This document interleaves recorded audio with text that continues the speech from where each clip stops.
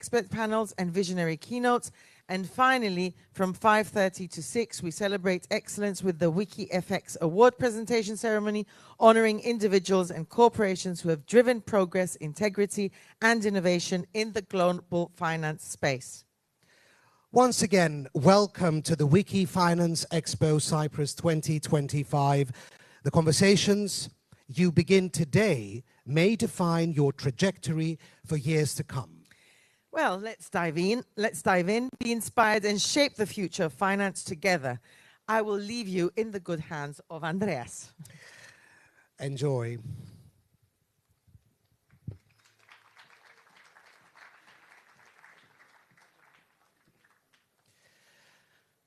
Now, let's begin.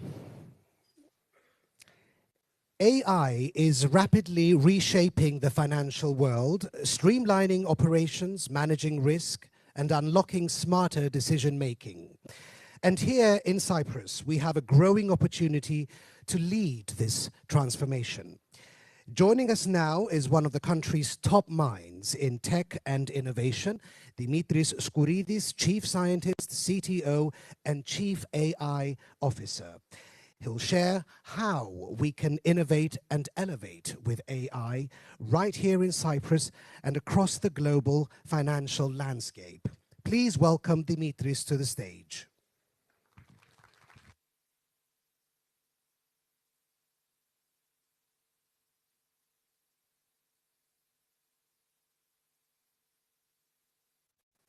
Hello, can you hear me? Thank you. Good morning, everybody, and welcome. I was just seeing a background picture and thinking, is that Limassol? Probably, right? With a few AI notes on there. So thank you for being here today. As you've seen before, we're going to be talking about innovating and elevating with AI across industries.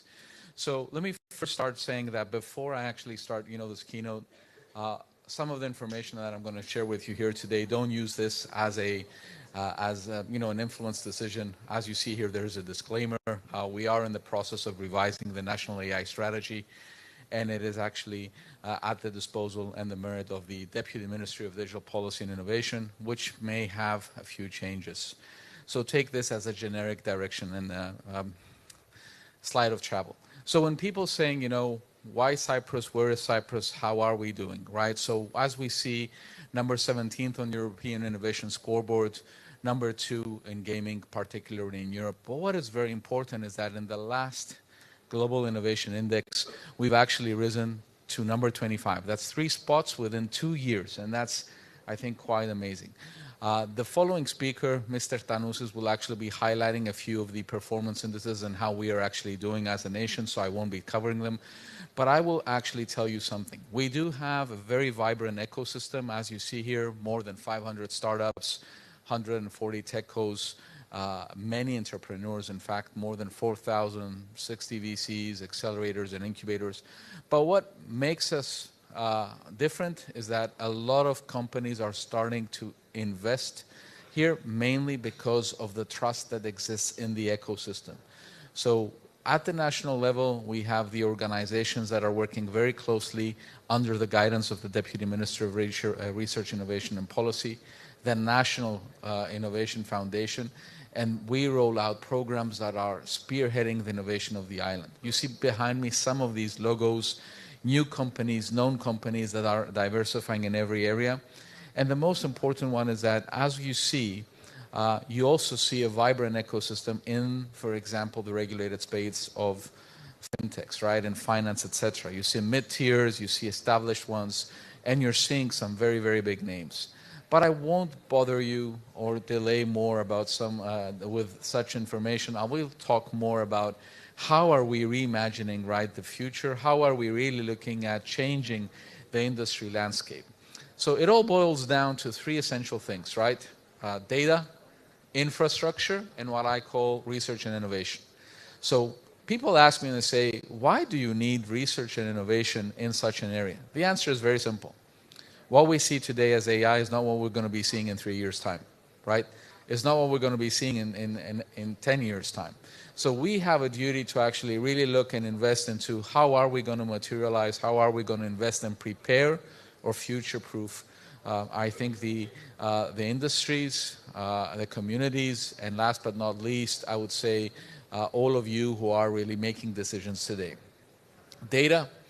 Data is actually not only the new oil. It's actually a supercharger for every business, particularly because it actually transforms the insights that we're seeing. And industry tech, which is the keynote that we're doing here, is that AI disrupts pretty much every industry. It's a horizontal force that disrupts technology, disrupts functions, it disrupts as we see business models moving forward.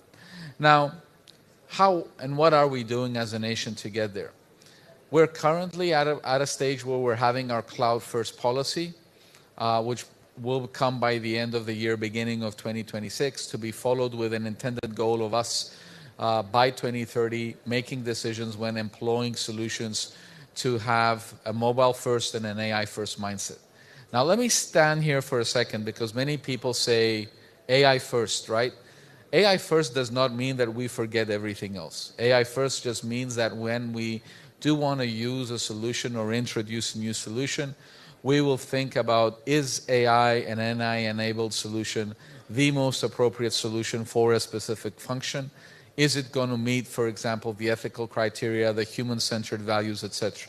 And to build all of this chain that you see from 1 to 5, there are a few elements that are very, very important. They start from, what we call the R&I, the infrastructure, the talent, and eventually get to the go-to-market support. Now, this is very important because if you build correctly, you can unleash a lot of innovation. So this is a complex slide behind me, right? But this slide can help you understand the experience that you're seeing. So let me just ask you here a simple question. How many of you have used an application called Amazon.com or Uber or Airbnb or anything else? Can you raise your hands up? Did you ever ask yourself if it's running on Java or Microsoft or any other technology or if it has a business model? No, right? Because the world is moving up there towards what we call experiences, right? Do you know how much artificial intelligence these applications or platforms use in there and how much of that is automated? Any guess? A lot of it, right? Imagine that you go on to Amazon.com and it really knows that people like you who are reading this book, right, have also purchased XYZ. That's the next promotion offer. But all of this is basically running around algorithms that are KYC, know your customer, next best offer. But what's really happening is this part here. We're moving towards connected products. We're moving towards intelligent products. We're moving towards autonomous products, right? And as you look at this, right, companies are investing to go up there. That is the area where AI comes into the application, into the platform. Either this is Forex, either this is fintechs, either this is banking, wealth tech management, etc. And this is the main disruptor. So when we start talking about artificial intelligence, we need to start understanding that it's not just a technology you bring in for a use case and you implement a chatbot. Companies need to think about how are we going to reimagine the customer experience? How are we going to, put the customer in the driving seat, right? So as many investors have the challenge when they actually are reading where to invest, sometimes it's important for them to have this holistic view. These next generation of tools that are going to be built with AI in the center are going to be able to really create next generation experiences. Now, in Cyprus, right, as you see, as a nation, we have fintechs, we have energy tech, health tech, ship tech and maritime, technology and infrastructure, and we're investing in as a nation, right, to accelerate and make sure that our platforms are growing. We have startups, we have innovation companies in pretty much every one of these areas. Fintech, I won't elaborate more. I think there's more speakers here in the audience today that will be talking about it that are more relevant. But what I'm going to say is that Cyprus is a destination for countries. It's a base, mainly because, right, we have a very, very high growth rate year over year. We have 14% of our GDP basically due to ICT, growing at a 17% year over year. Some of the biggest companies that you see are coming here because of some of the advantages we'll be talking about. But what is the most important thing here is that we're building the infrastructure, the foundations for us to be able to scale. Now, future-proofing a vision can't happen if you don't build infrastructures that can help you scale, right? So given that this is more about industry and it's not just about one, we in Cyprus, we have actually created, or we do have centers of excellence that are, built or co-built with funding from the EU, the government, and also by, other areas. Each one of the logos you see there, or the companies, are specific centers of excellence that are basically centers around thematic areas. KIOS is all about critical infrastructures, right? Digital twins around cities, around, water management, around energy. Science is all about, augmented reality with immersive technologies. CMMI is all about, maritime and the shipping industry. Have you ever thought about Cyprus having a coral reef, artificial coral reef? It does. CMMI has actually created a technology product that is an artificial coral reef. And it's working now with other partners, and they're building them, right, with French companies and other companies like Signal Generics, and they're creating a technology where coral reefs, underwater mini subs, are really communicating with buoys. And by that, you can even create something that could be, for example, a ways of the sea around, right? Now, do we need such a use case here? Well, we do if we want to start looking at how is invasive species coming over to Cyprus, right? And there's many innovative applications. So CMMI is all about the Cyprus Maritime Institute. Biobank is all about, the health, and all of the related. Eratosthenes is all about space. MCARE is about climate change. Phython is about energy. So for those of you who are here and by chance want to listen more about them, these are centers of excellence. They have their own units. You can visit them. These is where we encourage some of the startups to go and have an initial discussion. Since April, we've had a series of logos that are companies that are visiting us and are starting, to move over into Cyprus. Some of these are on the logo you see here. Companies from India like MTI Mindtree. You see others from Silicon Valley like Becentric or Tenstoran, Plug and Play, and many others, which shows that we're moving forward. Now, when people ask me from a financial perspective, right, why should I consider Cyprus? Well, first of all, when you actually passport your solution on the MiFID framework, you actually have access to the other EU markets without really moving forward and having to, get that accreditation everywhere. You have a regulated sandbox, right, with innovation sandboxes that are there by SciSec, an attractive tax regime that I think Marios will elaborate further on, a robust financial ecosystem. And when we talk about a financial ecosystem or an ecosystem, it's not just the sandbox. It's the lawyers, it's the IP, it's basically all of the legal service that's there surrounding it. A very, very, I think, cost-efficient cost of life, support for digital innovation, and you have everything there. So when you summarize all of that, in simple words, we have a corporate rate that is actually currently 12.5, will be going subject to approvals up. We have a favorable IP regime. The IP box goes all the way down to 2.5%. And the last part, which is the R&D discount, goes 120% for R&D. Now, before closing, I'm just going to say two words with regards to AI. So AI is a disruptive technology, right? It's something that democratizes information, it democratizes intelligence, it democratizes access to knowledge. And if we do embed it correctly into our applications, we actually can create a lot of value. When thinking about your industry, always think about how you create value, how you capture value, and you always need to prioritize, right, humans at the center, right? Because humans are the only factor in here who can tell you if information is wrong, if information is incorrectly computed, right? And what I always tell people who tell me that machines seem to know everything, that's not the truth, right? There is even a new thing called machine unlearning, where we are actually doing a lot of research as to how to get the machines to unlearn information that is not correct. With this, I think my time is up. I've taken one more minute, and I'd like to thank you for your patience. Thank you very much, and I wish you an enjoyable conference. Thank you.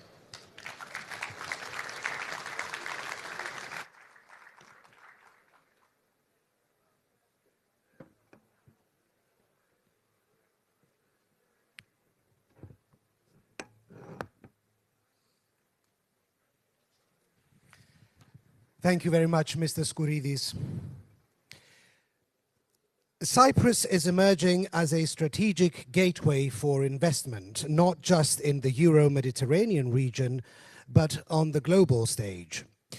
Here, to explore Cyprus's growing international role and its unique position in attracting global investments, is a key figure driving that vision, Marios Tannousis, CEO of Invest Cyprus. Please join me in giving a warm welcome to Marios as he shares valuable insights into Cyprus's dynamic investment landscape.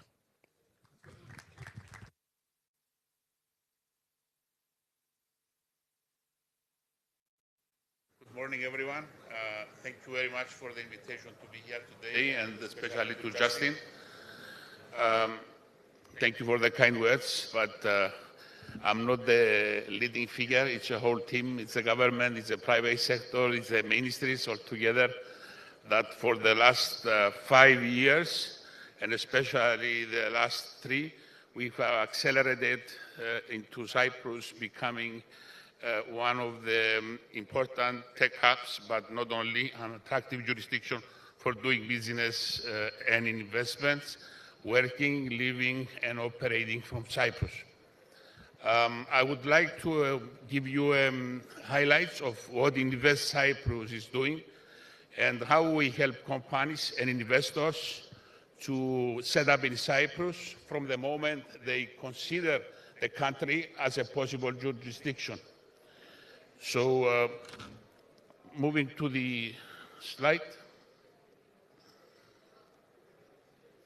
For those of you that are not familiar with Cyprus, I know many friends are here and they have seen it before, but for foreign delegates and guests, as you can see, we are an island country.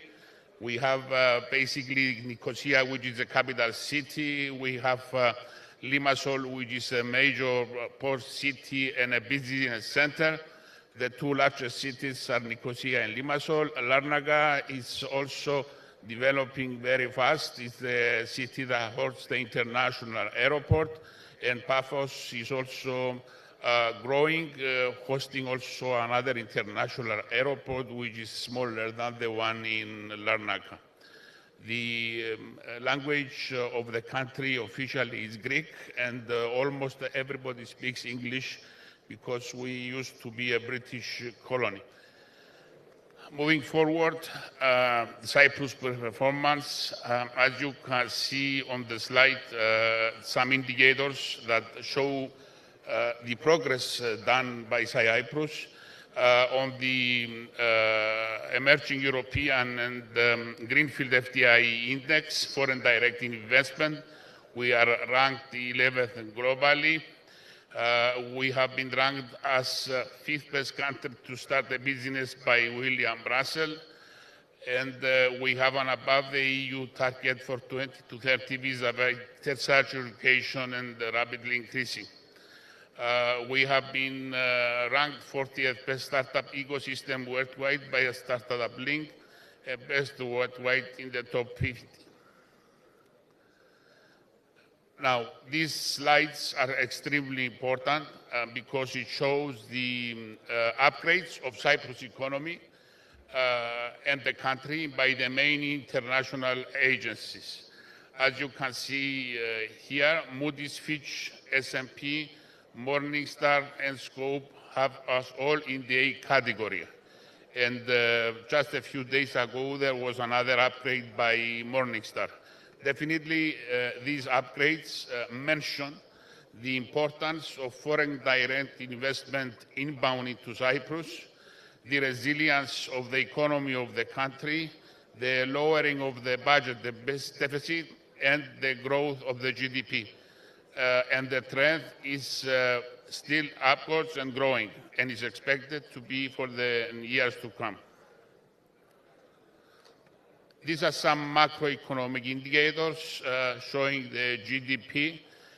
The growth in the tech sector and the international business actually started within the COVID period, and we have been ranked by the FDI magazine of Financial Times as one of the top 10 worldwide countries which had growth during the COVID period, with increase of 600% of foreign direct investment by the FDI intelligence of the Financial Times. So why Cyprus? Positive economic outlook, access to talent, access to markets, excellent regulatory infrastructure, attractive tax regime, reliable business support services, low cost of doing business, high quality of life. We are not only a full member of the European Union, a very important economic power worldwide, but also we are a full member of the British Commonwealth with ties to all the Commonwealth countries. We do have more than 65 double tax avoidance treaties with other nations and more than 40 EU agreements. The tax regime, which is right now undergoing possible reform, which is expected, but what we have done over the years in the government is try to complement the corporate incentives with individual incentives. And what you can see here on the slide, you have a tax system with the corporate tax of 12.5, one of the lowest in the European Union, and additional incentives like the intellectual property, the so-called IP regime, with as low as 2.5% effective tax rate, which is one of the best worldwide. And then you have also several exemptions on the investment of certified innovative companies, 50%, as well as the expenditure on R&D of 120%. To complement with the employees and staff of the companies, this notion of the 50% tax deduction to employees that are making 55,000 euro and above, 50% of the revenue is tax deductible. That's a major saving for the employees, and the tax-free band is at 90,500 euros. The importance of keeping the employees saving money is crucial because it's not only important to have companies here, you need talent and you need people to come and work for these companies. And this specific incentive has been very successful in driving talent and high talent to Cyprus. Resilient banking sector. As we know, the banking sector has been strengthened and recapitalized over the years.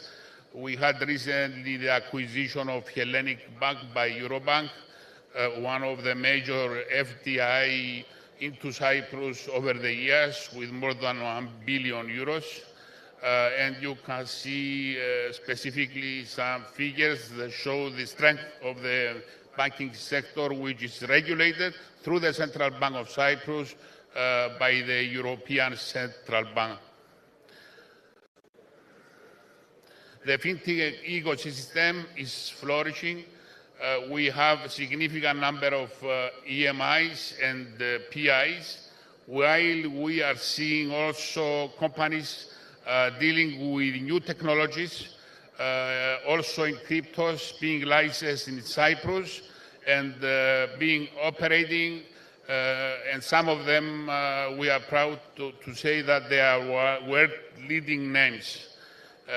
The EU regulations basically provide for safety and security, and through the sandboxes that the regulators have, both Central Bank and SAISEC, with the support of the Invest Cyprus and the Business Support Center, we provide fast-track access and licensing to companies that would like to operate in this space. The digital R&D ecosystem is also thriving and expanding. You have heard from chief scientists and seen some of the latest companies that invested in Cyprus. We have been last week in India. More companies are coming from India to set up in Cyprus and use it as a gateway to the European Union. While at this present time, we have more than 800 tech companies operating in Cyprus. We have been also in April this year with the President of the Republic, Mr. Christodoulidis, heading a delegation to the US, where we have visited 3 cities, New York, Texas, and San Francisco, And we will continue on this journey in attracting, promoting, and enriching the international business and investment cluster of Cyprus. These are some of the companies that have set up base here. Some of the logos are familiar to you, I'm sure. And two examples that are world-leading companies among the healthiest worldwide and world best employers.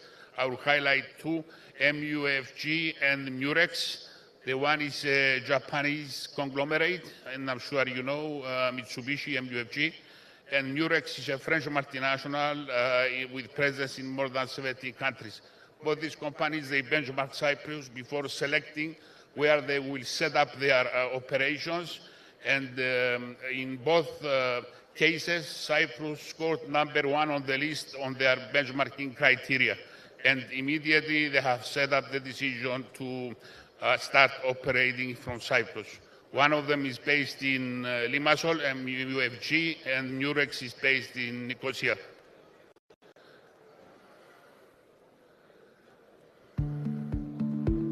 This is the the MUFG case. We have the CEO with a 2-minute film explaining their journey. It's the 5th largest fund administrator in the world. We have about 3,600 clients and total assets under administration of about 750 billion. Cyprus was chosen as a preferred destination because effectively it ticked off most of the boxes, most of the factors that were considered. For example, we wanted a place that we knew we could hire good quality financial service professionals. Well, Cyprus, in excess of 10% of GDP, is in financial services, so we knew that this would be a place where we can hire good quality personnel. Then we wanted a place that ensured that anybody we hire speaks de facto English, because our service to our global clients is offered in the English language. Well, Cyprus ticked that box as well, given that everybody on the island speaks English. Then we wanted a place with a high quality of life index. We also wanted to ensure that we find ourselves in a place where the support services were of high quality, whereas originally we had a business plan of growing the office to 50 staff over 3 years. We changed our model and our business plan because of how impressed we are with Cyprus. And our business plan now calls for 350 to 400 people in 3 years. By our calculations, the contribution of MUFG Investor Services to the economy of the island will be 0.15% of GDP. We want to be involved in the island in ESG issues, and we want to contribute and give back to this country that has now welcomed us and hosted us as a company.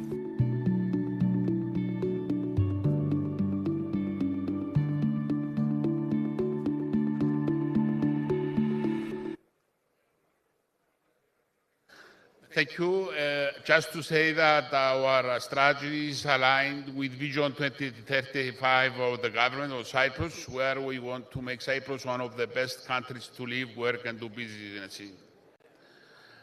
I have two colleagues of my team here ready to talk to you if you are interested to explore Cyprus and get facilitation from East Cyprus. I'm here also until 1 o'clock, and then my colleague Menelaos and Giovanna are here. Thank you very much. Looking forward to talk to you. Thank you.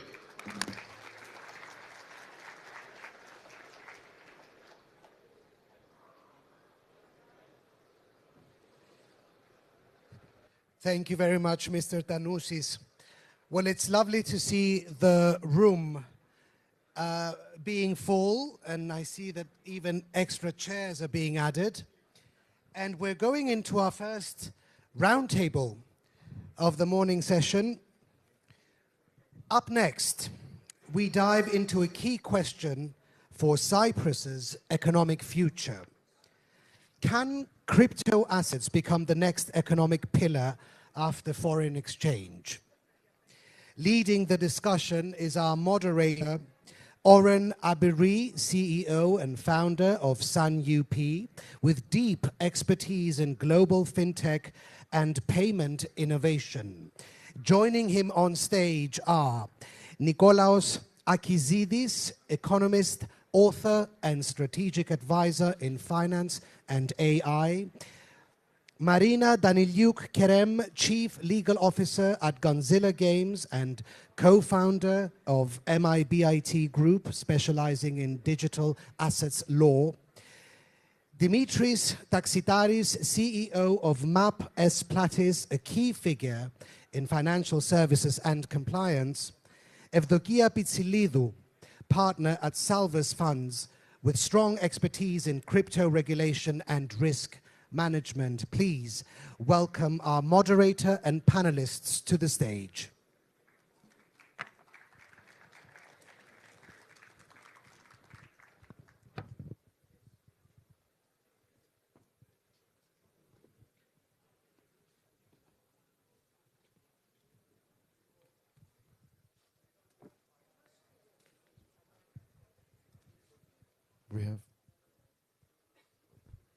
Morning, everybody. Everybody's here, ready?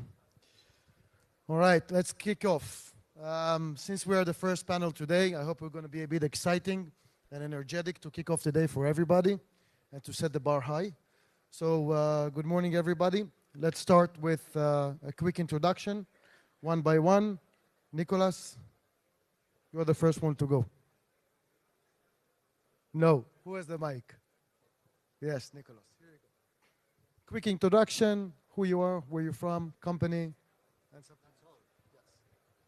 Okay, my name is Nikos Akizidis. I'm strategic advisor and author for many, many years in financial services. I'm focusing now on AI, fintech and crypto, how can implement it to the real economy and markets.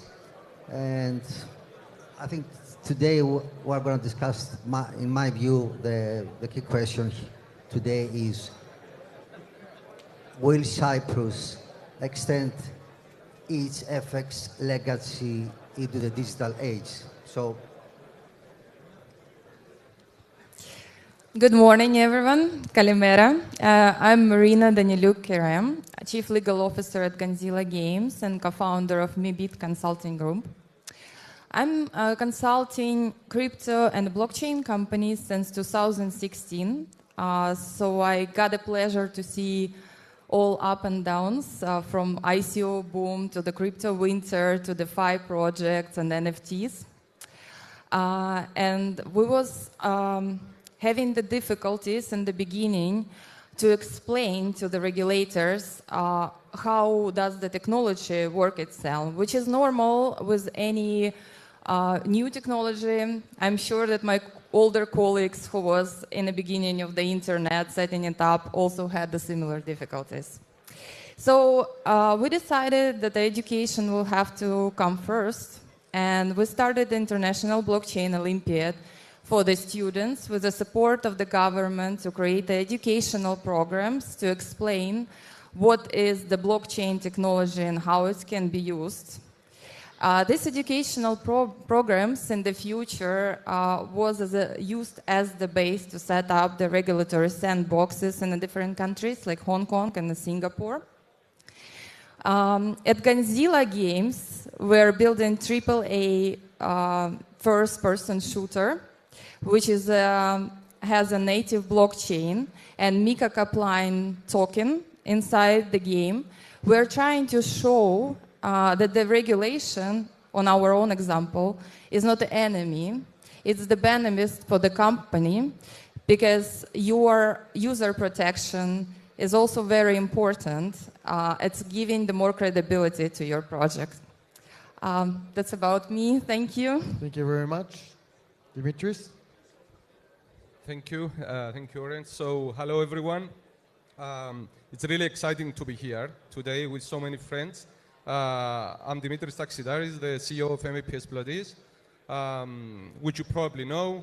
We've been around for more than 20 years now, a leading consulting firm in governance, risk, and compliance, we've been supporting the whole financial services industry, banks, investment firms, payment electronic money institutions, crypto exchanges and crypto firms most recently. Obviously, we work as a one-stop shop in terms of their regulatory needs, compliance needs, risk management needs, operational resilience, information security, and internal audit requirements. So it's a pleasure to be here, and I'm looking forward to our discussion. Thank you very much. Does it work? Dimitris, yes, better. Hello. Good. Yep. Thank you very much. Thank you for the invitation to be here today. My name is Evdogia. I'm coming from Salvus Funds. We are here today, of course, to share more insights about the crypto and the regulations. I'm happy to share that I'm specializing in licensing and regulatory compliance among the regulatory the regulated entities in our global frameworks, I will say, not only Cyprus, but in other regions as well. And looking forward for our discussions and insights for you of the current status of the crypto asset providers, the status of CySEC, and why you choose Cyprus over other jurisdictions. Thank you very much. Very good. Thank you very much. Well, let's get started. So, prepared a few questions, of course. Dimitris, you are the first one to go. So the first question is regarding our topic. From your perspective, how is Cyprus positioning itself compared to other EU hubs when it comes to crypto regulation? Okay, so as we all know, Cyprus has been the leading jurisdiction for the last 10-15 years for online brokers. It's actually the biggest, the largest market in Europe for online brokers and for retail clients. An ecosystem has been developed mainly in the Limassol area, but more broadly in the country, which includes all these brokers, technology providers, IT support, marketing, digital marketing support, people who know the business and can work in this industry, professional service providers who can support the industry, offices, premium offices, which can house these people. I shouldn't forget to mention actually also the regulator, because I think it's critical to say that the regulator has developed throughout the years a very good understanding of the business model of how these companies work, of the risks relating to these companies, of how to supervise as efficiently and effectively as possible these companies, and to ensure that to the maximum extent the industry works smoothly without any issues, and ensures that the industry is robust in Cyprus and can support the whole of the European Union through the common market. Now, we've seen MiCA coming in last December. I mainly consider MiCA as an extension of the current ecosystem and the existing MiFID environment in Cyprus. MiCA companies and licenses aim to support, again, mainly retail clients, either directly or indirectly through investment firms throughout Europe. And I think the jurisdiction, Cyprus, but also the regulator, are very, very well positioned to support this new regulation and new concept that is coming into play, which is crypto exchanges and crypto firms in general. The fact that there are a number of investment firms in Cyprus positioned here creates a potential for them to establish here and support those firms as well. And the ingredients are there to grow even further in the future and to flourish, actually. Absolutely. Basically, we have established already the ecosystem to support this change coming into crypto. That's basically what we're saying. We already know how to do it. All right, next one. Sorry, Evdokia. What's unique about Cyprus approach, you think, when it comes to Cyprus? To crypto, sorry, my apology. I will start from Cyprus first. My question is this: if we're going to make a change, moving from Forex to crypto? Definitely. Better. Still not working? Yes. Try now. So I will say that, as Dimitris shared earlier, Cyprus managed to establish an ecosystem in Europe, first of all, primarily about the financial sector, the brokerage firms, and servicing this industry all over Europe. Then we have all these groups coming to Europe and then expanding also to the rest of the world, or vice versa, which Europe, we know that it's not easy. You need to have experience. You need to know what you are doing. Now, in the terms of the crypto, considering that we already have the grounds of establishing ourselves as the financial sector, and the knowledge that acquired from the people and all of you here that servicing the existing industry, I'll say that it is much easier for this talented pool of people and the industry itself to expand with the crypto products. Of course, they are different. It's a different beast, but its own. But it can be offered efficiently and with the best practices from the people that they already have this knowledge and expertise.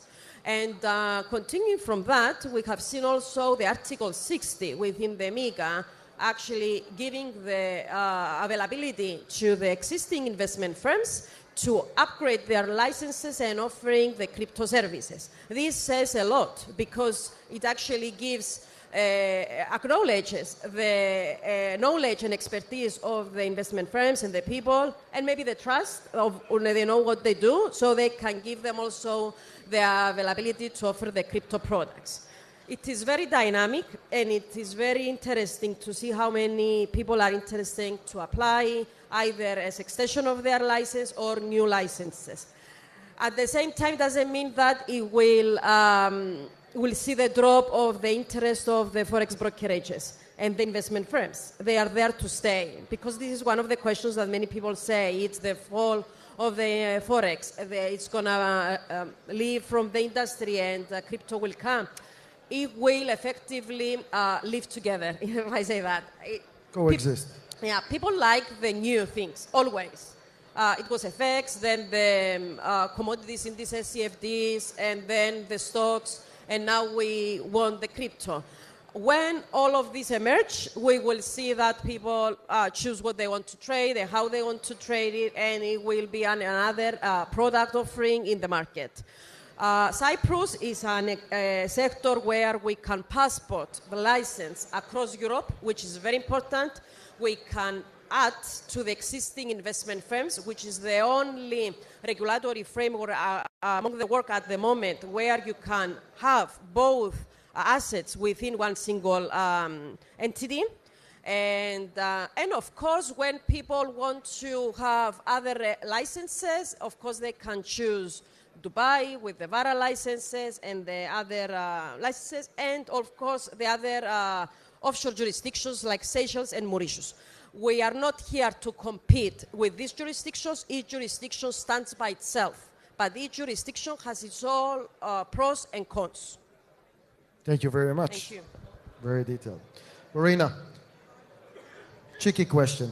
What do you think will be the main, what do you see as a potential failure point for Cyprus accepting crypto? So I agree with my colleagues, right? So Cyprus has the original components to be very successful crypto jurisdiction. Unfortunately, well, because MiCA came into force not that long time ago, and all countries trying to develop their policies and regulate it, as MiCA providing you just with the concrete basement, right? And then you're building your own building and trying to understand what exactly crypto service providers you are targeting, right? And like for my vision, as Cyprus originally has an army, I would not afraid of this word, of the very qualified auditors, lawyers, and like all other support stuff, which is very important if you're dealing with the crypto as the financial instrument. So we're not talking about any utility tokens and any other instruments. But if it's a pure payment tokens or is it some sort of digitalized securities, I would agree that Cyprus can be one of the leading jurisdictions. But currently, as MiCA came not that long time ago, there is still regulatory arbitrage.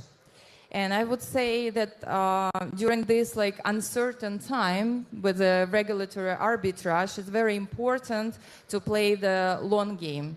Because we already saw how the regulators of the other countries, even with Europe, like for example, Estonia was issuing the first virtual asset service provider licenses back in 2016-17, which didn't have enough of the regulation to protect the customers, right? Which after that was all licenses was taken away.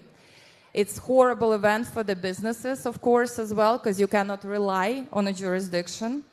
So I would expect from Cyprus in the near future not only set up the guidelines, which is yes exist, but I would like to see more like concrete expectations from the CySEC, maybe in the form of approved templates for the documents which has to be submitted for the crypto asset service provider. I would also expect quite a lot of like workshops and stuff like that. This is what actually Cayman Island Monetary Authority doing pretty successful if we're talking about offshore competing jurisdictions. But yeah, I do believe that crypto will be the new forex for Cyprus, and it has to be if we're talking about as a financial instrument. Thank you. Dimitris, before you start. Yeah, thank you. Just quickly a remark from my side to say that in terms of the approach of the regulator, I think what's important to say is that obviously CySEC is obliged to operate within ESMA guidelines and procedures and policies and the regulation. But most importantly, and this is from own experience with a number of licenses and communications with the regulator, I should say that CySEC's approach in implementing MiCA provisions has been to adapt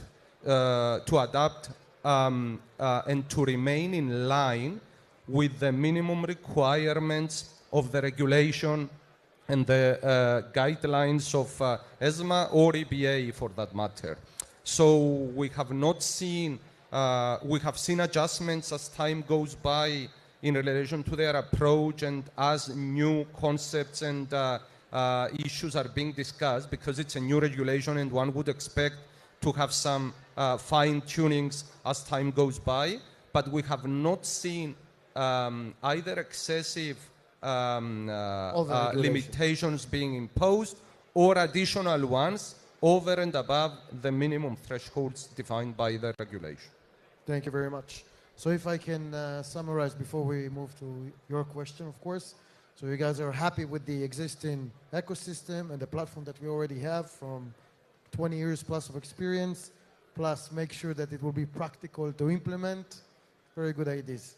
All right, Nicholas, the question for you is what do you feel that Cyprus, why do you feel that Cyprus will succeed with implementing crypto? What's the reason? You mean generally or compared to bugs?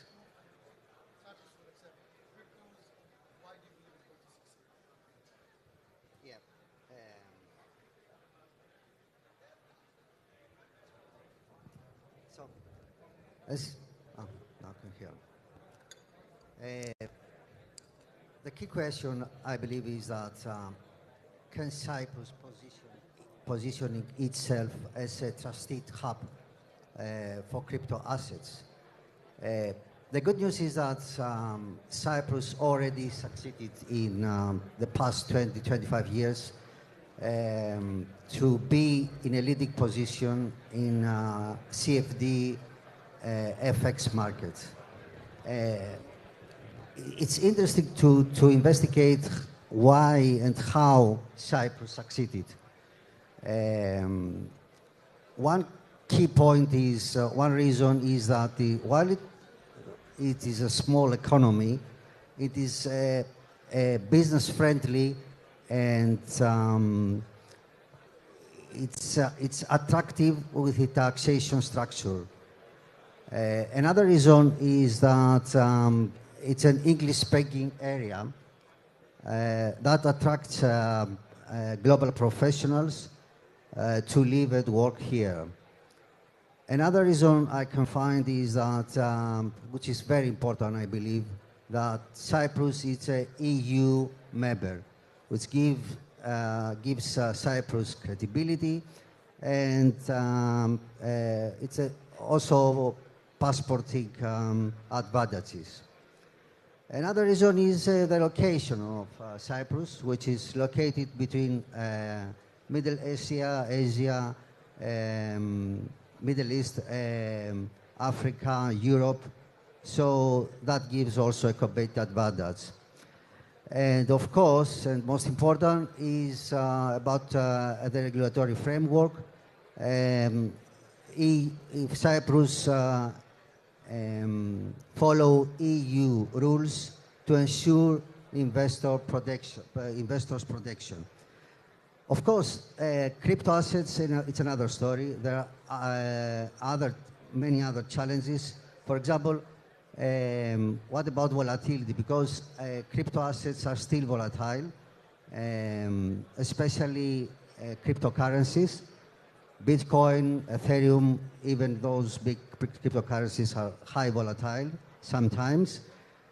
So, in my opinion, Cyprus should build the crypto asset industry, focusing on tokenized assets and also on stable coins in those two areas. Another issue about a challenge that needs to be faced is about public perception, because crypto often linked to speculation. So Cyprus must determine with compliance first professionalism.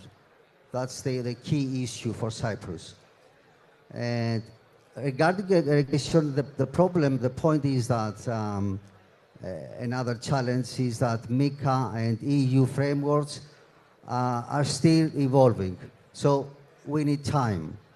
And probably a final issue is about energy, because Cyprus must align as crypto with sustainability. And to add it up, what are the strategic paths that Cyprus needs to follow to address the challenges? I think there are three pillars. One is about education, the other is about integration, and the third one is about trustee. About education, I believe that Cyprus should implement in universities some PhD and masters and diploma programs for people to understand, to inform and to be a knowledge hub for a digital age. About integration, I do believe that we need to focus, Cyprus needs to focus on using crypto assets, for example, stable coins for payments between organizations, or a small amount of salary. The payments can be using stable coins, and tokenization. I see that it's a good challenge for Cyprus government to issue a small amount of tokenized government bonds. And finally, about trustee, the regulatory authorities must balance, not to be very, very strict, because then we'll avoid companies to come, and at the same time not to be too loose, because we'll lose credibility. Thank you very much, Nicolas. Okay, let's move to the next question. This time you will have 3 minutes plus minus to answer, and I will stop you in the middle, so keep that in mind. Marina, let's start with you, please. If you would set up, or somebody would come to you, would like to set up a crypto-related company, blockchain technology, just an exchange, or whatever it is, what do you see which will be the biggest opportunities to grow through? So if I would set up the crypto company in Cyprus, because we are not, but I would say that it has to be the crypto asset service provider. Cyprus is very good with the technology on custody side, so I would say that it's any custody wallet providers. It can be any marketplaces or exchanges. I suspect that's why Crypto.com also decided to go to Cyprus, together with Kraken and the other players. But here is like one very serious and main challenge, which I would actually like also my colleague to elaborate on it.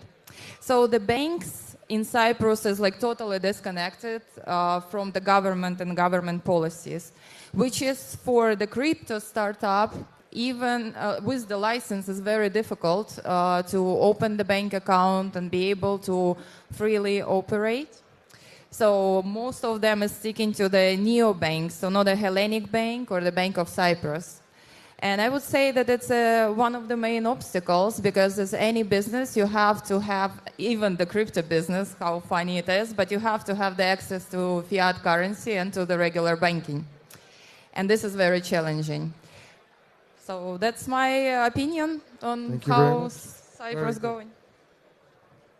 It's working. I will have to make another remark here, because I consider this issue with banking extremely important. We will get to it in 2 seconds. And I will be very quick to say that I've had discussions with the central bank and with commercial banks, the big ones, in recent days, exactly because of this reason, and discussing the potential of opening at least operational accounts for corporate accounts for crypto firms.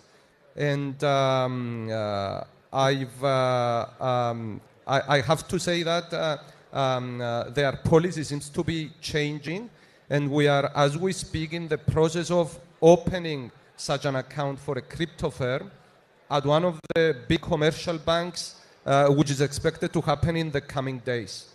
So I believe that the policy is and will change. It's changing already and will change in the future even further. Thanks. Thank you very much.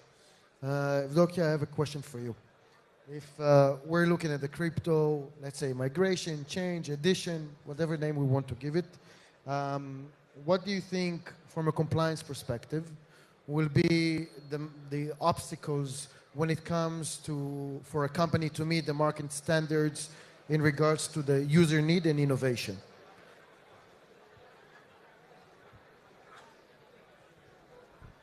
Well, I don't think that there are many obstacles on this aspect, as the industry is mature enough based on the experience they had, as I said previously, on operating forex brokerages.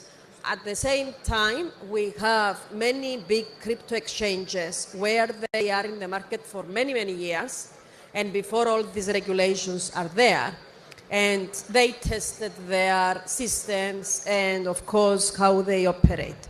At the same time, we know we had FTX issues, we had, and we will have in the future. Now, the difficulty where I see it will be when we have many licenses giving out, and then we may have cusps that they don't have the expertise, and at the same time they don't buy white labels platforms.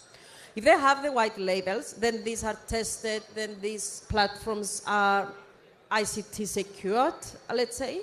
But if we are going to build something by ourselves, then we may have, we have the responsibility to test this out in terms of user experience and in terms of course market integrity.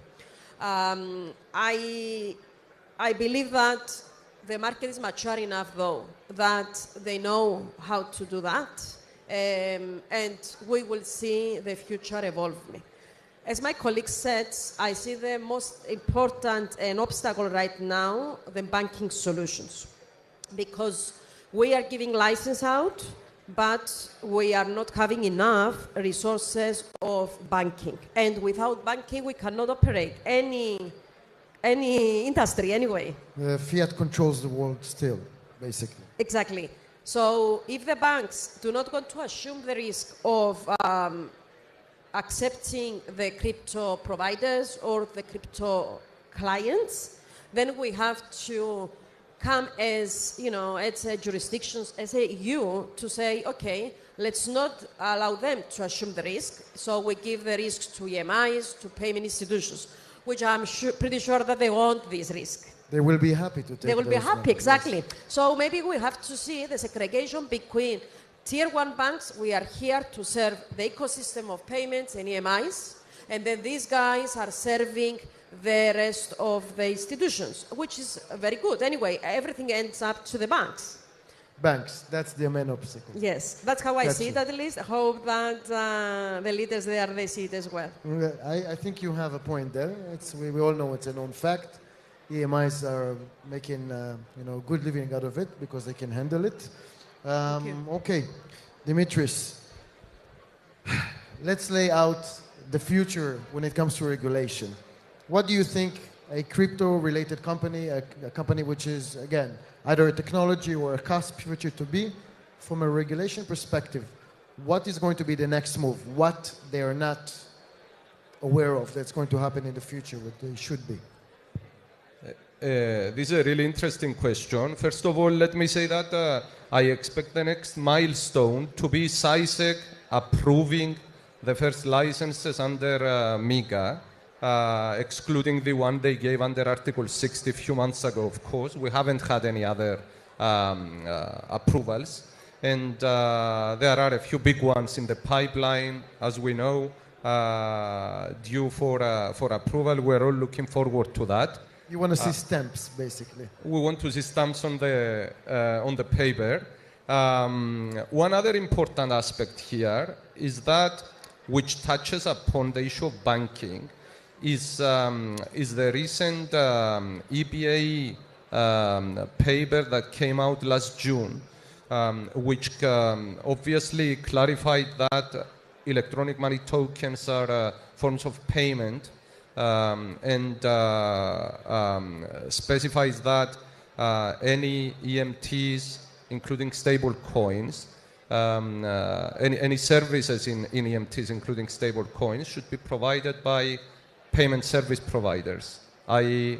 payment institutions or EMIs, which complicates a bit the regulation of and supervision of such crypto assets, and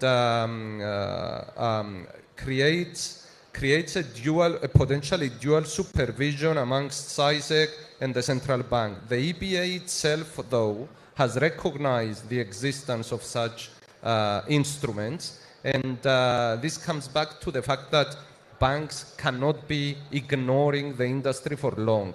We know that there will be changes in the policy coming in very, very soon, as I said before. But also the EBA, going back to that issue, has granted until the 1st of March a transition period, let's say. And after the 1st of March, obviously, any crypto firms operating stable coins should take action to cooperate either with a PI or acquire or become licensed as an EMI or PI themselves. So that's an important aspect. And there is a discussion also, as far as I know, in Cyprus to merge the supervision of such firms under a single regulator. So we might be seeing changes in the regulation in Cyprus as well in the coming months. A last thing I want to say, which is very, very important and concerns the future of this industry, is that we are seeing obviously common clients across crypto asset service providers, investment firms, online brokers, and payment service providers. And I think we need to recognize that the approach of all these subsectors will be converging, and they will all be looking to adopt models that support the clients regarding their payments, their investments, and their crypto assets at the same time. True. You have to move forward with the new changes and innovations. Last one, Nicholas, in 2.5 minutes. My apologies. You got the golden question.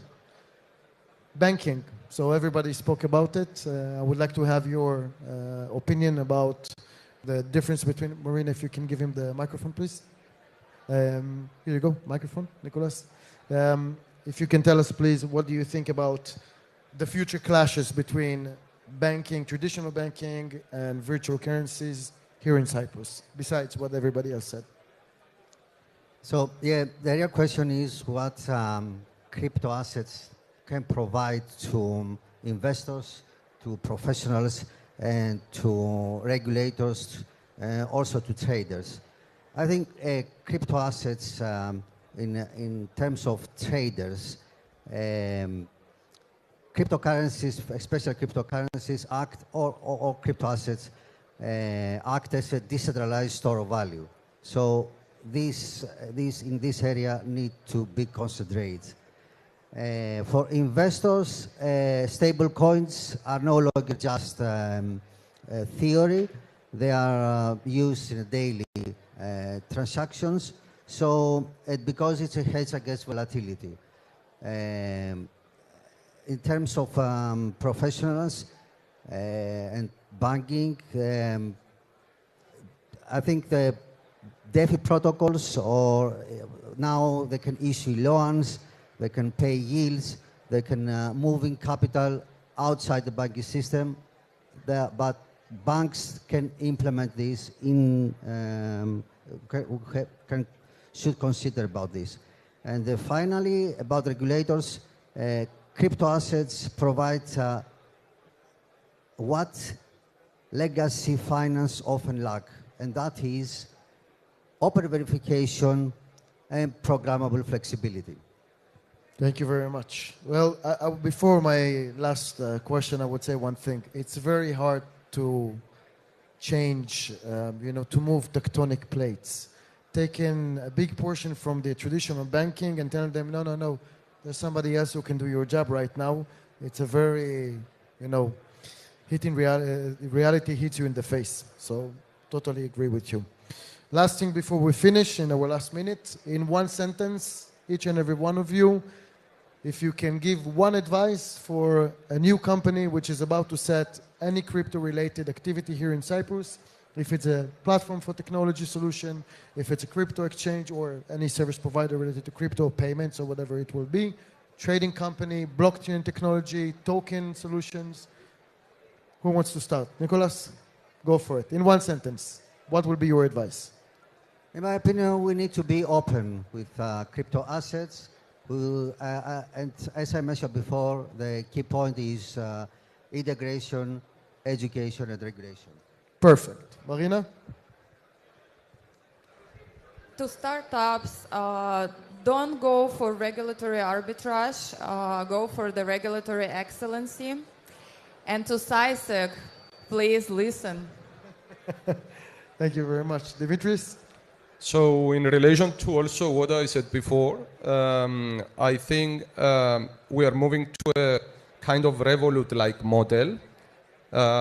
So I would urge companies to consider and have at the back of their mind not only obtaining a crypto asset service provider license, but actually looking at investment firm licenses and payment service provider licenses at the same time, because they're valuable, and the sooner you get them, the better. Sure. I will say the companies to be ready to know their business very well, and when we submit applications to have everything ready. I'm saying this as we have seen from the recent applications from SUSAISEC that they start the review very soon, and they are requiring the companies to know what they were doing. And I mean, the faster you submit this, the faster you will get the license. We have seen, and the licenses will come now with a duration of 6-7 months from submission, granting license, which is huge, and hopefully this will stay. So if you want to do that and you mean business, be ready. Thank you very much. I would say one thing, although I'm not a speaker, I'm a moderator, that you have to sometimes look where nobody else is looking. If everybody is fighting with the banks, don't fight with the banks. If everybody is setting up a technology, go somewhere else. There's enough room for everybody. So to summarize everything, first of all, thank you very much, ladies and gentlemen, for your opinions and your time and for showing up here today. I appreciate it. If any questions from the audience, if not, we will wrap it up. Thank you, ladies and gentlemen. Thank you very much, everybody.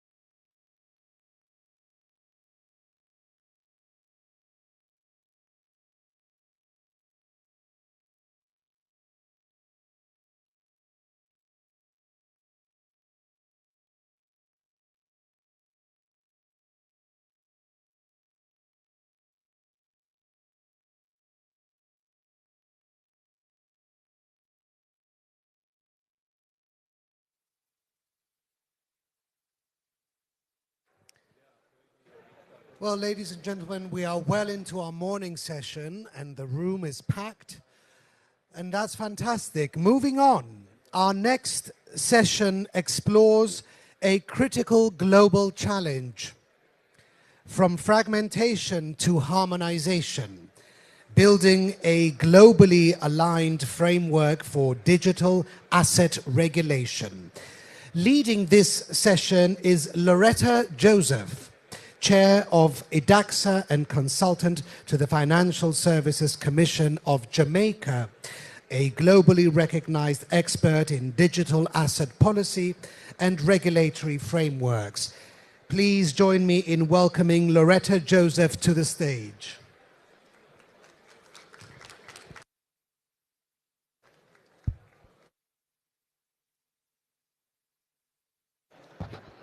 Oh, there we go.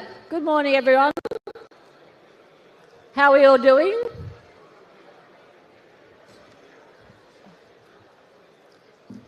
So, my name is Loretta Joseph. I've been in crypto since 2011. I'm probably the oldest person in crypto. And I've written a lot of the legislation around the world in different jurisdictions. Most recently, I was the lead expert on the Commonwealth Model Law on virtual assets and the Commonwealth Model Law on stablecoins. And at the moment, I'm writing the Commonwealth Model Law on real-world tokenisation. So I have quite a lot of experience in legislative and regulatory frameworks. I think I work across 30 jurisdictions. I wrote some of the first legislation in the world in Bermuda in 2017 around regulation around digital assets, and now following the standard setters that have all caught up with us over the last 10 years, I term these things as virtual assets.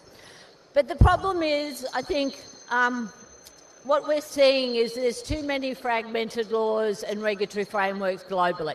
You have MiCA in Europe, you have the US doing whatever they're doing.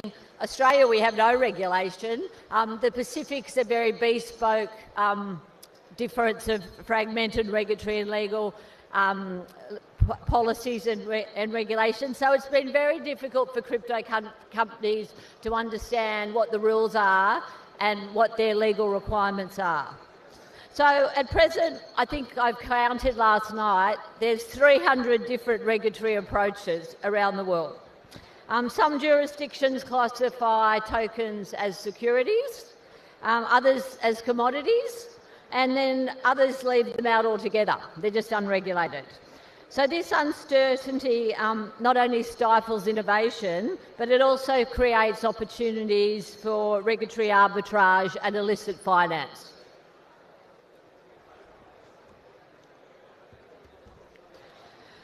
Why does harmonisation matter? It's a very good question. As you can see for this slide, it's all about trust. Harmonisation isn't about opposing a one-size-fits-all solution, because crypto companies and people in the virtual asset space do very different things. But it's about building trust. And our ecosystem has lost a lot of trust over the last 10 years. You only have to look at the FTX problems, the Bybit hack. Everybody always blames crypto and Bitcoin, where a lot of the times it's actually not the asset at all. It's the governance models about how these crypto companies frame themselves.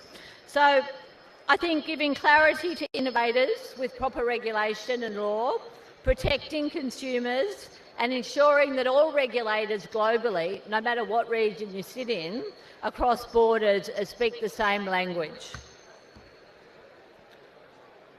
So we've learnt a lot of lessons over the last decade from traditional finance. I know people in the crypto space often say that we're going to take out traditional finance. I was a banker for 30 years, so I certainly see both sides of the coin. But there's a lot of standard setters. So IOSCO is the securities regulator. They set the standards for consumer investor protection. The FATF, which many of you have probably heard of, or if you haven't, you probably should go and look at, they're the global standard setter for money laundering and terrorism financing.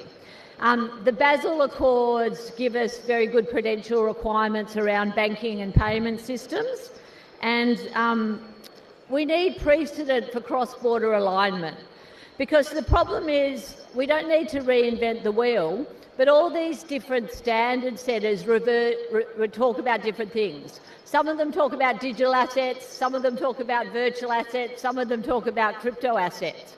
It's very hard for us in the industry to understand which language and which regulator is talking about what. So I think if we use the mechanisms that we see from IOSCO, the FATF and Basel and the Financial Stability Board, we can set out the rules that are already been established, much of the financial system, and put them into crypto. That shows us that harmonisation is possible, and it's even very possible amongst diverse economies. So the key pillars of a harmonised framework. I probably know this better than anyone else because I've spent the last 10 years running around the world trying to figure this out. Common definitions, as I said, are very important. The Financial Action Task Force refers to virtual assets, IOSCO refers to digital assets, and the Financial Stability Board refer to crypto assets. A crypto asset and a virtual asset are exactly the same. So the foundations of harmonisation, I think, start with the standard setters agreeing on definitions for our industry. And we need to tailor requirements for risk, and we need to implement things like the FATF standards for money laundering and terrorism financing globally. But we also have got to ensure that legal frameworks are technology neutral but they're principle-based, and we mitigate the risks that some of these new products we see in virtual assets can bring. So, as I said, I've had a lot of experience over the last 10 years writing regulatory and legal frameworks. In 2023, I wrote the Commonwealth law on virtual assets. We've just done this year the Commonwealth model law on stablecoins. And these are tools for the small and emerging markets, which incidentally are the biggest users of crypto in the world. So if you look at some of the countries I work in, Nigeria and India, for example, they've got over 100 million users of crypto in day-to-day life. They're not money launderers, they're not terrorists, but they use these assets because the traditional banking systems are so broken. So we need to bridge local laws with global standards. And I think our Commonwealth model laws, which cover 56 countries and 2.8 billion people, is a really good start. Cyprus is a Commonwealth country, as well as being a European one, as is Malta. So I think if we can give the small and the emerging markets where the use of crypto is the biggest in the world, and we can align them with the ready-made templates that we get from the FATF, IOSCO and the FSB guidance, we have consistency across the world without compromising national sovereignty. So what are the benefits for small and emerging states? I really like islands. I think I've written most legislation in most islands around the world. I think my last count was 27 islands. I love Cyprus, it's beautiful, it's tropical and it's got water. So I think for the smaller island states and the emerging economies, they can't go and build cars. We have to think of innovative ways that give these economies a lift up and help their populations. So I think crypto assets has provided, and the innovation that's come with this ecosystem has provided that niche. And harmonisation is still really important though, because if it allows these emerging economies to leapfrog, the legacy systems, I'm Australian, to change law in Australia will take you 20 years. You try and do it in the UK or the US, it's about the same time. But small island states can move very, very quickly. They can leapfrog. And I think that's a really important attribute to why crypto assets have taken off, and smaller states like Cyprus and Mauritius and other islands are looking to attract capital, attract the businesses in the space that are good ones, and expand financial inclusion. So while we do that, we still have to mitigate the risks of money laundering and terrorism financing. So sensible regulation and sensible laws allow for that. So what's the role then of you as industry and all the regulators sitting in the room? Harmonisation requires collaboration. I have never written a law that doesn't have the industry in the room, the policymakers, the regulators and the government. That is key to success. Regulators must provide clarity to the industry, so you go to a jurisdiction with your company and you know you're not going to get arrested or put in jail. But regulation should be proportionate to the size of your business, and our industry, we have to embrace trust and transparency and compliance. We can't be not compliant with what the FATF say about money laundering and terrorism financing, because none of us in this room want little girls to be sex trafficked, and none of us want terrorists. If we all aim for the same thing, we can get to the end game a lot quicker.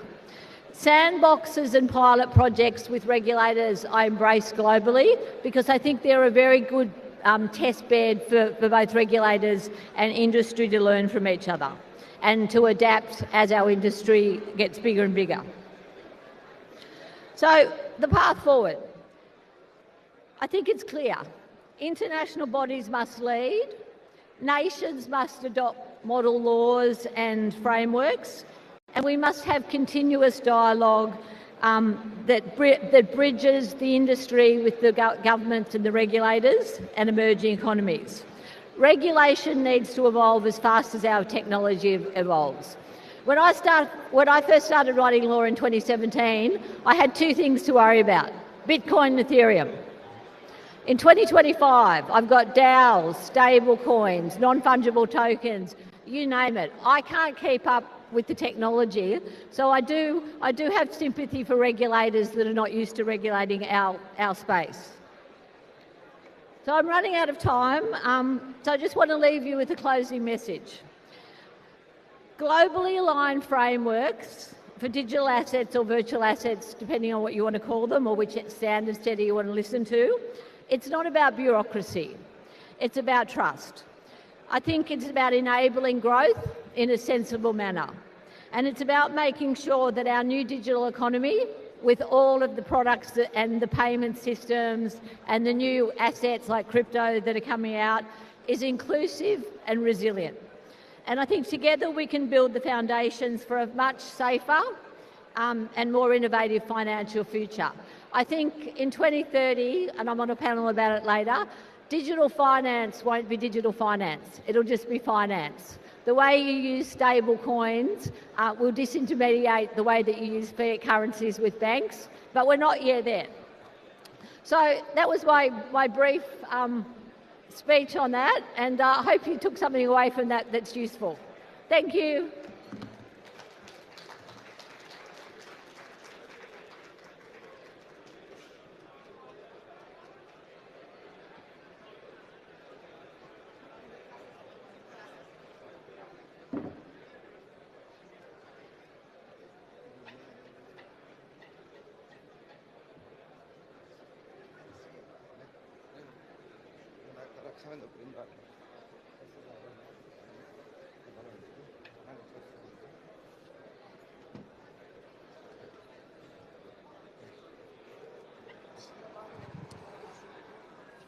We are now ready for our second roundtable of the morning session. Up next is a powerful discussion on a topic shaping the future of innovation and policy. Sandbox Regulation 2.0, how to find a faster balance between innovation and regulation. As innovation rapidly evolves, regulators face the challenge of keeping pace. Today's panel explores how regulatory sandboxes can be reimagined to support growth while ensuring oversight. Please welcome our moderator, Xenia Neofitu, founder of CX Financia, a leader in regulatory advisory and financial services. Joining her on stage are our esteemed panelists, Andreas Kourouklaris, Group CEO of Nix Hill, with deep insight into innovation and investment, Simon Zenios, tech lawyer and director of Simon Zenios & Co. LLC, a legal expert in fintech and blockchain, Marios Lazaru, board member and head of advisory at KPMG, specializing in regulatory strategy, and Barry Perkins, founder and CEO, The Hived Music, founder and CEO, Tesseract Group, and strategic lead, Pixelet Holdings. Well, we've welcomed them on stage. Let the roundtable begin. Thank you so much. It's so exciting to be here. We've heard many interesting discussions so far. Can Cyprus be the next from Forex hub to a crypto, and also about regulation and where it is moving? And I'm really excited about this panel because it's something that I see. Innovators, on the one hand, want to do things fast, and on the other hand, regulators are too slow. So this is what our panel is going to examine today. We are going to see, especially we're going to examine the Sandbox 2.0. What is Sandbox 2.0? How it evolved? And what is it trying to address? And is there going to be really a balance between innovation and the regulators working aligned and not risking the safety, let's say? So I'm very happy today because I have a varied panel of experts. We have, from practical experience in Sandbox, Andreas Kourouklaris. We have from a lawyer working years now advising fintech firms and crypto firms closely tied to the Cyprus Sandbox approach. Marios Lazaru, he's an expert in risk-based supporting supervision frameworks. And Barry Perkins, he's an innovation strategist with international fintech experience and compliance. I'm so happy to have you here. Maybe I'll give you 1 minute to say briefly one or two things about you, and then we'll dive into the conversation. Excellent. Thank you, Xenia. Thank you. Pleasure to be here. I am Andreas Kourouklaris. I've been working the past decade with, as an operator with fintechs, mainly Middle East, Africa, and Central Asia.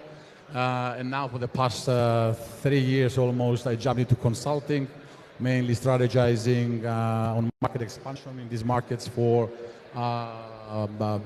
digital assets, fintechs, regtech companies, mainly focus on governance risk compliance, regulatory matters, and of course, as I said, market expansion.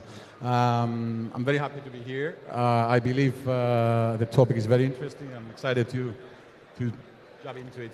Great. Simon, a few words about you? Very short. Thank you very much, first of all, for the introduction. A few words about me. My background is fintech law, and it all started with fintech back in 2017. So I entered the crypto market in 2015, 2016, and I had a couple of friends who had an idea to do a crowdfunding project. I tried to reach lawyers in the global scale, and we couldn't find someone who could assist us. So I saw a great opportunity in the market. And I believe that Cyprus in the future will become a fintech island.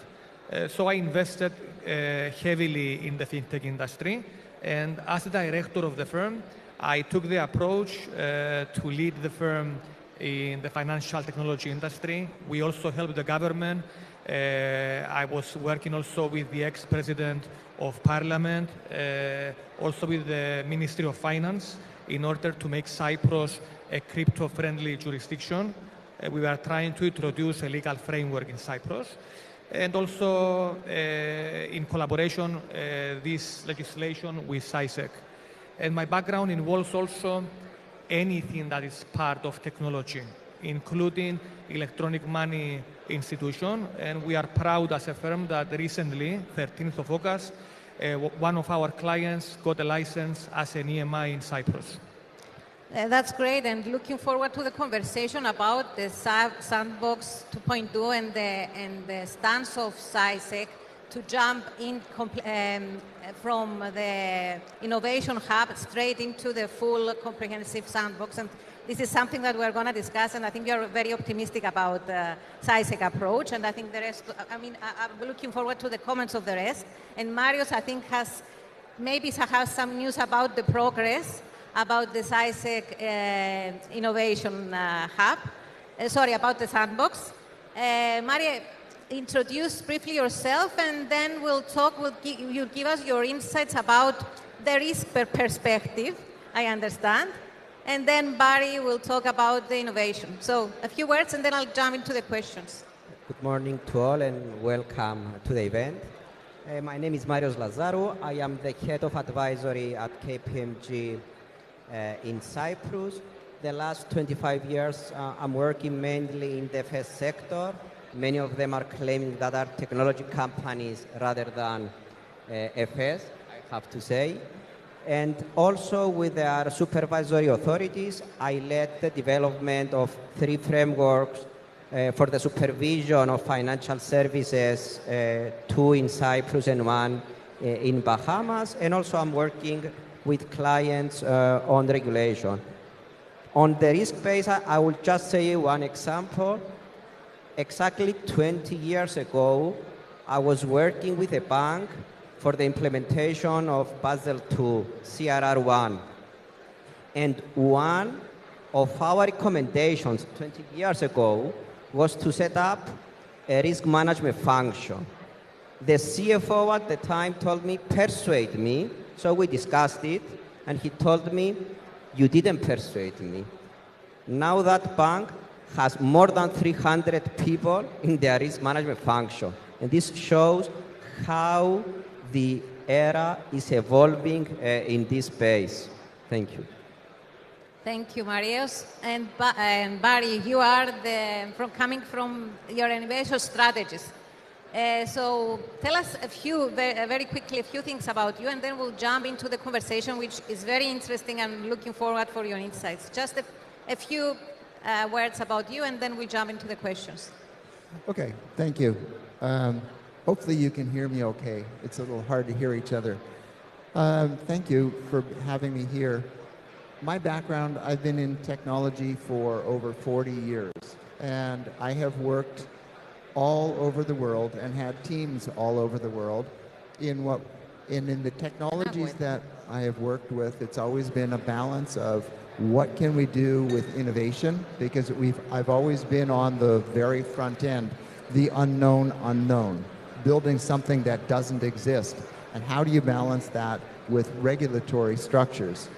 And I've been involved in the crypto blockchain space since 2016, give or take, and in AI for over 15 years. So I'm very used to living on the front end of these. So this discussion, it's fascinating for me. I was invited over here by the president of Cyprus and his team, and I've spent the week working with Invest Cyprus because they've asked me to move several businesses over here. And one of the factors that would absolutely bring me here is the promise of the sandbox and developing a trusted, safe environment for digital currencies, because that is the way of the future. Thank you so much. So just to give you the insight of the conversation today, we're going to talk about the speed challenge, what slows regulatory innovation, balancing speed and safety, what Sandbox 2.0 really means, and the next steps, especially for crypto, AI, and for Cyprus in Europe. So I'm starting my first question, and Andreas, from your experience, you worked a lot with Sandbox, right? So tell us your views. How do you see their real value so far, and how should they evolve going forward? So maybe you can give us also historically from Sandbox 1.0 to 2.0. What does it really mean? And do they really have a value? And is really this 2.0 a change? I think that's a great question. I think it's important to speak a bit about Sandbox 1.0. Which essentially started by FCA in UK back in 2016. And the main purpose was to create a regulatory ecosystem, mainly for fintechs, mainly focusing on payments back then, to operate. Yeah. Then very closely followed by MAS in Singapore, and then ADGM in Abu Dhabi, Central Bank of Bahrain, SAMA in Saudi, many regulators in Africa and Central Asia. I had the chance to work with approximately 12 sandboxes around the world, mainly Middle East, Africa, and Central Asia. And I believe the objective of the Sandbox 1.0 was successful. Essentially, it was created for fintechs to launch, because back then there was no PSP regulations, email regulations, it wasn't so developed, and there was no other way. Yes. Otherwise, you have fintechs that they've been operating and growing unregulated, which is a massive issue, as we know. But that's why FCA came in and brought that solution. So to start with, I believe Sandbox 1.0 objective was successful, but that came with challenges and problems. Yeah. Per my experience, and I can speak when I was with the fintech, we had a very aggressive strategy of launching in different markets at the same time. Literally, it was on our strategy to focus on regulatory jurisdictions that had a sandbox. Because we've been a payment fintech, There was no regulations that we could fall under. We wanted to be regulated, and literally this defined our market expansion. So through that, we got the chance to launch. So it was part of our strategy to literally launch in the markets as well while testing our innovations.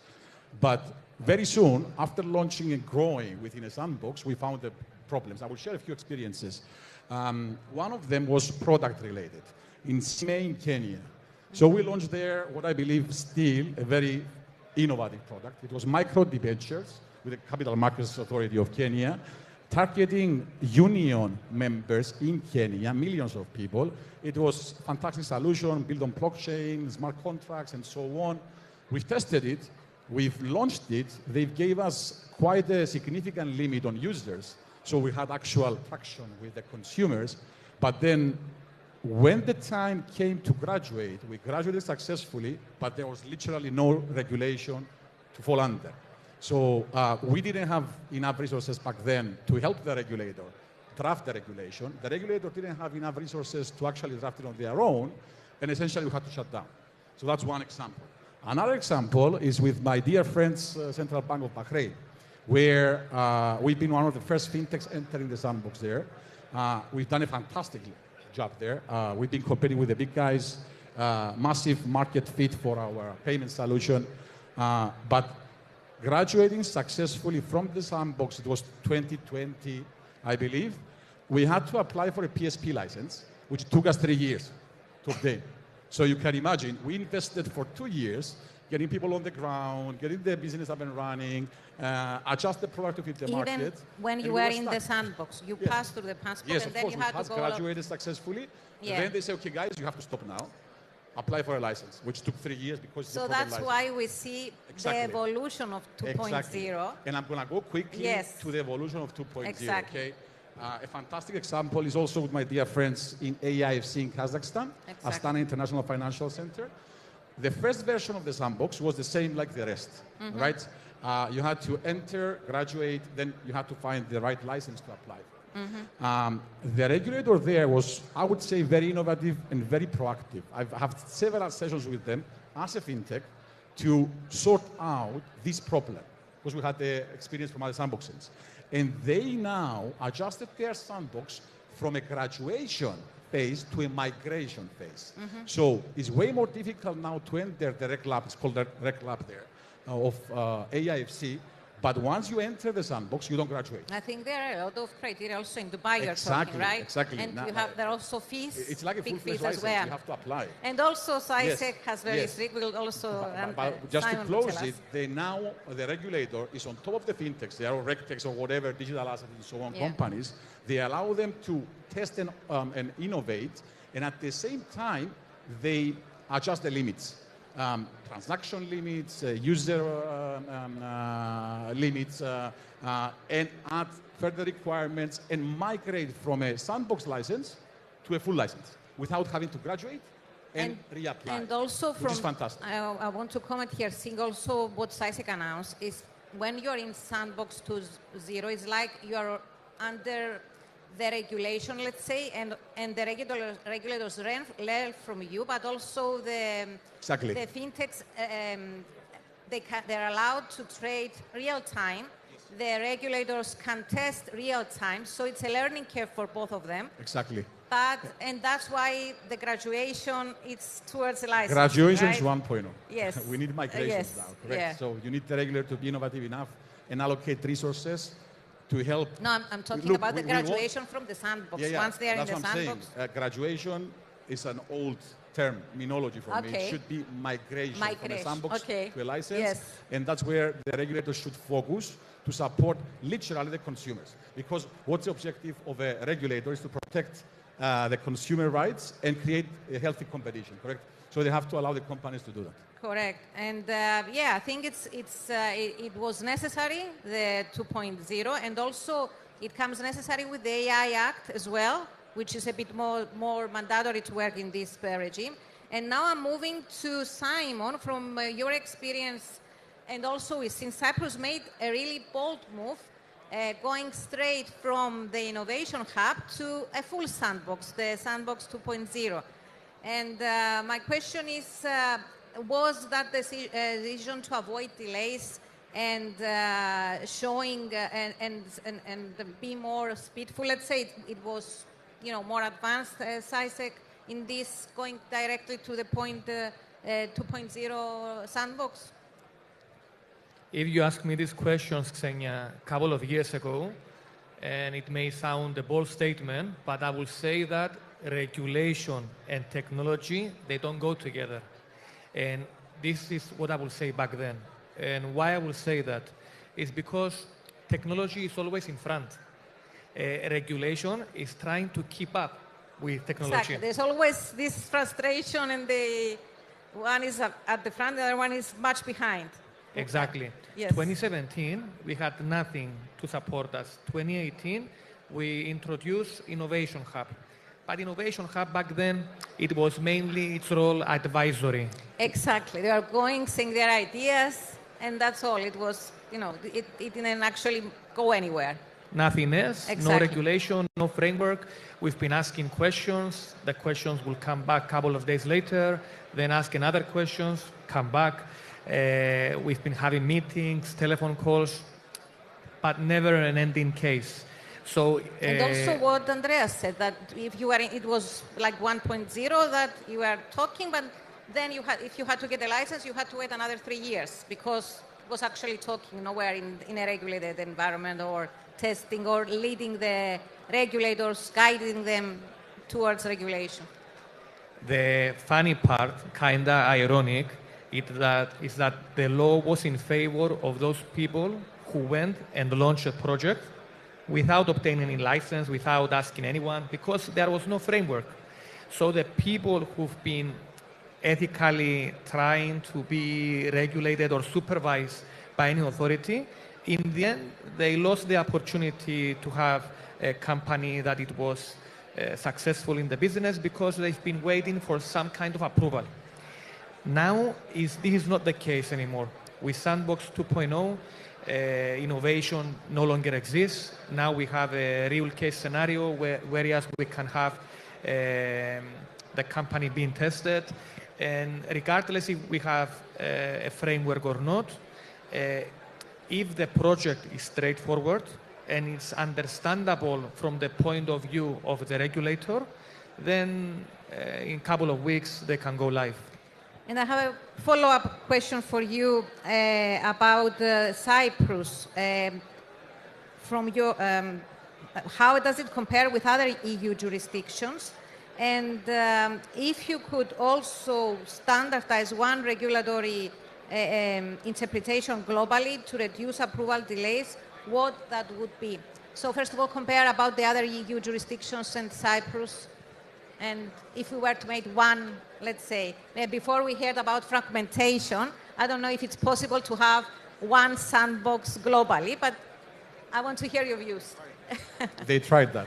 They did. Not okay, let's see. It was 300 regulations, you said before. Many. They tried some regulators, AIFC, ADGM, they tried passporting, yes, which is fantastic, but there is different issues there because different laws apply in different countries, correct? So, but it would be fantastic if it always would be, but it's so difficult to bring all the regulators together to agree. The lawyers can help a lot. So tell us about EU, Cyprus versus EU. How do you see? The idea is very interesting, Andreas, and maybe that's the reason it didn't work, because every jurisdiction, it tries to promote certain advantages. So when someone is reaching a law firm and accountancy firm in Cyprus and they are sending their inquiry, they want to understand the pros and cons every jurisdiction has. So you can never have a best country. It all depends to what the client is looking for, what this company is looking for. However, we have some advantages in Cyprus. The advantages we have is that we are very careful when we introduce new framework, especially with fintech. It all started in Cyprus with Forex, as you all know. Then 2017, we had the great bullseye call in crypto. But even then, the regulators here, they were very protective. They didn't want to bring something at that time. They've been waiting. And in other jurisdictions, maybe you remember Malta, it was the crypto island, Switzerland, Estonia, Gibraltar, and many other countries. In Lithuania, it was all about EMIs, even up to date. However, countries who implemented very fast new laws, now we don't see them in the industry. The regulators, the European Union, they went after them because they have not been following everything from a compliance point of view. So Cyprus, the fact that it delayed is a protection, not only for Cyprus as a jurisdiction, also for the companies who have selected Cyprus, because the law is not going to change in the near future and make favorable or unfavorable our island, and also in the favor of investors. And I'm also going to ask the others if you see this, I mean, Cyprus is the next sandbox destination, let's say. Would you say that? I think there are a lot of advantages. Being a small island, we can be agile and test things quickly. So why not see Cyprus, I don't know, I'm just challenging you to tell me if Cyprus can also be the next sandbox regulation to test here the sandbox.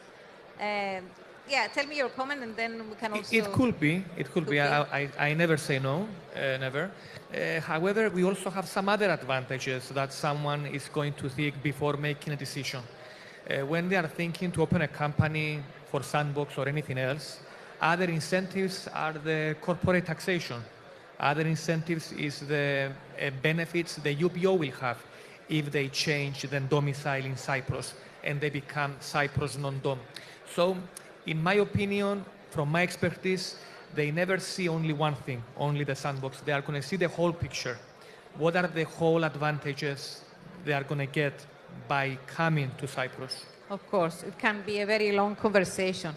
Okay, I'm moving now to Marios. Marios, you've designed risk-based frameworks. We worked also with regulators, with central banks, and etc.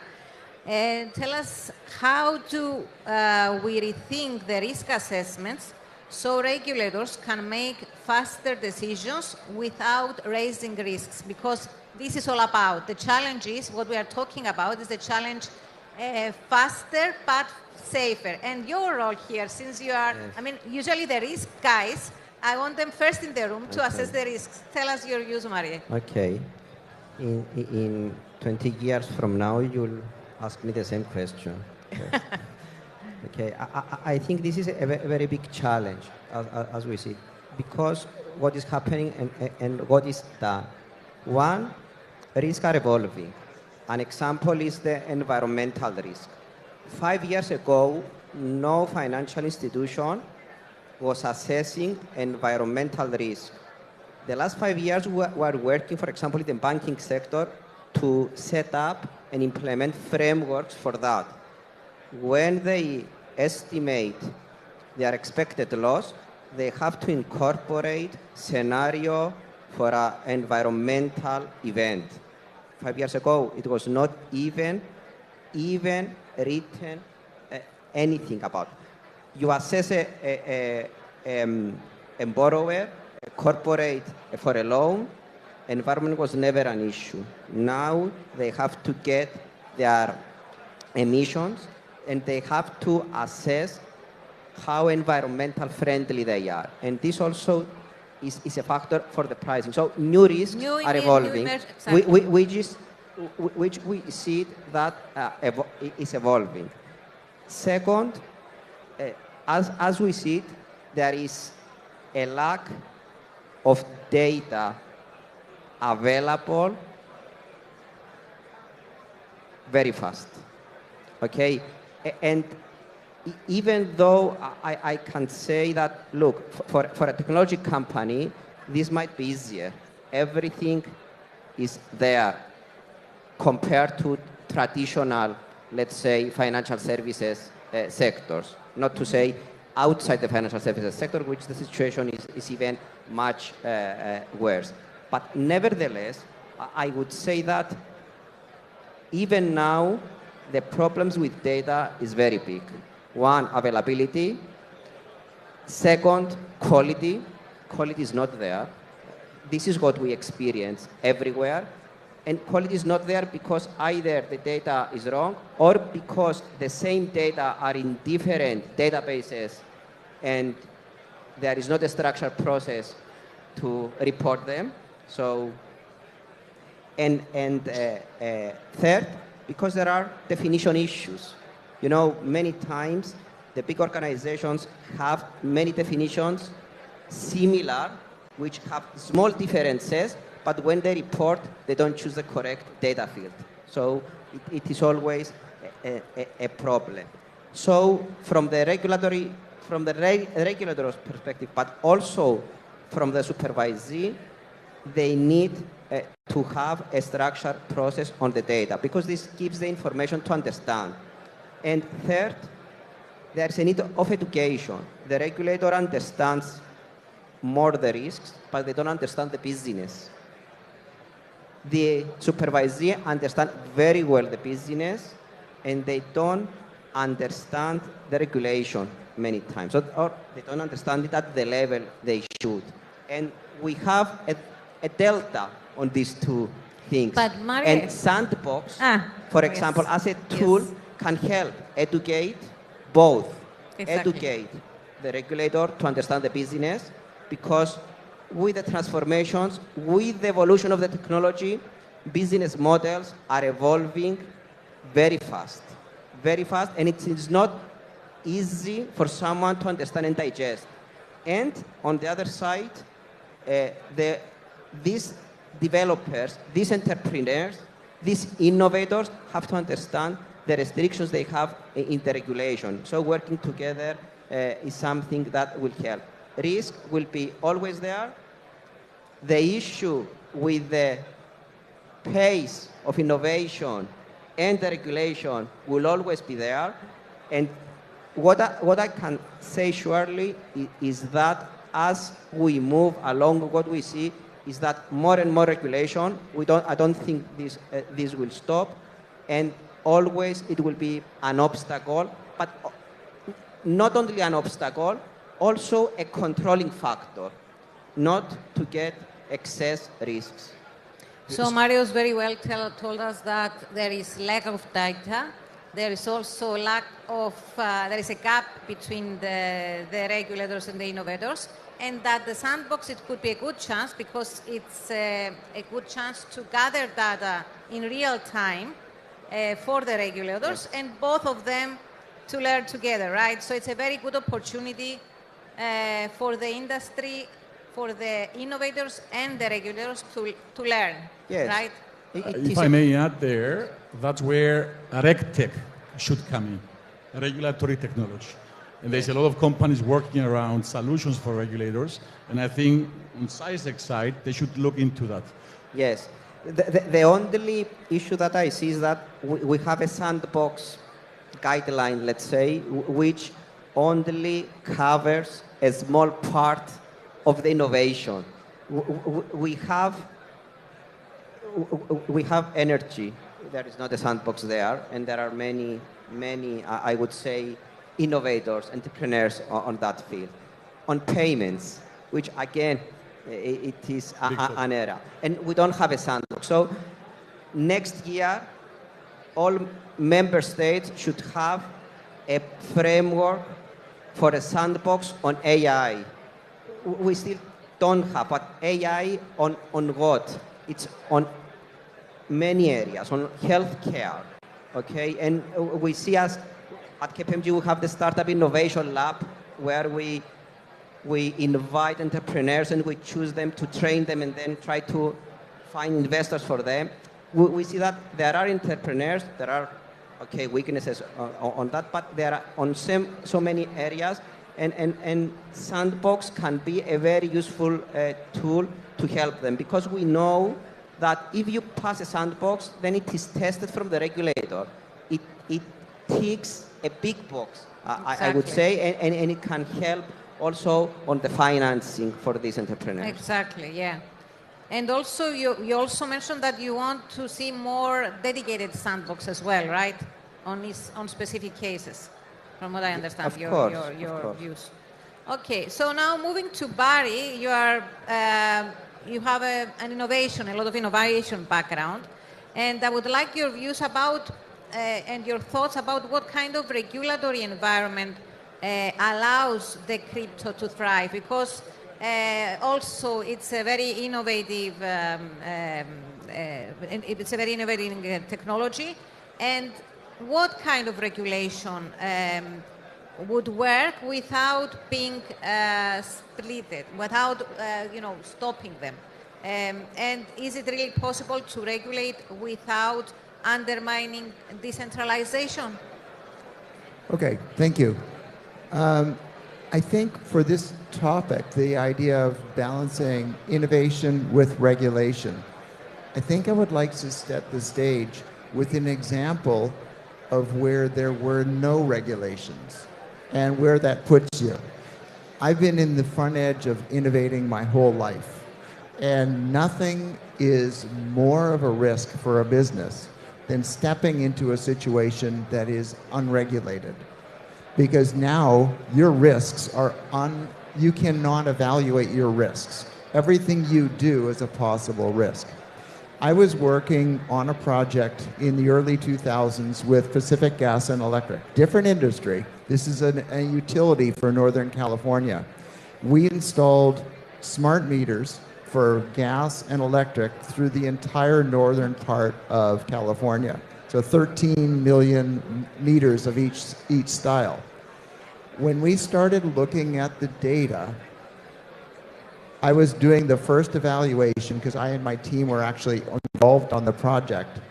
I looked at the data and I was amazed that I could look at and I could tell you which houses were families and which ones were meth labs and which ones were marijuana grows. That's what I could see in the data. Now the question was, am I allowed to see that? Am I allowed to know that? And if I do, am I mandated to report that? Or am I even allowed to admit to the authorities that I know that? So I went in and met with the CIO, Pat Lewicki, who was very, very good. And I had Charles Phillips, who was the president of Oracle at the time. And I introduced this topic to them. And I said, what do we do? Because there are no laws at all that cover this situation. None. That's a very scary situation to be in when you are a multi-billion-dollar company. And then the next question was, who do we reach out to? We have to talk to some authority to define where are we going to do and deal with that. There were no sandboxes. There was no concept of that. And we were deep in a questionable area. Eventually that was resolved. The idea for me to be able to work in a sandbox where I have the innovative team and regulators to sit there and actually work through the front edge of technology where we're building something that never has existed before, there are no laws, and have the regulators provide feedback and ideas is amazing, because we can accelerate innovation and we can accelerate the regulatory structures, because they will learn from what we're doing and we will learn from them. It'll inform our models. I've been in situations where a regulator stopped the discussion and said, have you thought about this? And usually when a regulator asks that question, you know you're into a difficult situation. In this case, their question was, if you think about this differently, you have this whole market opportunity that is legal. Okay. That's a fascinating perspective. Exactly. And so that balance back and forth, I actually think, while it might slow innovation a little bit, it accelerates the introduction of it to the mainstream, because now we know that it can be safe and it can be trusted, which in the end is the whole concept. Building systems that we can be safe and trusted, which is exactly why the president invited me here to talk. That's great. So Barry is saying that definitely regulation brings safety, it brings a framework. there are a lot of challenges from the innovators, but also we've seen the stance, and what SciSec announced as well, to be technologically neutral. They are there to see the principle-based and not prescriptive-based. So they see, and that's what they announced when they had the introduction of the sandbox, is that we are going to see the principles that apply. Is this, for example, do they apply best execution? Do they apply the principles? And they don't go prescriptive into the innovation. And that's technology neutral. And that's, I think, the key from the regulators, and to be open-minded, to see in principle and give guidelines. And that's how the regulation will evolve, because there are many areas yet that need, a framework, as you said, and because it brings the safety net and it's necessary. So I think this is the technology neutral approach from the regulator, and principle based is. It is. And, in 2018, I had built a real estate investment trust, which was based on a crypto structure where we were doing asset-backed tokens and stable coins. This was in 2018. And the proposal in the United States, the SEC didn't want anything to do with the regulation. They just wanted to let it happen. I talked to friends that I had in the SEC, and I told them how we could use existing regulatory structures to actually move forward and allow this to work ethically and safely. And they said they wanted to wait. I shut that business down because I cannot build a financial structure based on no regulation and then deal with the risks after the fact when they come back at me and shut everything down and freeze your assets for 2 years while we have a discussion, right? And this idea of, when you look at the regulatory structures, I think for Simon, which regulatory structure? Because if I build a digital currency or digital object, it can have transactions across not just Cyprus, not just the EU, but North America, South America, Asia. And when something happens, which regulatory authority gets involved? A very interesting question. I will say the way the regulators currently work is that they regulate the assets as long as the trader, let's say, selects the exchange, he will transfer the assets. It cannot regulate the decentralized industry, neither peer-to-peer. We see a huge gap in that area currently. So I don't believe this is going to change in the near future, because we don't see any regulation coming in the near future for decentralized transactions and decentralized also exchanges. Yeah, so let's look ahead. We've seen a bit the speed and fast. Let's look a bit ahead. And I'm going to ask Andreas, looking ahead, how can regulators and innovators co-design a sandbox 2.0 that is both fast and trustworthy? Look, the way I see it is that you cannot have regulators applying the same principles in sandboxes in their jurisdictions. I see that mature regulators should go to what's called now, it's kind of new terminology, an airport sandbox. So essentially, they create frames that are backed by existing licenses, and they allow mature innovators, companies, to land, test a certain product that is backed by a license, and then fly to scalability. That's, I believe, the next version of a sandbox. At the same time, regulators that they want to give a chance to smaller players, startups, to launch in a market, they just have to find the ways to support these innovators, quickly migrate to or transition to a permanent license without having the hassle to reinvent the wheel when they have to exit the sandbox. So again, I believe that 2.0 is a hybrid between the two. And the other thing is, again, I mentioned it before, regulators should embrace technology themselves. So I would love to see a regulator testing their own RegTech technology in their own sandbox. Exactly. And this is your takeaway. Because we're running out of time, I've just been informed. A quick, final remark from the other two, and we wrap it up. Your final remark about the future? So, my final remark for the future is that we are very welcome to bring in new technology, new innovation into Cyprus, and I believe the future is here. Great. Thank you so much. Marie. Okay, from the perspective of the sandbox, I think as Cyprus is making a very good effort the last years to become a hub, and we're doing good. We're not there, but we're doing good, and I think also that event shows that new players are coming to the market. We need to have a complete framework, all the stakeholders to be on board, and Sandbox, of course, can be a very useful tool within the whole framework of the startups, of the technology companies, of the innovators, in order to make Cyprus a very attractive place. Destination, exactly. And Barry. Okay, thank you.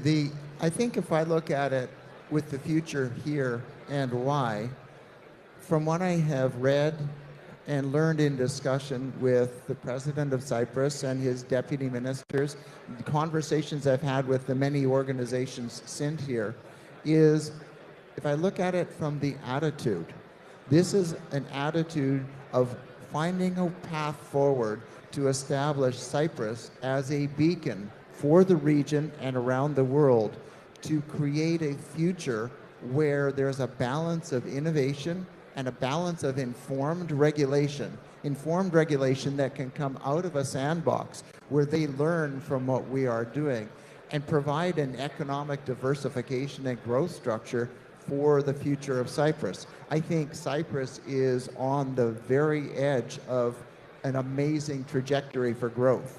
Exactly. And the sandbox regulation, the sandbox regime now, it's very straightforward. So definitely it's worthwhile looking into. Thank you so much. If we don't have any questions, do we have any questions from the audience? No. Thank you so much. And we'll wrap it up. Thank you. Thank you. Thank you. Thank you very much.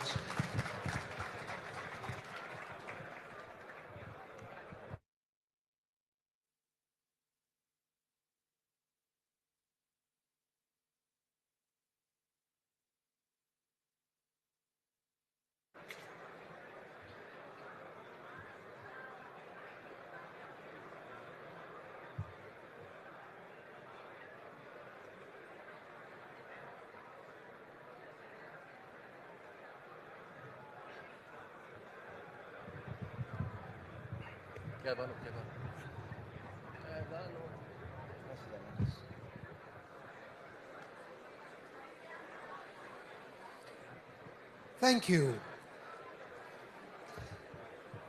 Next, we have a presentation entitled From Compliance to Competitiveness, Building a World-Class Virtual Asset Framework in Small and Emerging Markets. Virtual assets are transforming finance, and smaller markets must balance regulation with innovation to stay competitive globally. Leading this discussion is Karen Burrell, Executive Director of the Financial Services Commission of Jamaica, an expert in financial regulation and market growth. Please welcome Karen to the stage.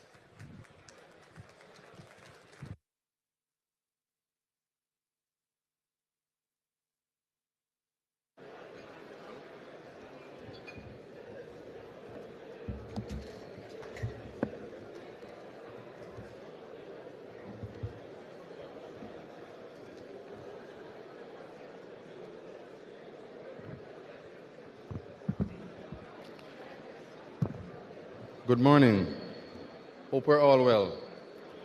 Thank you to the Wiki team, the organizers, for inviting me to speak on this topic I'm deeply passionate about.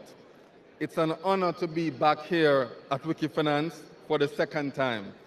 This event consistently delivers cutting-edge dialogue and practical bridges between innovators and policymakers.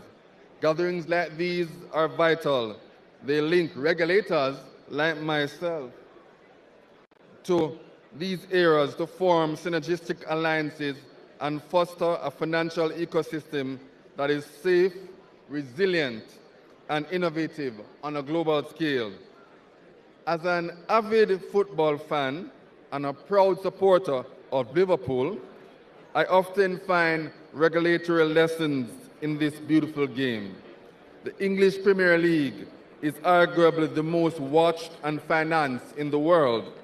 Dazzling talent, global audiences, and massive investments. Yet, its referees and rule makers face scrutiny every single week.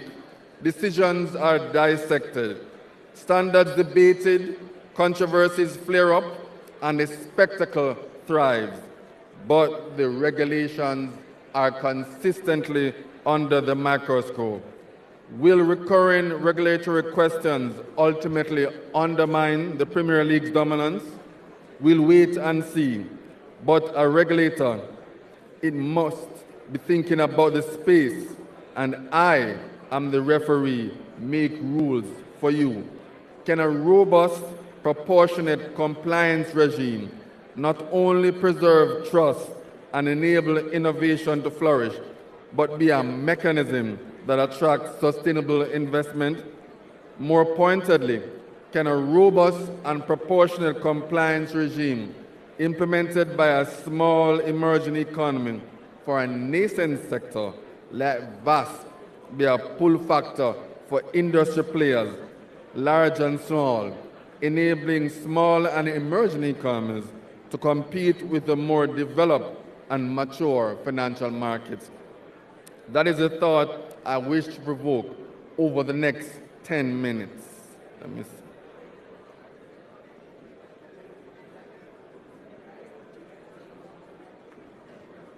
Okay.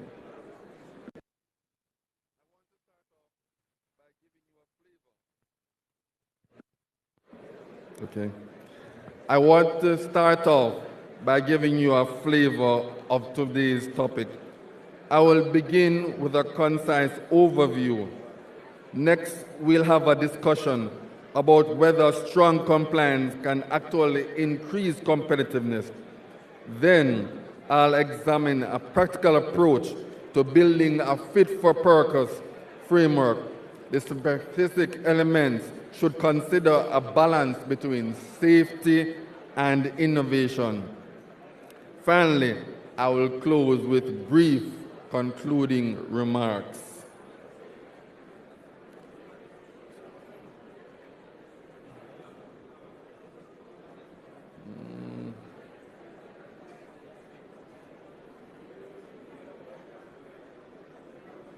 Okay. So, virtual asset service providers, or VAS. These activities include AML safety risk, notable anonymity, cross-border flows, and novel transaction typologies that can be exploited for money laundering, terrorism finances, and tax evasion. FATES has clarified VAS within the full recommendations, requiring robust risk-based measures such as CDD and transaction monitoring. Compliance with SOFET standards is therefore both a legal and reputational prerequisite for countries to maintain access to financial systems. Now, look at my slide as it concerns growth in this sector. It tells you something. DeFi activity is often more predominant in emerging markets. Within the context of FAST, DeFi refers to blockchain protocols and applications to peer-to-peer financial services without centralized intermediaries. Important to note, it's compared with developed nations, emerging economy have a larger share of DeFi engagement, and developers exploit permissionless finance to meet local needs.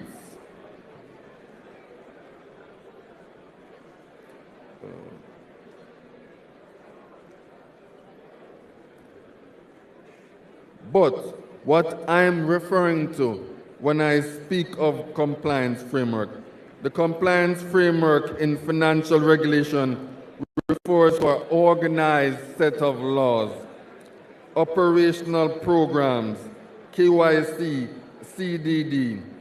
A robust framework is risk-based, proportionate, and effective. Crucially, it also embeds supervision and enforcement tools so regulators can monitor compliance, remediate failures, and preserve market integrity.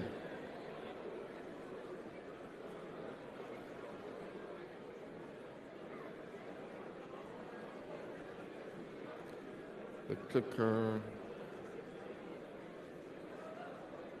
Now, this slide shows you the context in emerging economies. And this shows the great opportunity for these economies as it concerns this sector. As regulators increase the compliance, the legal framework, it also fosters growth in this area.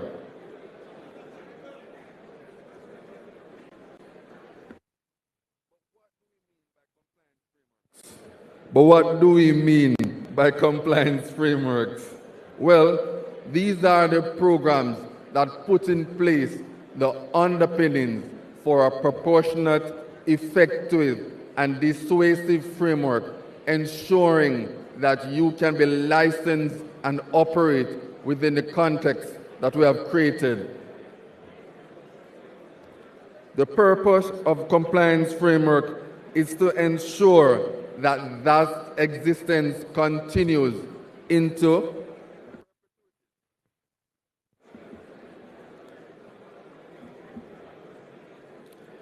But the big question is, can compliance create competitiveness? So now, can we really make a jurisdiction more attractive? A robust fit-for-purpose framework can signal to countries, firms, and other economies that very same thing. A critical currency in the virtual asset world.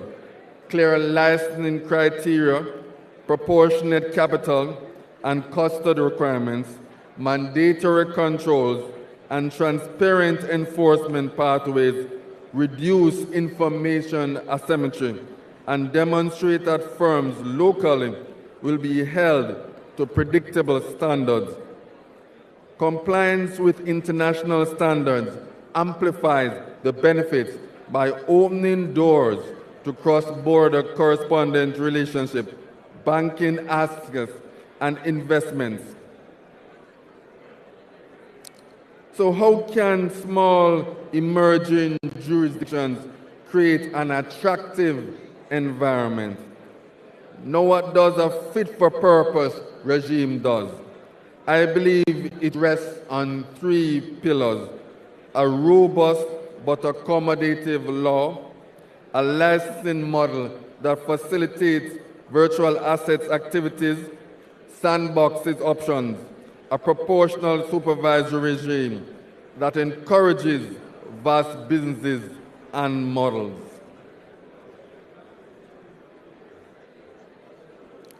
This slide here stresses that the vast majority of regulators have decided away from placing a wholesale ban on VAS and have either sought to register or to license.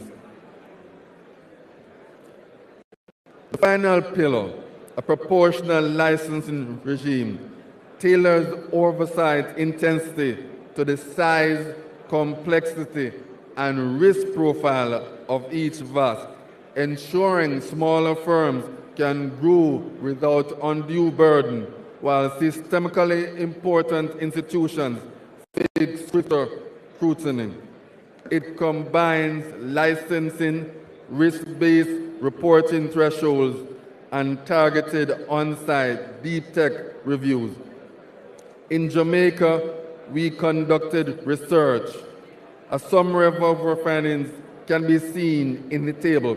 Across several small economies, you can see the establishment of distinct VA exchanges, VA brokers, VA advisors, and conversion services.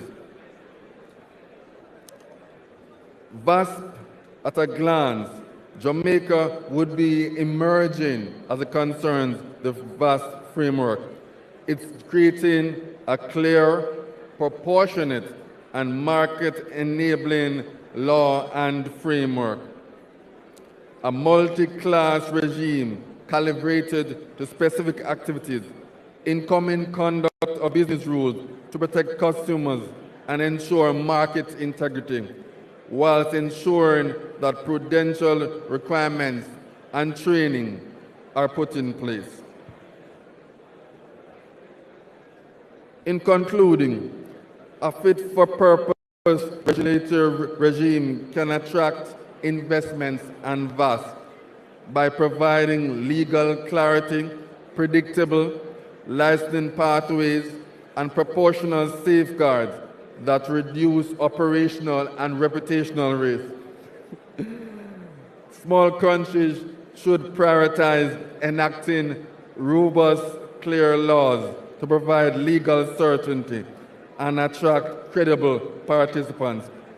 A proportional licensing regime is essential so requirements match the actual risk and capacity of the activities. In order to have a jump on this, you can look to the various model laws. You can look to the Commonwealth model law, and there's a stablecoin model law that's being developed by LJ, Loretta Joseph. I think this is a very important tool to leapfrog in this framework. In closing, my presentation is simple. Robust, fit-for-purpose regulatory regimes don't repel the market. They attract quality customers, quality firms, responsible VASP, and sustainable growth. I hope in this short time I have spoken enough to provoke your thoughts to consider this, and importantly, industry representatives here to think strategically about how to canvass and cultivate future opportunities in small and emerging markets. Thank you for your time and the vital conversations we'll have after this presentation. Thank you.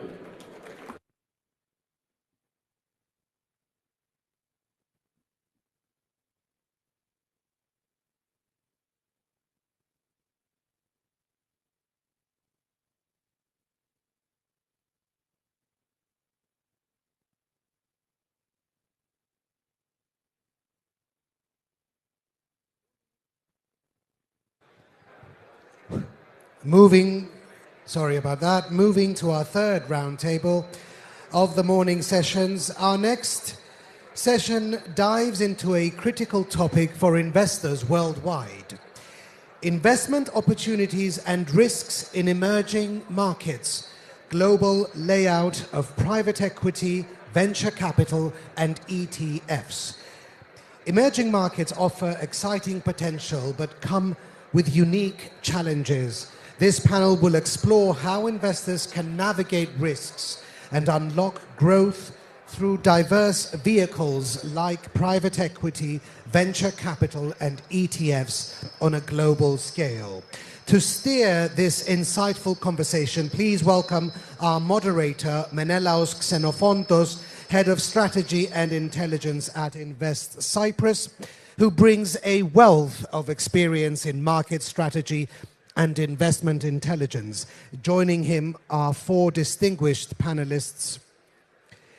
Unfortunately, Sergei Grechkin, Chief Strategy and Risk Officer at AIFM Kairos Capital, will not be joining us. as he unfortunately has the flu. Petros Mavromatis, board member and head of asset management services at KPMG Cyprus and vice president of the Cyprus Investment Fund Association. Ruslan Patlavsky, founder, CIO and managing director of Blackbeard Asset Management, with deep expertise in asset management and emerging markets, and Christos Xenofondos, CEO of Bard Worldwide Group, a leader in global investment and financial services. We welcome Menelaos and our panelists to the stage. Thank you to our Master of Ceremonies. Good morning, everyone. Welcome to WikiEXPO. And as mentioned already, our current panel will take a deep dive on an interesting topic, and we'll particularly focus on emerging markets. Now, whether emerging markets are actually emerging is an interesting question to be addressed on a different day. But today we will basically inspect them through the themes of private equity, venture capital, and exchange-traded funds. And to do so, I am joined here today by three esteemed individuals: Mr. Petros Mavromatis, who is a board member and the head of asset management at KPMG Cyprus; Mr. Ruslan Patlavsky, who is the founder, chief investment officer, and managing director of Blackbeard Asset Management; and Mr. Christos Xenofondos, who is the CEO of Bard Worldwide Group, and who has the same surname as I do, but we're not related. I would like to kindly ask our panelists to give us a brief introduction about themselves and what they do prior to proceeding with the questions. Thank you, Menelaos. As you said, I'm a partner at KPMG Cyprus. I deal with funds. I'm the head of funds and asset management at the office. But I'm also the vice president of the Cyprus Investment Fund Association. The objective of our association is also to promote Cyprus as an international fund jurisdiction. Hello, everyone. My name is Ruslan. I'm a founder, managing director, and the chief investment officer of the asset manager called Blackbeard Asset Management. We're based in Limassol, and we manage two investment strategies via our Luxembourg fund. The strategies are emerging market high-yield bonds and emerging market distressed credit and special situations. Thank you. Hello from me as well. Thank you, Menelaos, and my esteemed panelists. My name is Christos. I'm the CEO of Bard Worldwide Group. We mainly run portfolio management and investment opportunities, and we specialized in endowment-style portfolios, I would say, and alternative investments. Thank you very much. So to kick things off, the first question is addressed to you, Petros, and has to do explicitly with private equity, and to adopt a pro-KPMG approach and to cite some data just to put some context into the question. KPMG's Q2 2025 Private Equity Pulse report highlighted, and to quote here, an increasing shift away from globalization towards regionalization in deal making, where basically investors are focusing more on domestic and or regional markets. What does this trend mean basically for emerging markets that have historically depended on international capital? And are we likely to see a slowdown in cross-border PE investments into those economies? Thank you, Menelaos. Yeah, this is a very interesting survey that is being performed by KPMG International, and it's good to share these insights with you. So for decades, global investments felt like a free-flowing river, capital crossing oceans, chasing opportunities anywhere on the map, really. But by 2025, that river seems to have narrowed. Private equity and venture capital investors are turning inward, focusing more on regions closer to home rather than the entire globe. This shift is not just a trend, it's changing the rules of the game, creating new winners and losers worldwide. We call it the regionalization phenomenon. This is because of rising geopolitical tensions, like trade disputes, we see that on the news, national security concerns, making investors nervous about betting abroad. Tariff wars increase the cost and complexity of cross-border deals. Think of it as a tax added just for playing abroad. Supply chains have been shaken by recent crises like pandemics and conflicts, exposing risks in depending heavily on distant suppliers. And governments now emphasize economic sovereignty, meaning they want more control over key industries within their borders. What does it mean in numbers? I mean, look at healthcare and biotech industries, where the local knowledge, we've seen the recent presentation by the Singapore Prime Minister talking about biotech. The local regulations, these industries saw strong investments recently. Meanwhile, the more traditional sectors like automotive and manufacturing sectors, which rely heavily on global supply chains, are seeing less capital from private equity firms. And investors have not given up on global assets entirely, yet they just pick their spots more carefully. So let's discuss a little bit the emerging markets. So the story in the emerging markets is relatively mixed, like a landscape of both clouds and sunshine, I would say. Some of the challenges that they are facing is cross-border investment has slowed, making it harder to access foreign capital. Investors raise the bar very high for risk and reward before stepping in, and a lot of the startups and the private equities see that. Competition intensifies for the smaller pool of global capital that is still available out there. Some bright spots, I would say India stands out as the beacon, continue to attract private equity with many mergers and acquisitions. And as Cypriot professionals, we are very much interested into the India opportunity, especially following the recent visit of Prime Minister Modi. The mid-sized deals, we see that they remain healthy, even as mega deals slow globally. And sectors like healthcare, infrastructure, and financial services are proving to be resilient and more interesting to investors.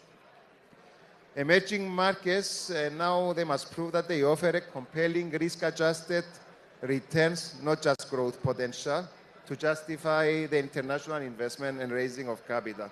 This is a new and tougher reality for them. Let me just comment also on Europe's strategic approach.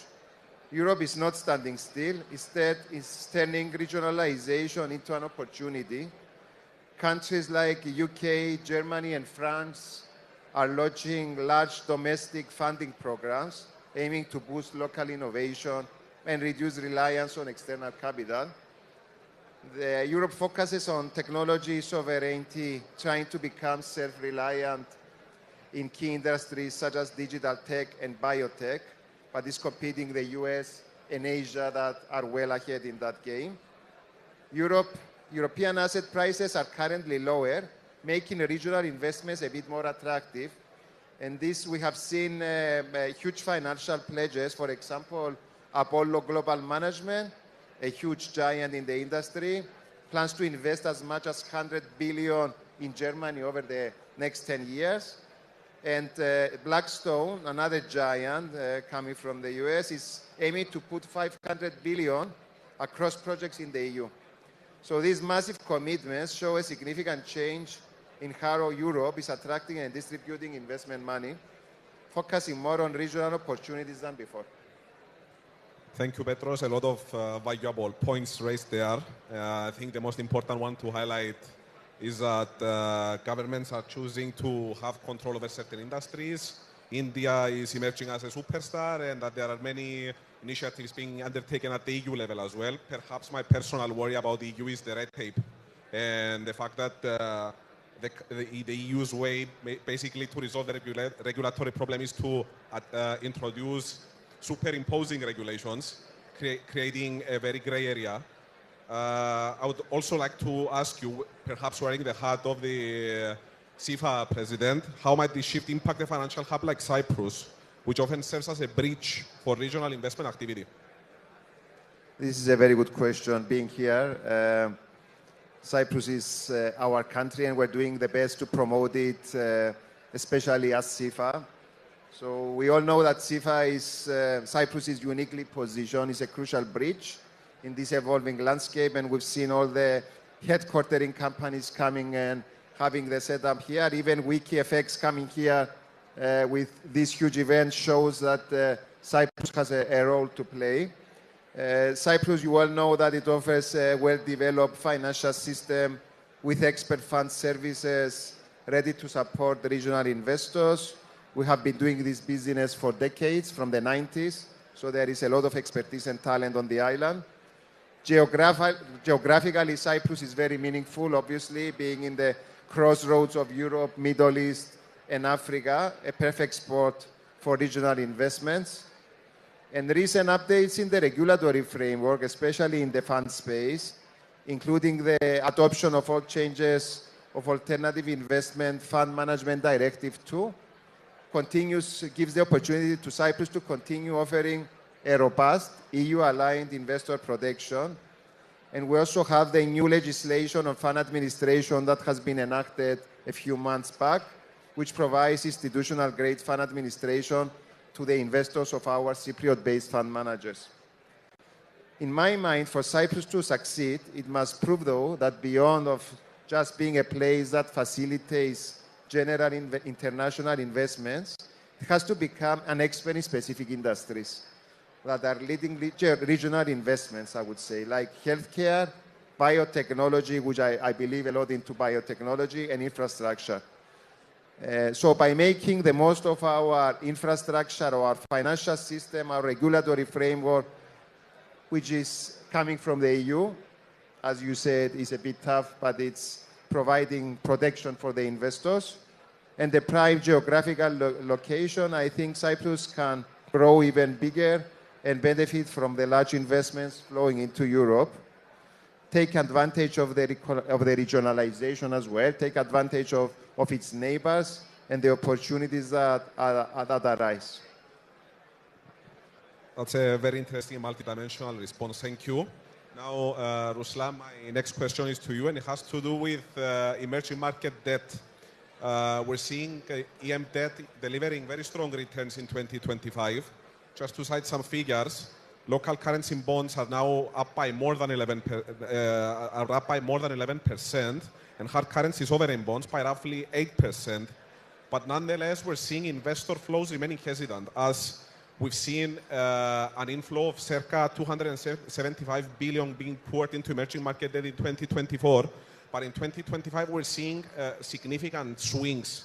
For instance, 40 billion was poured into emerging market debt by July. And basically, we've seen also periodic outflows like emerging market bond funds witnessing an outflow of 3.1 billion. How do you explain this disconnect? Thank you, Menelaos. First of all, we have to define the emerging markets. The emerging markets do not have a single definition.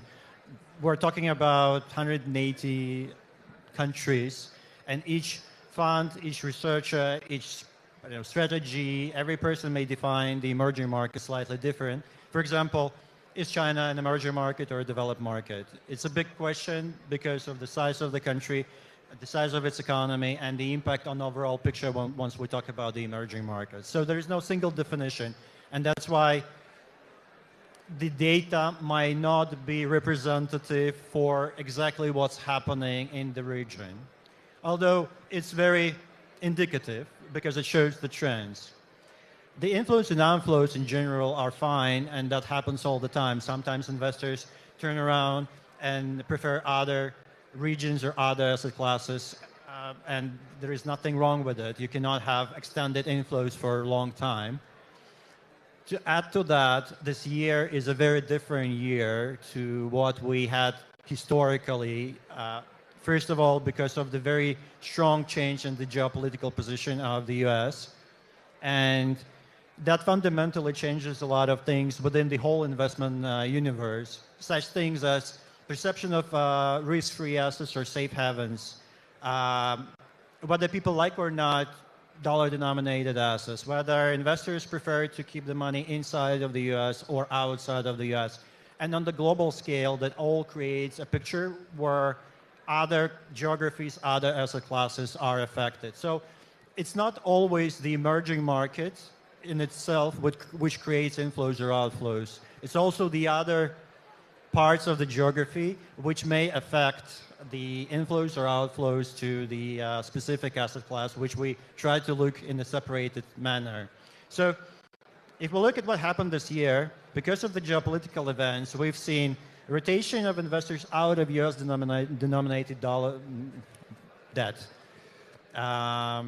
The problem with that was that there are no other currencies or other denominated instruments sufficient to just digest the amount of, let's say, American debt rotated in the other currencies. That's created one of the issues for the emerging market debt as well. We've seen that there is a rotation, or at some point in this year, we've seen rotation out of the US as a geography and exposure to the US economy because of the higher fears of recession triggered by these tariffs and trade wars. If we look at it historically, the only month where there were net outflows out of the US was April. But generally, that created a sentiment towards other parts of the world, including the emerging markets. Finally, the end of, or the beginning of perception that the US exceptionalism is not a fact anymore, and people's attempt to find other alternative safe havens created the need to look more openly on other geographies, other asset classes. So I think that overall, the emerging markets this year have been and still remain attractive. And it's not because of something in the emerging markets which have caused the outflows or inflows. It's the external situation around other parts of the global investment and political environment have likely triggered the changes in this particular asset class and this geography. But overall, there are no fundamental differences, and the emerging markets credit remains fundamentally attractive. Moreover, the outflows so far have been really minimal relative to the inflows, and the performance have been strong and still attractive. Okay, and in line with what you just said, how does Blackbeard Asset Management identify and capitalize on such opportunities in high yield or distressed emerging market debt when others are retreating? I think we need to continue one of the things which I've missed out. The reasons why emerging market is important, or the debt within the emerging markets or the instruments within the emerging market is important, is that it offers high risk adjusted or higher risk adjusted returns to investors relative to the other geographies. A lot of my conversation with investors starts from education, where I have to really present facts. Why is this something relevant? For example, if we look at the corporates, the companies, the leverage of emerging market corporates on average is 3 times debt to EBITDA. When we look at European or US high yield, the net debt to EBITDA or debt to EBITDA is 6 to 9 times. So the probability of default, the amount of risk the US and European corporates have, is much higher. At the same time, if you look at the yields which US and EU high yield bonds offering, that's typically ranging between, I don't know, maybe 5, 6%, maybe 7% at the highest end, depending on the credit rating. At the same time, if you look at the emerging market corporates, they can easily give you 6, 8, maybe 10. If you go to CCC category, which is also a highly levered situation, you can get above 10. But it's very important to keep in mind that because of the long historical period where the companies were able to borrow cheap debt and were able to bring a lot of the maturities forward, that created this strange situation where European developed markets are kind of perceived to be safer, but that the reality their fundamentals are worse and they're yielding less yield. And at the same time, emerging markets in reality are much more faster developing, have better fundamentals, and give much more attractive yield for the investors. Now, how do we capitalize on this situation? It starts from the education, really. As I say, because emerging markets is a very weird pool of countries, and sometimes investors look at them as a cluster or a group of countries or block. And here, everyone defines the emerging market and frontier markets differently and slice and dice it. But a lot of people need really an education that the yields are higher, leverage is lower, the risks are not necessarily higher in reality. The fundamentals are attractive relative to the other asset classes within the industry. We've been doing this for 20 years, and we have built a very strong sense of what this market can provide. We have been working very consistently on a lot of the opportunities, and we have a lot of the knowledge on what we do. We constantly monitor the flow, and we constantly monitor the specific developments within specific corporates and specific sovereign issuers within the area to be able to capitalize on very attractive opportunities. Given the size of the market, given the diversity of the market, given the less efficiency of the market, lower efficiency of the market, this is a very interesting and very complex market to work with. At the same time, for a skilled, experienced, and very consistent investor, it can give a very attractive results, which we are proving for our investors in our performance. Thank you for a very comprehensive response. Now turning to Christos, we're going to tackle the theme of emerging market equities through ETFs, which is basically something in which we've witnessed a renewed investor interest in. Just to, again, cite some data, emerging market equity ETFs were about, approximately 4.5 billion in net inflows in the second quarter of 2025, which is approximately a 40% jump from the previous quarter. My question to you is, do you view exchange-traded funds as an effective way to gain exposure into the emerging markets growth? And how well do they capture real economic opportunities in emerging markets whilst mitigating single company or single country risk? Thank you, Menelaos, for the question. I would say that ETFs have indeed democratized the access to the emerging markets. For many investors, especially the ones without the scale or the expertise, they give them directly access to allocate their capital through low-cost, diversified entry points. For me, the increase in the outflow in ETFs and the emerging markets is something that we see mainly, in my opinion at least, is that from the start of the year, we see that the growth and the yield is coming from specific companies in the US, and investors are looking to capture value somewhere else. And emerging markets is starting to be seen something like where opportunities arise and higher returns might be there for the investors. Yes, ETFs, to some extent, they capture the value. They provide exposure to broad indices. They mitigate the risk of single country and single equities. And they help to mitigate also the political stability in some of these countries. They mitigate the corporate governance that you might need expertise to understand and know how they work. And so from my side, I would say that by managing a portfolio, I believe that ETFs give tactical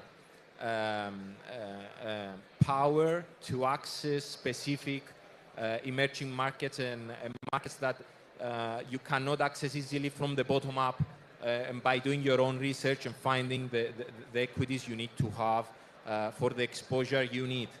Now, we need to understand that ETFs is not a silver bullet, if you like. They have weaknesses, meaning that you need to understand the weights. Some of them are overweighted in specific countries like China or India or Brazil. And also we need to understand that they may seem liquid, but at the end of the day, you need to understand what's beneath the ETF and if it's indeed liquid. Because as I said, corporate governance and whatever governance is there at the countries you invest, sometimes those names are not as liquid as we believe. So we need to be careful. To summarize, I would say that it's an effective tool. They should be used with awareness. They are excellent for broad allocation, but they don't replace the bottom-up approach like a private equity fund with local managers, with active management of equities in those local markets, that they understand everything that's going on the ground, and they will be able to give you that extra value. I believe that by buying an ETF of emerging markets, I say usually that you buy the beta. If you want to build a long-term investment strategy, you need to have specific names and specific investments to capture that alpha. But other than that, I would say that the increase in the investments is just the logical next step based on what we see in the global markets and the geopolitical scene that we witness. So, yeah. Okay, Ruslan, you want to add something? Yeah, if I may just follow up on this topic. I generally agree that there are ETFs which can provide access to some pockets of emerging markets. However, that's given the specificity of the emerging market, how different the market is, how many countries are there, how sparse the liquidity can be in some of the countries, especially in the corporate side.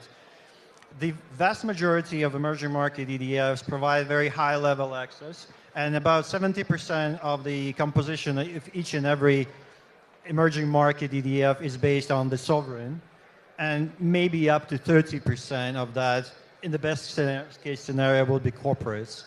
Meaning that for this particular market, for this particular set of asset class, ETFs are still not really giving you access to the entire set of opportunities, primarily because of the low liquidity, especially on the corporate side. So yes, for bigger names, for corporates, you won't be able to get and target them through the ETFs. That's one. Second, there are asset classes which are not just specific to emerging markets, but generally there are asset classes like distressed credit. There's simply no ETFs which can capture that because of the specificity of asset classes. And here, you cannot just simply rely on ETFs.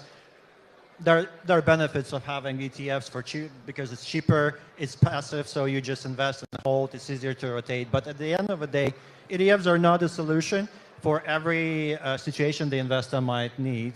And sometimes I agree here, you still have to go into individual active style where you will be able to target some of the countries, some of the corporates, some of the specific opportunities which cannot be captured by the ETFs. From my side, I would say that I mostly agree on the sense that, as I said, it's a tactical move. So if you believe, for example, that commodities and metals are going to go up, then you find an ETF that follows LATAM index, and then you tactically go there, get the appreciation, and then you exit. Based on our experience and our research, when we so the banks and investment institutions, they throw out that there is a benchmarking of, let's say, emerging market debt, and the returns for the last 10 years has been close to double digits, for example, or 6% or 7%. When we try to find the specific ETF that follows that index, it doesn't exist. It lacks the return. So I would agree that as far as fixed income, debt side, and credit side, I would say that the ETFs are lacking on that side. So I would agree. Thank you. So basically a tactical allocation whilst being wary of the pitfalls, just to sum it up. Turning back to you again, Petros, we're going to explore venture capital, which, judging from the macroeconomic and investment landscape in Cyprus, is arguably the hottest topic right now. Again, to adopt a pro-KPMG approach, and this time to cite what's being mentioned in the KPMG Q2 2025 Venture Pulse report. We're witnessing basically a decline in emerging market funding in 2024, whilst, and obviously in 2025, there are ongoing geopolitical and economic headwinds. My question here is, how are venture capital investors adjusting their strategies in terms of sectoral focus, as well as their investment consideration criteria, so as to navigate this more uncertain and selective environment? Thank you, Menelaos. Yes, let's share some thoughts from the 2025 KPMG Venture Pulse report with people attending. 24 emerging market venture capital collapsed at around 41%, a huge decrease, dropping to 9.1 billion. This plunge is just not a number. It reflects a fundamental shift of how risk and opportunities evaluated at the global startup investing. It seems that the era of easy money and unlimited growth at any cost is coming to an end. It is not just the high interest rates causing problems, but multiple factors have all worked together for this reduction. So when interest rates rise, safer investments like government bonds, treasury bills become more attractive, making it harder for risky startups to raise funding. Inflation creates uncertainty for consumers, reducing their spending and affecting startup sales and growth potential for the fund managers, for the startups. Fluctuations in currency values in emerging markets is also an additional risk for foreign investors, making investments even more uncertain. At the same time, the market is maturing. If we see the huge venture capital boom in 2021 and 2022, it was inevitable that a correction would have been made. Overinflated startup valuations are finally returning to more realistic levels, and even the regulators have pushing for even stricter evaluations of assets. Investors demand discipline instead of growth at any cost. Combined with the geopolitical and trade tensions, tariffs and regional conflicts, they disrupt the plans for cross-border expansion for the VCs, and the supply chain worries make the global scaling even more risky.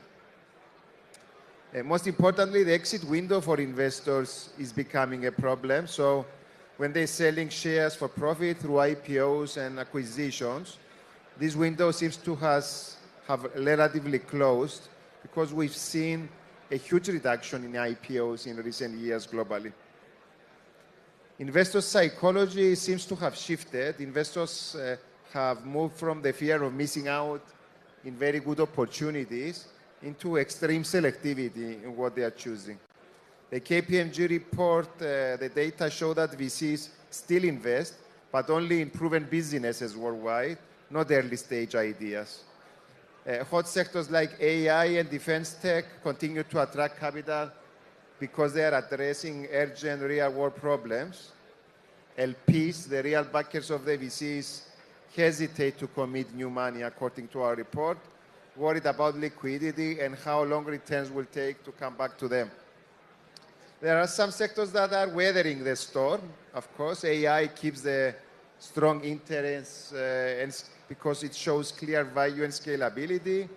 Defense tech is becoming even more important due to geopolitical tensions and demanding of innovation. Healthcare and biotech, I mentioned earlier, retain investor focus, especially in Asia. Consumer services focused on domestic markets fare better amid global trade uncertainties.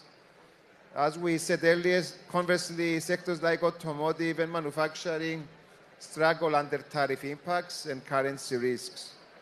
So the key lesson for us is companies serving strong local markets and less reliant on global trade attract capital more easily. This is what it seems. Despite these challenges, some green shoots appear. Investment levels seems to be stabilizing recently with quarter-on-quarter improvements, yet we are not there yet compared to the past. AI maintains its momentum and the deal activity continues selectively, focus on only proven business models. So the recovery will probably start with strong local companies that serve large domestic markets. Some strategic implications for stakeholders. Let me analyze. For entrepreneurs, they should focus on winning on their home, local market, prioritize their profitability and resilience, not just growth or scale. Build businesses that can withstand funding droughts because, as we said, investors are becoming even more limited. Investors, they want to shift their quality over quantity, targeted patient investments, they should expect longer timelines and adopt hands-on support, diversify across sectors and regions to manage their risk, and definitely governments need to do their bit, build stronger domestic startup ecosystems. So my conclusion and the report of KPMG says that the 41% drop is changing permanently emerging markets, and the startup scene is moving from time of easy money to a more careful and selective phase. So basically, holistically, we're seeing a variety of forces coming into play into the VC funds industry, rising cost of debt, we're witnessing currency risk, shifting investor preferences, and the point that raised an alarm bell for me personally, given my hat as the head of strategy in Cyprus, is the disruption of cross-border collaboration, something which we are aiming for, considering our strong efforts to promote the ICT sector in Cyprus and by extension the startup scene, which is obviously heavily dependent on angel investments and on VC funding. So it's really important to hear going forward. Now, Ruslan, we've briefly touched the concept of debt in emerging markets. Now we're going to take a deep dive on high yield and special situations credit, basically. I would like to ask you, what current opportunity or trend excites you the most? And just to guide your answer a little bit, do you think there are particular regions or sectors where debt distress and restructuring are creating attractive points to tap into the market? Yeah, of course. You have to embrace the fact that a lot of things are changing now, and because of the geopolitical events, because of a number of conflicts, regional conflicts which are happening, the disruptions in supply chain, the trade wars, they all affect the investments and the perception of the investors towards the assets.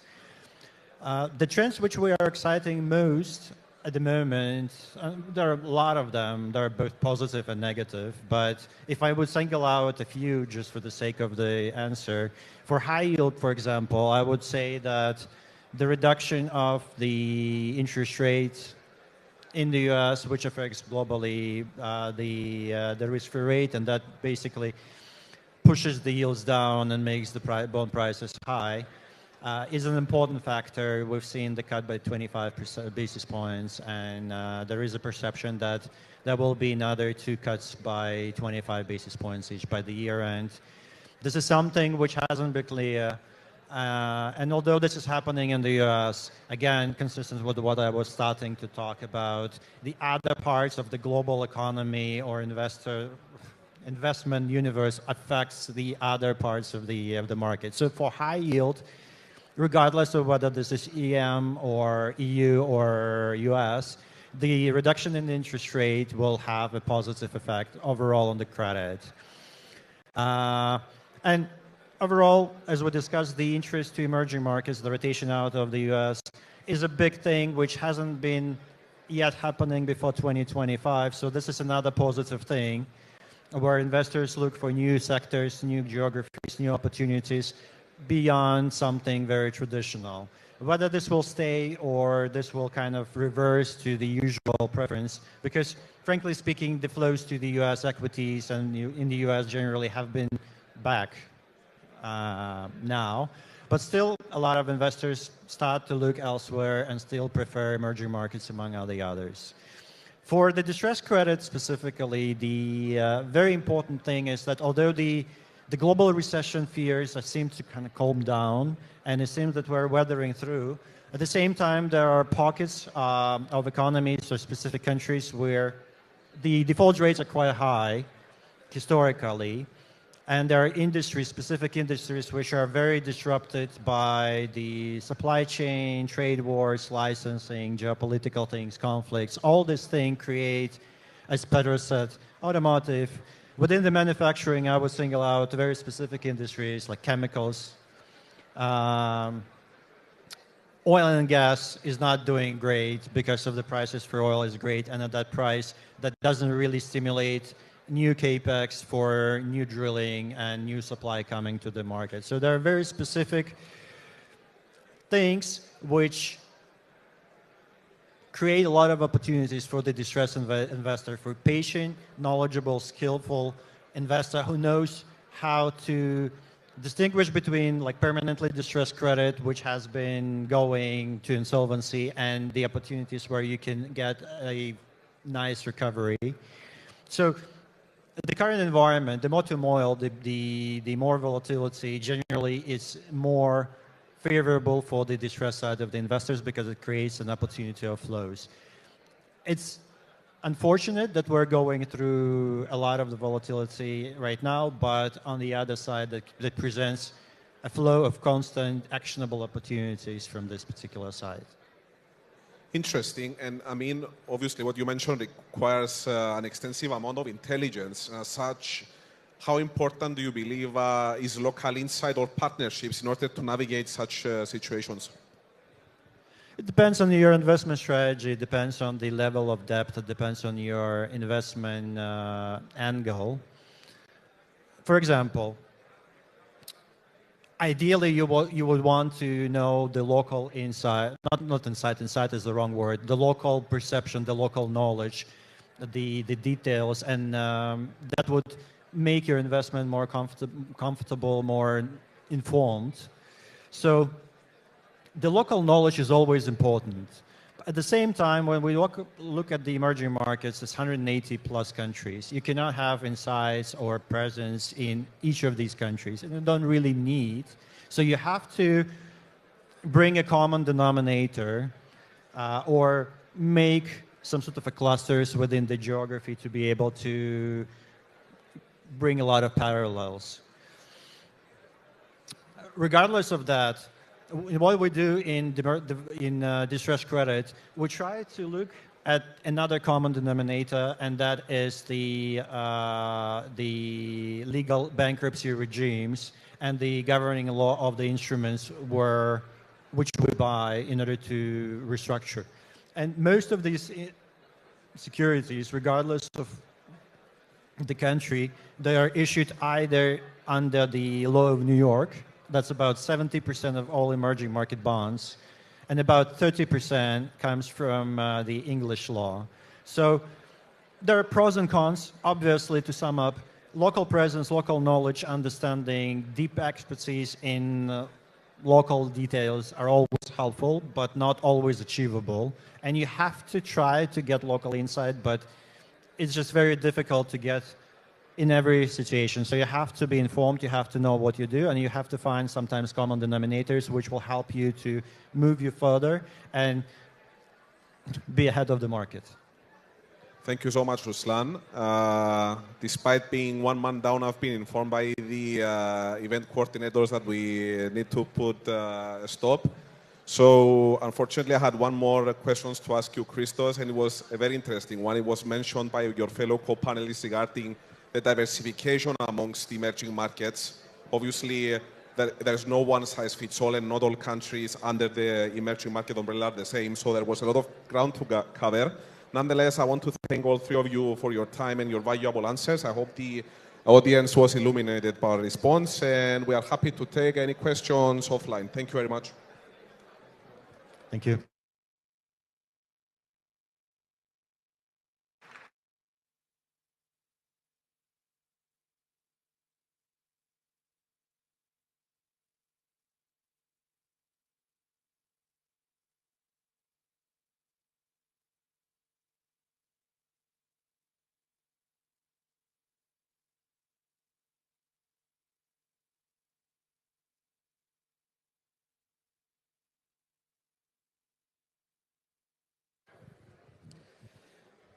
Thank you. Now, we'll be diving into a fascinating and timely topic, challenges to the endorsement and adoption of cryptocurrencies by financial institutions.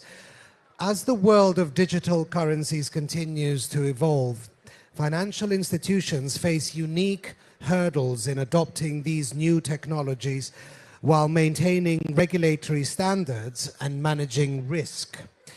To share insights on this complex issue, we're excited to welcome Naushad Kadun, AML CFT subject matter expert at ITX Compliance and former regulator at the FSC Mauritius. With his extensive experience in compliance and regulation, Naushad is well equipped to lead today's discussion. Please join me in welcoming Naushad to the stage. Thank you.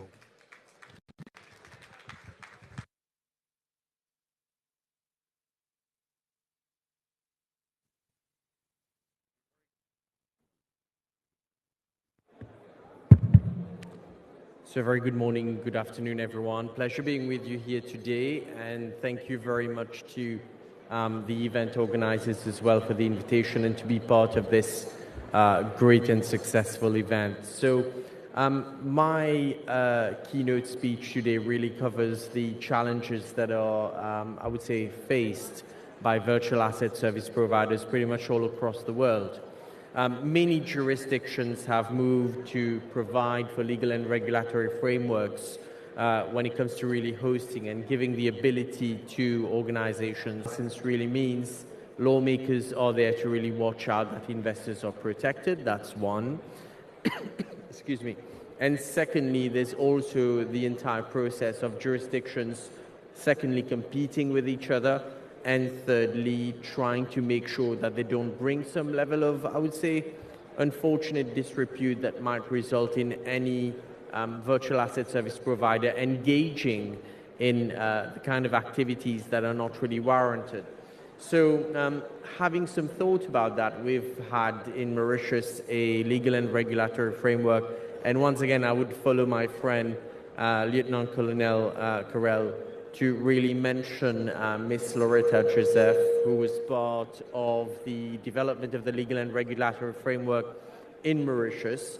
And since then, we've had the chance, I would say, to license a few virtual asset service providers.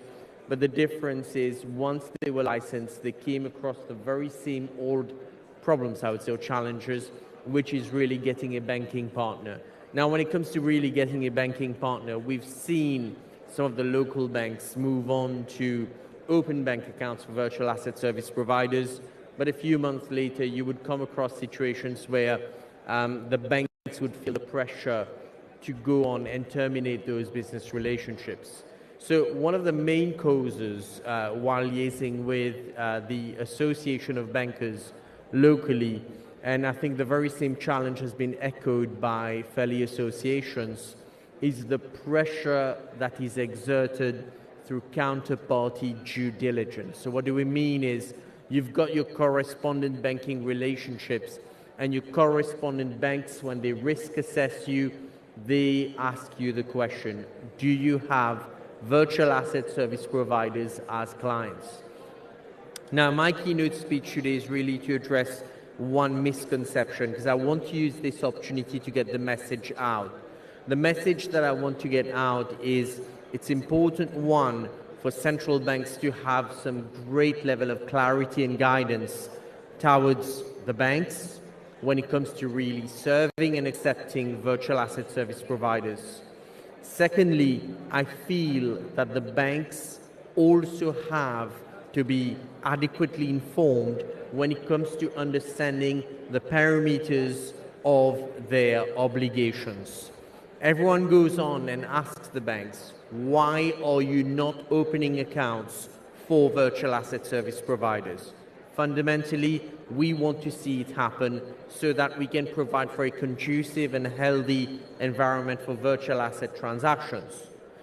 That's what everyone wishes for. But the difference is that the banks are just focused not on sectoral development. The banks are focused on what would their regulators and the central banks say. So that's why we need to have some level of clarity in terms of what are our obligations. I have observed the biggest misconception really lies in banks believing that they need to have clarity, transparency, and visibility on the transactions of a virtual asset service provider.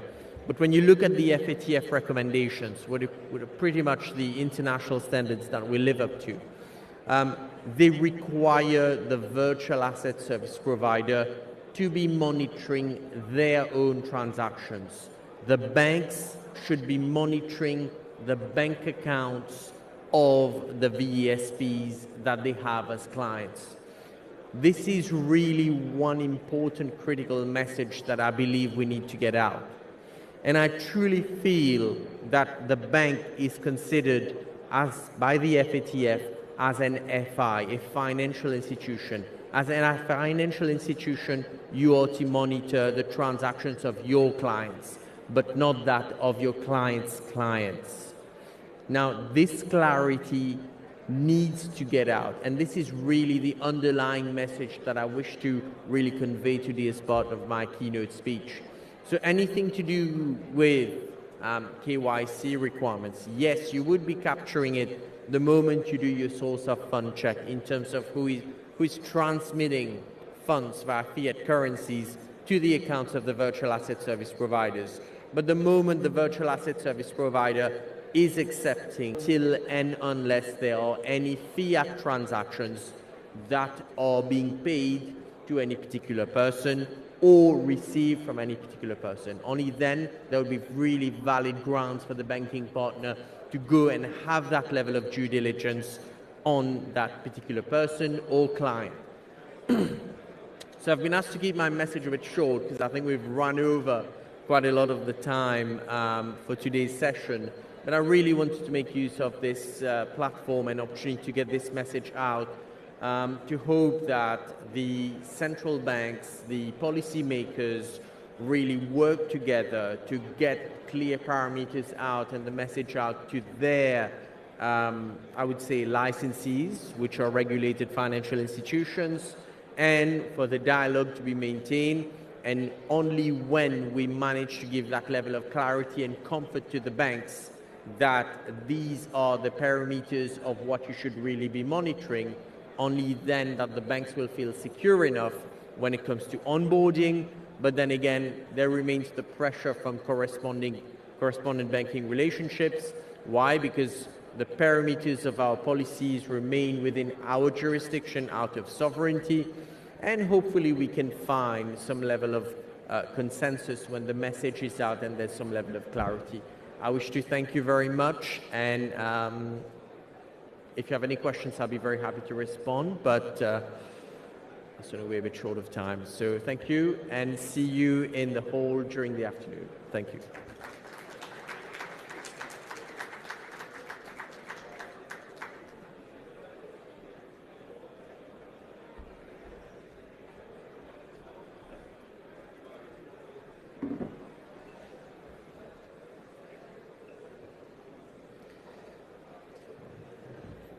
Next, we explore Digital Assets 2030, the full integration of crypto finance and the real world. This panel will discuss how digital assets will blend with traditional finance by 2030, highlighting key opportunities and challenges. Moderating today's discussion is Savas Agathangelu, board member at KPMG Cyprus. Our panelists include Loretta Joseph, chair of IDAXA and consultant at FSC Jamaica, Karen Burrell, executive director at FSC Jamaica, Samuela Davidova, representative of Liberland, and Andrei Neyman, CEO of Magic Square. Please join me in welcoming Savas and the panelists to the stage.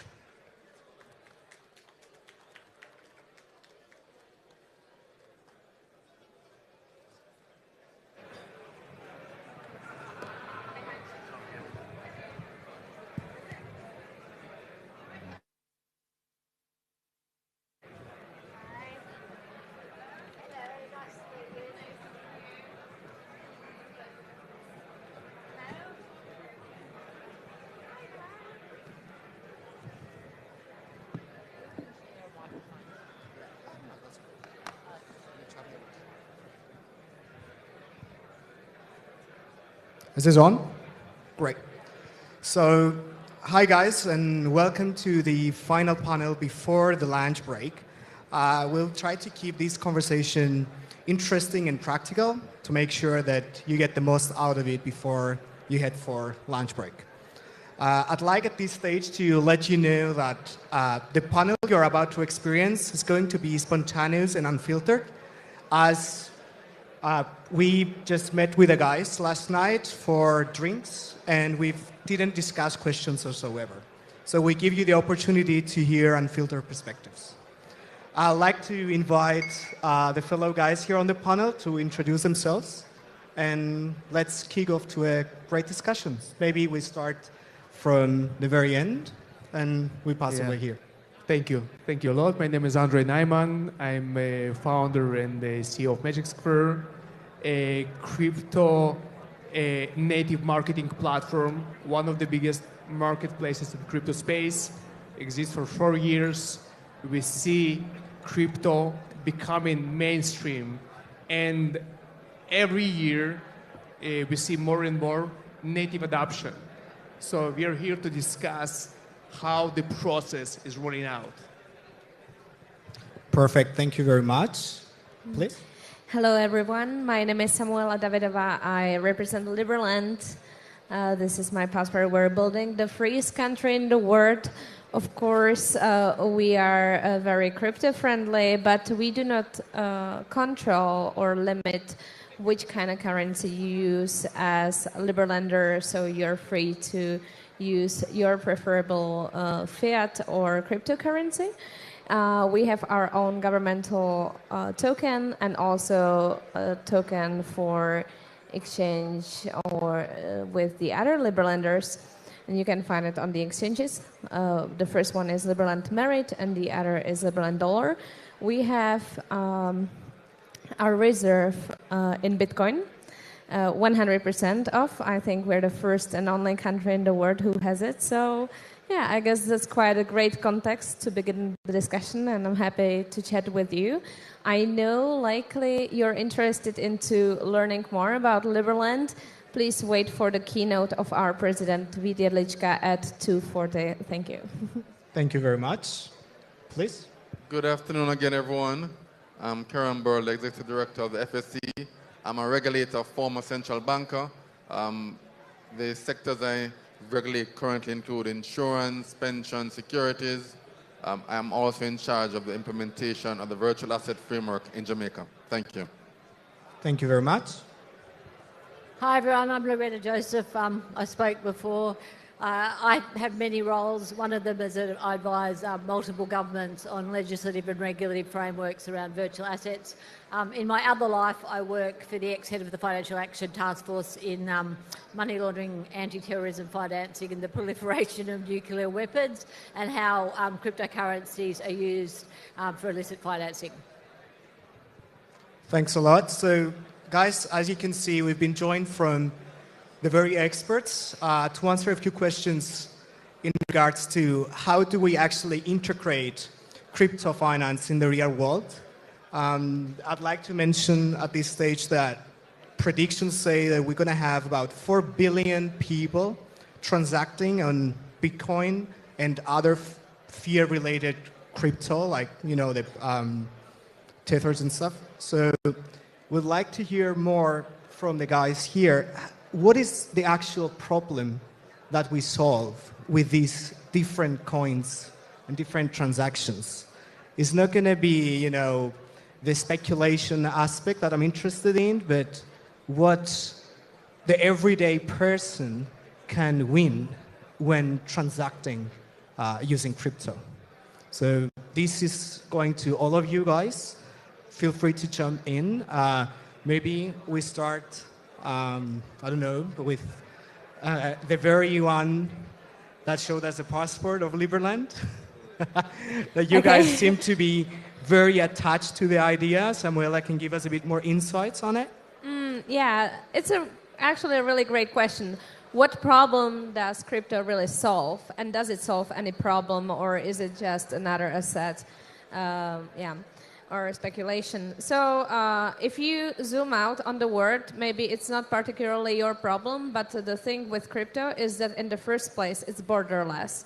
So people are not restricted to use, as I mentioned, we do not restrict our liberal lenders to use some particular currency, but most countries do it. Why? Because they have a central bank and they have the ownership over how much money inflow will be there. And they don't really want people to diversify that, right? So yeah, of course you can exchange other fiat, you can have USD, but the central bank of your country likely won't like it. And so this also touches the policies of some countries. I believe that there may be some restrictive countries in Africa or in Central Asia. Some countries are more open to it because they understand that with that also comes more money inflow as the effect of more investment interest and stuff. So there can be actually diversified opportunities. But considering the individual freedom, so in the first place, you're free to use some asset and exchange value you created by your work. You get some money or any value in return, right? And you can choose whether that be fiat or whether that be crypto. And then you're free to transfer that abroad. Because, for example, some African countries are restricting, there's a strict transfer limit on how much money you can get out of the country. So it actually limits your opportunities, say, if you want to move abroad, if you want to travel. So you cannot even physically do it because you cannot transfer money abroad. Say, if the cap be like $400, you cannot really do much. And say if you want to apply for a visa abroad, say in the EU, so you cannot have any monetary exchanges, any transfers, any movements. So I believe that it actually, in the first place, brings great freedom to the individuals. And with freedom comes opportunities and also responsibilities. Yeah. Very good approach. I'd like now to move on to a different part of the world. Let's go back to Israel. What Andrei's take is on that? Like, what is the real problem for the everyday people? I mean, probably in this conference, there is people from both worlds, let's say. So there's people that they invest in crypto or they speculate on it, and then there's people that they are wondering, how can this become part of our daily lives? So let's talk about inclusion. We have 2 billion unbanked people in the world. So what you just mentioned, we want these people to be their own bank. They can be their own bank. They can hold crypto in any phone, and they don't need any process with any institution to hold crypto, send, get paid instantly. Yeah, so inclusion is very important as a part of crypto economy. The second part that's important for everyone here is liquidity. So traditionally, most of the assets in the world, they're not liquid. Your houses are not liquid. Most of the funds are not liquid. And this is why we see tokenization that started to roll out big time. So we see a lot of companies in different parts of the world talking about tokenization. Tokenization of funds, tokenization of real estate, and this is called real-world asset. Real-world asset in crypto, it means that we are putting the old illiquid assets on the crypto rails. And we are giving a new life. Why liquidity is matter? Because first of all, you're not locked anymore. For example, as an investor in a fund, you're locked for 5 to 7 years. When the fund becomes liquid, you can trade your position, so you can terminate it any time. If your real estate is liquid, it means that you can trade it without headache that involved with all the bureaucracy around. So for me, inclusion and liquidity, these are the biggest things beside the borderless thing and ownership and proof of ownership. But these two things, and generally we will see up to 2030 that most of the illiquid assets or barely liquid, they're started to move to this direction. Today, all the exchanges, NASDAQ, NICE, and all the big guys talking about liquidity, crypto liquidity, they want to trade 24/7 because today those companies, crypto exchanges that open 365 days a year, they're taking their money, they're taking their jobs, and they want to get it back. So we will see a big fight for liquidity.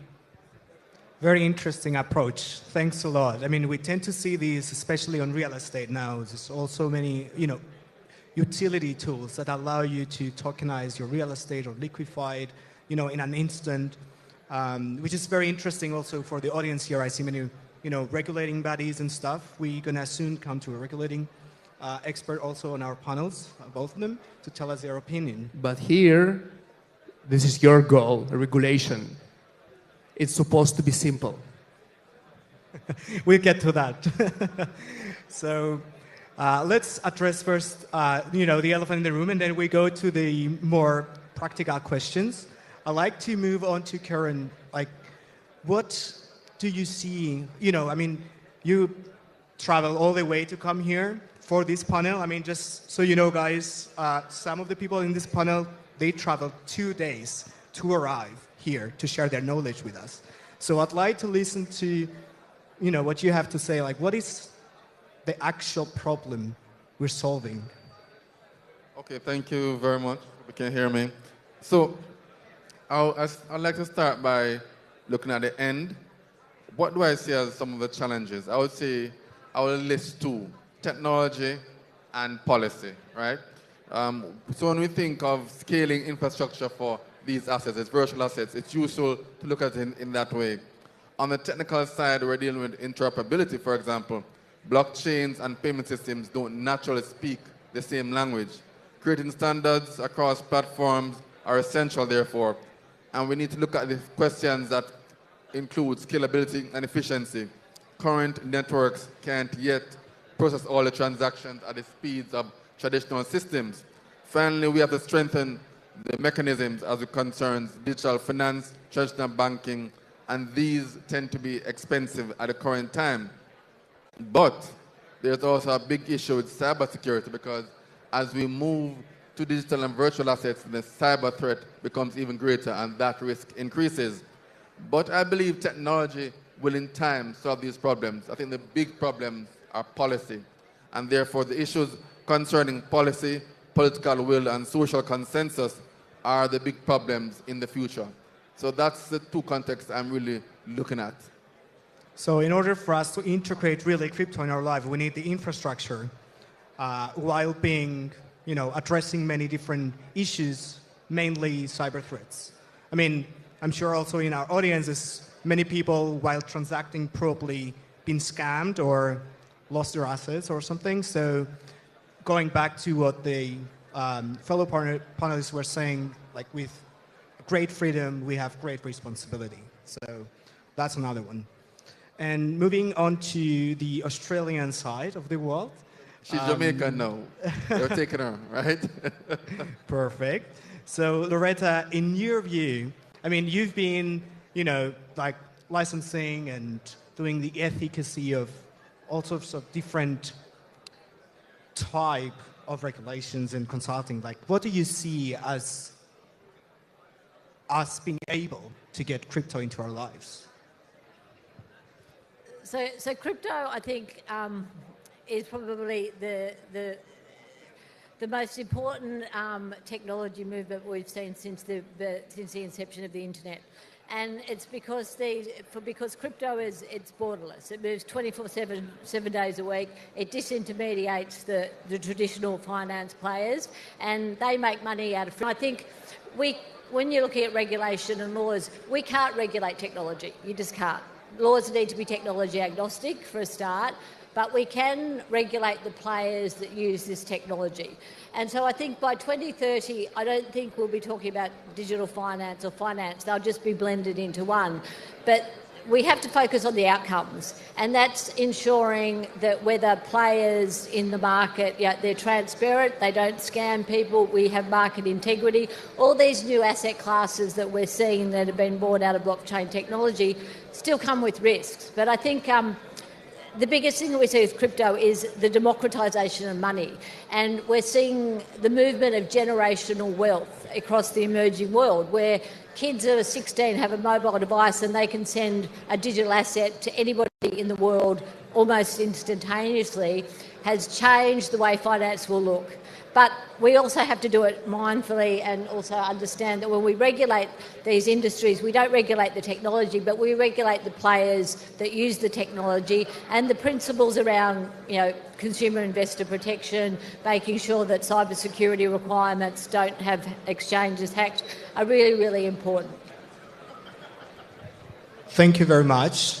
Well, now, this is not part of what I actually planned, guys, for you, but we talked about regulation and technology and allowing, these integration into our life. There's the very questions. Can we actually regulate technology, or is this impossible? Like, what do you guys think? Let's start with Andre. On a PhD level. Yeah, so it's not about regulation of technology. It's regulation of money movement. Because when you're trying to regulate technology, it's almost impossible. But to regulate the entities that involved in process of money movement, you must do it. This is part of their obligation to protect, at the end of the day, all the involved parties. It's about protection. Do we have innovation? This regulation, as you've mentioned, you want simple regulation. So what does that mean in terms of... Simple? It means that it's clear and doable. At the end of the day, you can't stop technology. It will come anyway. So once you understand it's unstoppable, you don't need to create barriers. You need to protect, to do it smart. And I think the biggest challenge of regulators is to close the gap, since the industry is evolving very fast on a daily basis. So they need to keep the pace and regulate the process. So they need to bring qualified person that will do the job, and the regulation at the end of the day, it's supposed to come as fast as possible. Because when the space is unclear and most of the institutions deciding to do nothing, they're not acting because there's no proper regulation. There's no clear regulation, like MiCA in Europe. And at the end of the day, we want regulation to be all around, so you can act safely without the risk for doing something wrong. So technically, we need regulation to protect the users that are going to be using this, like the everyday person. So maybe Samuel can enlighten us a little more on that, like how Liberland managed to get to this stage and also win the trust of all these people. Yeah, honestly, I think that the government creating regulation in order and telling you that it's for safety, it's sort of like illusion, so that you would feel like there's an excuse, but it won't really solve any potential true problems.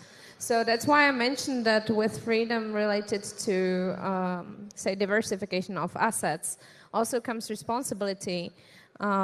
Say, if you have Bitcoin on your cold wallet, you're 100% responsible. If you are using exchanges, that may provide you a better UX, but also, like, it's not really yours. And from the other side, it can feel like, oh, well, there's always someone to blame in case something happens. I believe that the government shouldn't be a babysitter to people. I think we're adults. And creating a framework, like regulatory framework for how you can use your money, which you can invest in, what you can't invest in, how to do it, etc. I think we are able to figure out ourselves. So Liberland's idea is to not to obstruct people with nonsense, and to let them be free and be responsible for their own actions and to initiate their own actions. So we don't have and we don't plan to obstruct people from which currency they want to use. That's an interesting approach. I mean, however, I'd like to mention here that maybe the everyday John Doe doesn't know how to react or action, on all these different media information that is out there. I mean, I think we can all agree, guys, if you go today on top stories on Google and you type crypto, each and every one of you will see different stories because your algorithm works in that direction.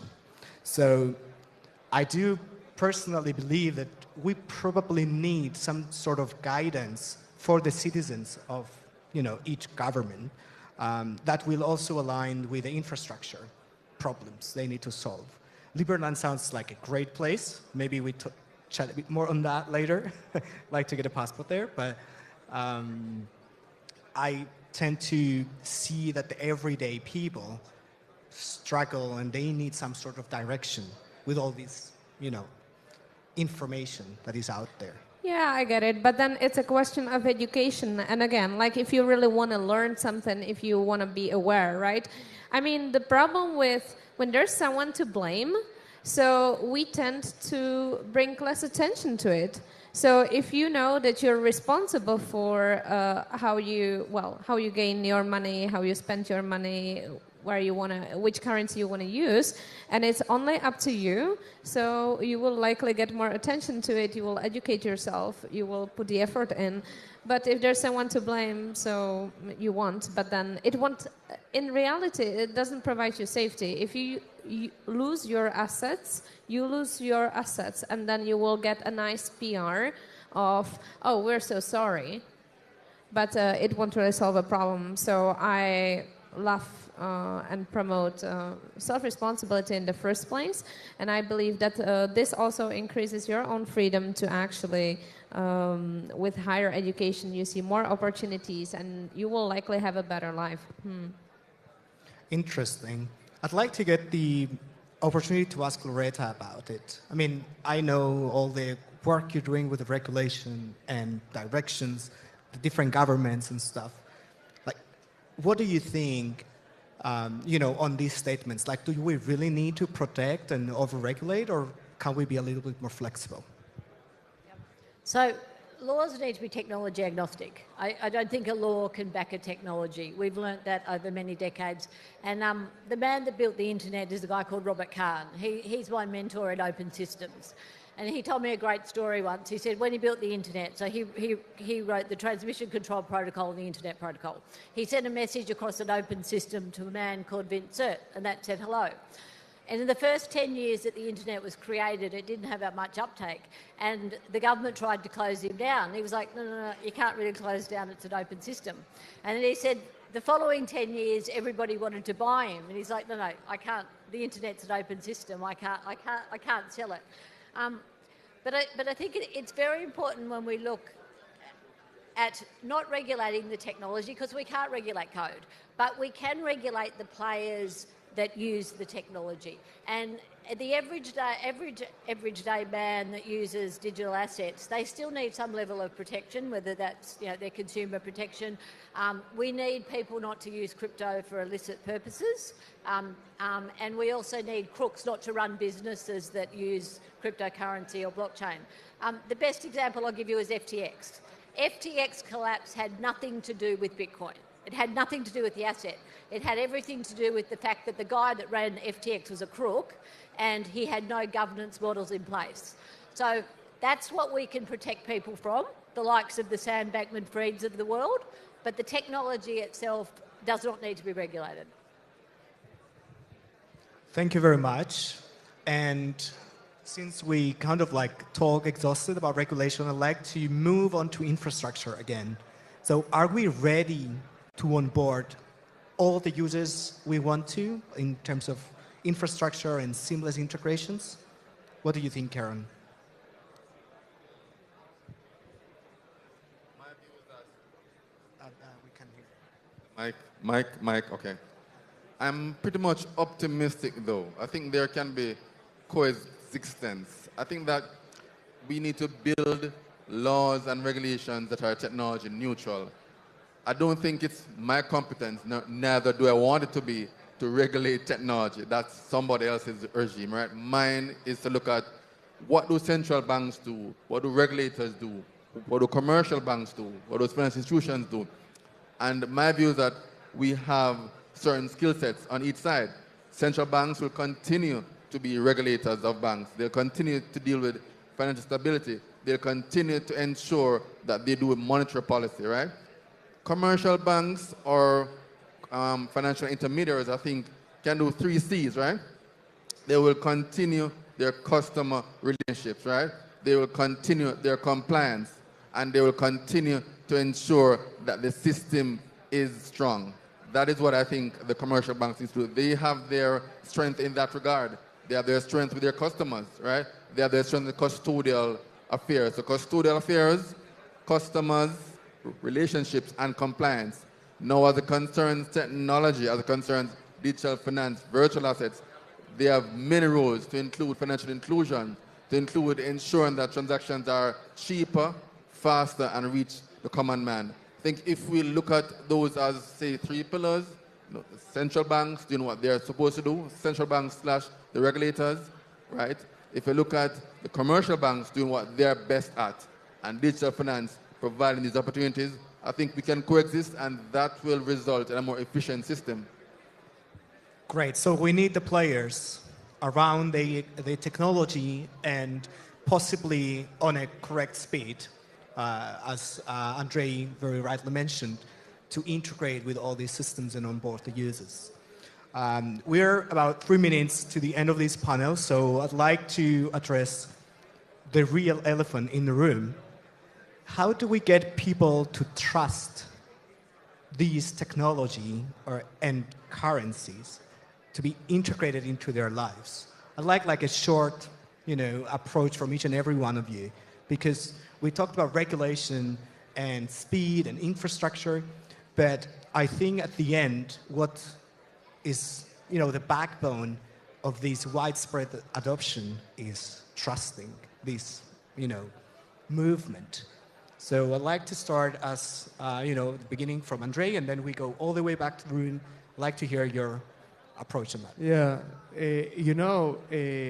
every innovation starts from startups that believes in the idea, and then the idea matures over time, and the average period of time that takes to any idea to mature is like 30 years.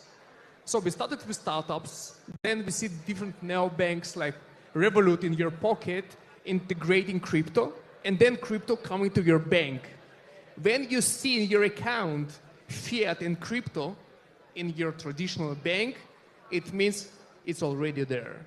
And the trust is there. But regulation, I don't agree about lack of regulation. Regulation is not for me, for a person. It's for the companies like AMI license. I need a crypto license for different entities that they're not stealing my money. Not me personally, of course. So when we'll see our crypto in our traditional banks, like Hellenic Bank or all the other banks in Cyprus, different banks all over the world, is there. So through trusted institutions, you're saying. We're kind of like borrowing the trust coming from the system. Yeah, you need to see to believe it. You need to see that the bank, your bank, that you trust to take your mortgage, you trust to do all your payments, and you see crypto in your bank, it means you trust it because your bank trusts it. Interesting. Samuela? I'm not here to impose my standard on others, so if you don't want to use crypto, that's fine with me. How to make people trust more? I believe, again, into rather individual self-responsibility. So I believe into, say, having cold wallet rather than handing over responsibility for my assets to the institutions. But I understand, I believe this is a good approach for regular users who are more conservative and want to have this kind of institution there. So yeah, you're meaning like 95% of this world. I'm just boring, it's fine. Yeah, okay, let's continue this conversation over the lunch. So please, a quick sentence and then we closing. I think we gain trust in drops, but to lose it in buckets.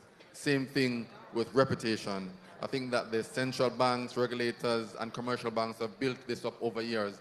I think if the players can collaborate and cooperate, and there's interoperability, I think that will help to push the agenda of ensuring that, well, we can't ensure, but increasing trust and the reputation of a system.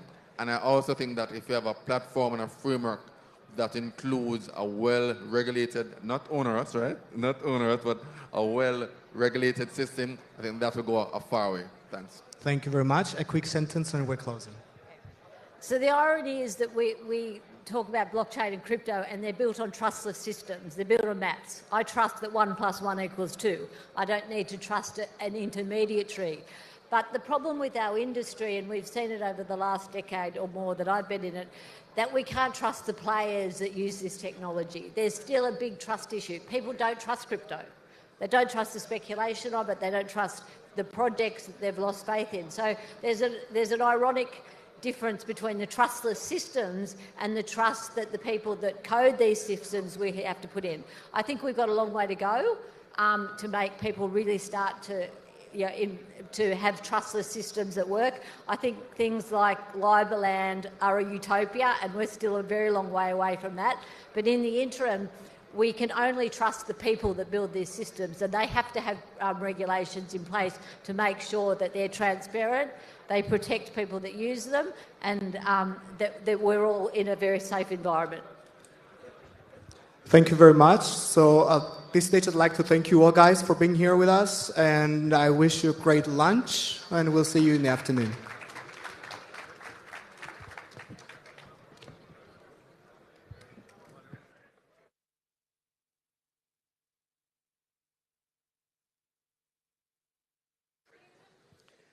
A big thank you to all our speakers and presenters for their insightful sessions so far.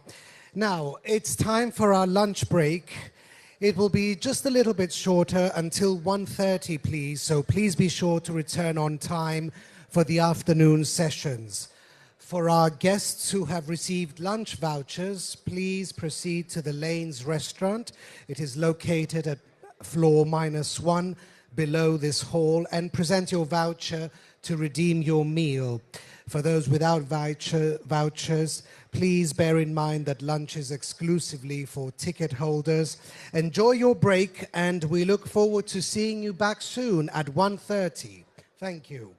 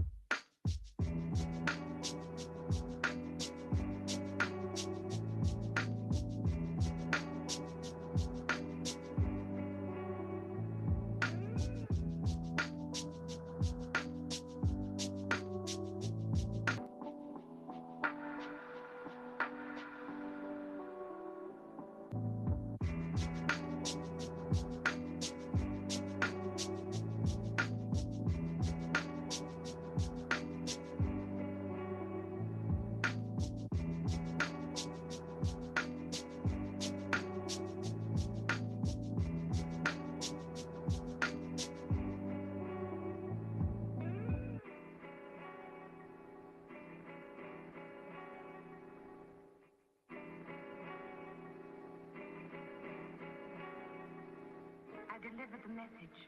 Now what? Now let's check the second message. Ready? Mom, the doctor's deodorant discovery now contains M3. God send M3 to stop motion 24 hours a day.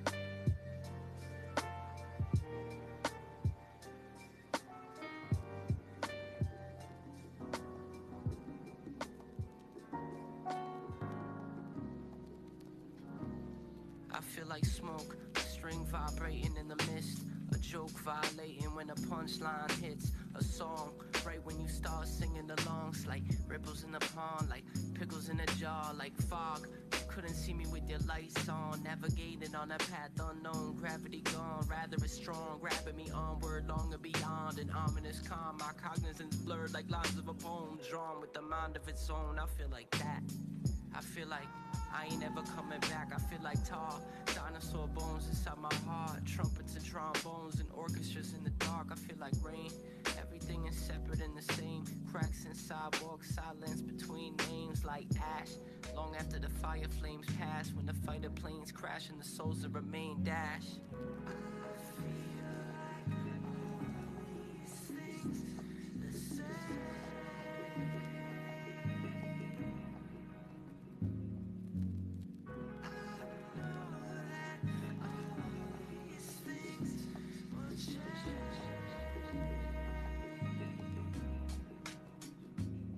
I feel light, like plastic bag flying through the night, despite weight over eyelids and sci-fi sights, like a tyke introduced to sugar-induced spikes past his bedtime, contradicting parental advice. Like I is a word that is blurred in its meaning, and why is never heard, like the world's intervening. I like a rhyme with the reason, even if the saying says otherwise. I feel like dust, connected by a static that I trust.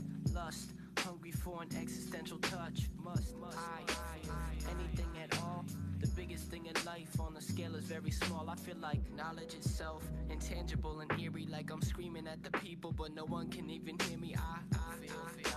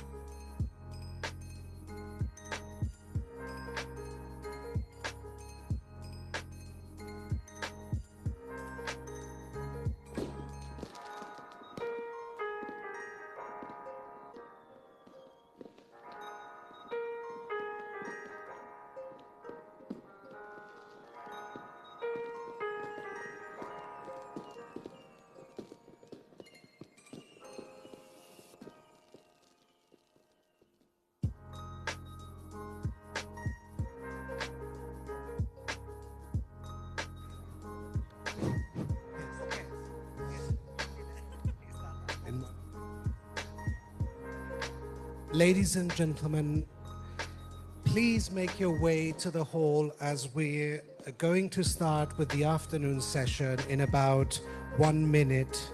Thank you very much.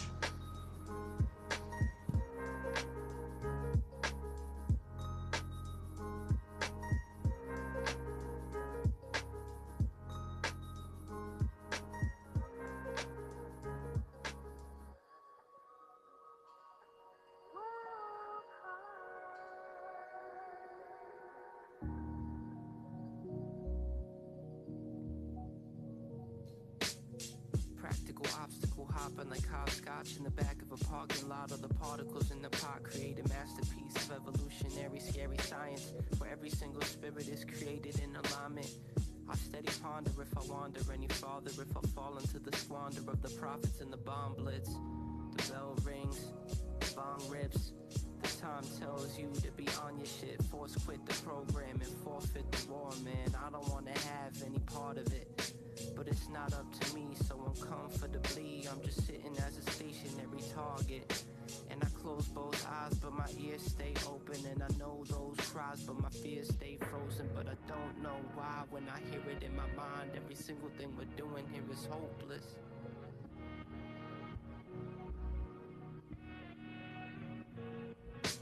I keep the news off, it's all negative, but it'll find its way back through the cracks in the penmanship. Mindless chatter, I get madder like it matters. Brighter passion, I imagine. Two sides to every coin, but a human has never-ending sides. Are we living in the Truman Show? Are we doomed? If so, what do we do? And if it was up to you, would you stay or start moving? 3 W's appeared before the internet. WW3, is it imminent? Politicians are the ones who lack experience in real life situations. Really, that's some eerie shit. A bunch of old folks staring at some papers. Never had a psychedelic interaction with the nature to see that everything we see is all connected. Rather focus on their pockets in the office and agendas. No wonder they're out of touch. They just focus on the funds while the kids do drugs and get their hands on guns. They reprimand lost ones based on false pretenses and shoot down sons that are all defenseless. Then have the nerve to mention what they see as offensive and regulate the television screen with the censors. My consensus is that the government is senseless. The people have the power in their hands to finally end it, but the power shift is hourless, and it could take a lifetime to break down the cowardice that now appears as evident. This is my sentiment I'm reading. Regards, a highly sensitive sentient being.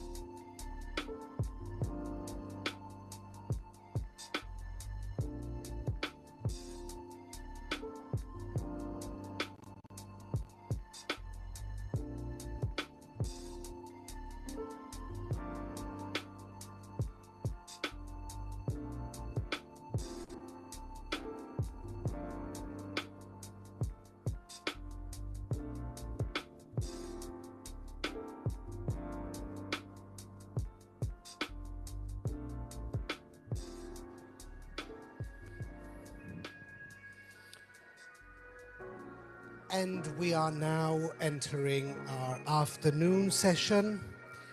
After our short lunch break, thank you to all those who are here on time. And we're going to start right away. We are now diving into a fascinating fireside chat session on foreign direct investment in tech as a driver for innovation and growth. FDI is a key driver in advancing technology and fostering economic growth. And today, we'll explore its role in shaping the future of the tech sector.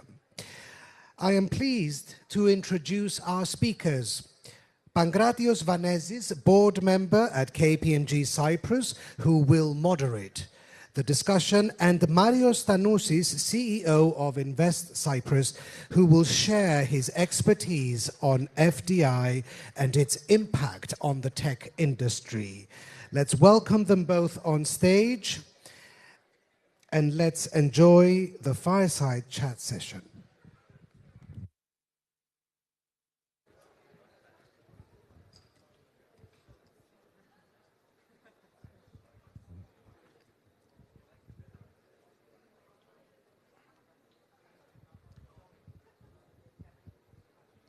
So good afternoon, everyone. Hope you all had a great lunch. I know Justin didn't exactly allow me to have mine, so to be honest, I'm extremely excited. Mario's is one of those rare gems that we see across the globe. He's a globe trotter. This is what I usually say about Mario's. He's everywhere. Everyone is talking about his endeavors across major emerging markets, and he's appearing on the news and media in the likes of India, which is extremely rare for a Cypriot government official to be appearing in the news in countries like India. So it's with great joy that we are having this discussion today. Maria, what a pleasure again. I know we are having a lot of chats offline, but if you would like to summarize with one sentence, what's the Cyprus tech FDI story in the recent 5 years within your tenure? I mean, especially for people that are not very much aware of what's happening, can we have a sort of a single line in terms of where we are?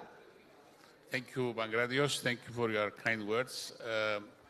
Definitely, with one sentence, I would say that Cyprus is pitching a lot above its weight, a lot more in terms of technology, innovation, and the tech cluster. That's amazing. That's amazing. I like the analogy. We are punching above our weight, which is great. I mean, what do you consider are the right ingredients to have technology and direct investment in technology happening in the island on the one hand, and what do you think it's the key primary developing factor for a country like Cyprus having a technology sector up and running and really vibrant? Yeah, this is definitely not something that happened just by accident or by a few instances that that stars were aligned. This has been a process where it started basically back in 2018, long before COVID, where the government has basically decided to see how we can help companies that are already established in Cyprus to grow and expand their operations here, to contribute to economic development and job creation, and at the same time bring know-how and innovation into the country. So what we did, we went and asked most of the companies that were here, what do they need to grow, and most of them, they came back with a response of talent, talent, talent. So for the tech companies that were here then, 2018, talent was the single most important criterion that was needed to be available for them to be able to increase their operations and grow. We had a very good tax regime, which was providing incentives, and a good IP regime that was also very attractive to tech companies, intellectual property regime. There was ease of doing business, but we had a major issue with the talent. So we requested from these companies to provide us a list of professions in the IT industry where we would be able to see how we can get them into the country with a fast-track procedure. So if I remember well, there were 29 specific jobs from AI, cybersecurity, big data, and so forth. We took this list as Invest Cyprus to the Minister's Cabinet through the Minister of Energy, and we requested fast-track procedures for anybody coming into the country from non-European countries to be able to work in these companies. So in a few weeks later, the Council of Ministers passed this as a regulation where individuals, experts, talent in IT could work in Cyprus with fast-track procedures, getting the working permits maximum 4 weeks. And it was then the so-called Business Facilitation Unit working under the Ministry of Energy, which evolved now into a Business Support Center. So this was one very important, let's say, initiative that helped. At the same time, other measures were introduced by the government later, which enabled the reunification of family. It was easy to get the whole family in Cyprus. Also, for the spouse, for example, it was there was a provision to be able to work in Cyprus if the family was coming from non-European countries in Cyprus. So the plan of family unification and the children being here was also very helpful in getting the talents in these companies, which after some time we have been seeing this in practice. It enabled expansion, it enabled growth, and then we have started also seeing new companies, IT companies, coming into Cyprus and capitalizing on the advantages that we are offered by the government through this fast-track support mechanism. Mariamo, to be honest, I'm fascinated by this journey. And obviously, I totally agree that it doesn't happen overnight. I mean, do you think, I was reading on the Economist Intelligence Unit that there is a correlation between the amount of human talent and innovation. So does that mean that the foreign direct investment as a propeller for growth in technology does not necessarily come in terms of the euro invested at a single point in time, but we are more focused on how the talent is developed and maintained in a smaller market in an island like Cyprus?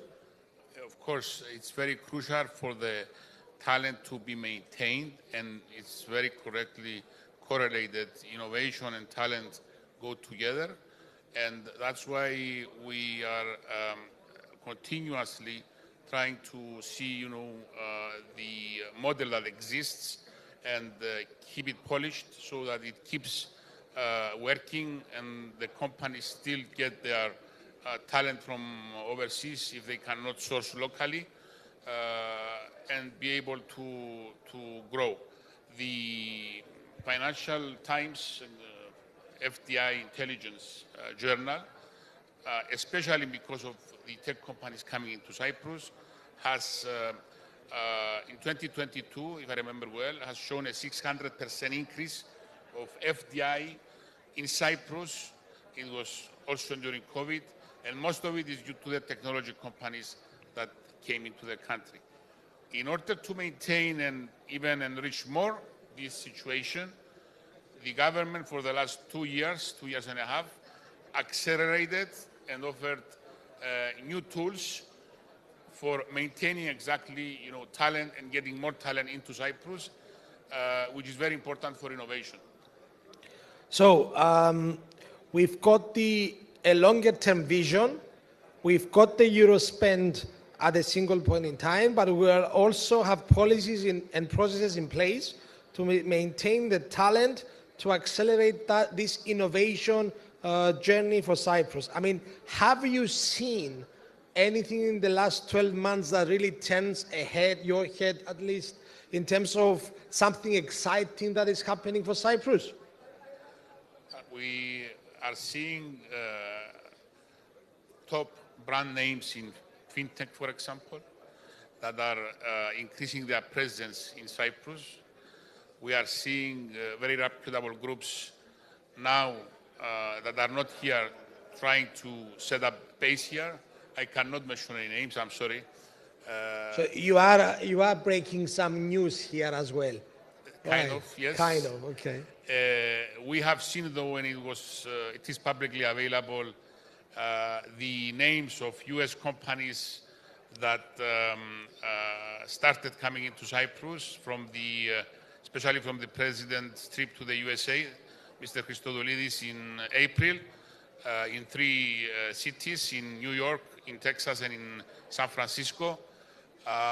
And following that, we have also new companies coming from India, which already some have established presence here, top names, international groups. Last week we were in India, which was again a great opportunity to have more opportunities open up for Indian companies that want to scale in Europe. So the trend continues and is continuing, I would say, with much growth, more growth than previously.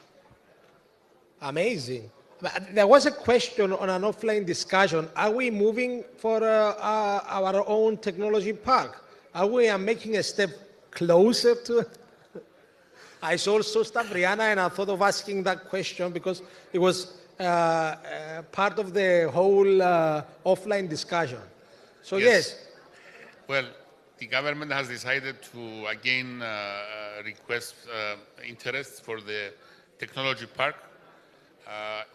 We know the story of the past, no need to repeat it. It remains to be seen, but from the discussions we had, it seems that there is some serious interest.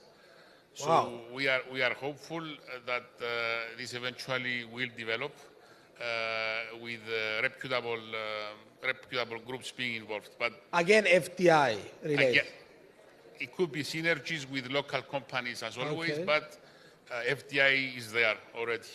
FDI interest is there already, and we are, let's say, hopeful and confident that this will. Okay, I mean, I'm noting it down.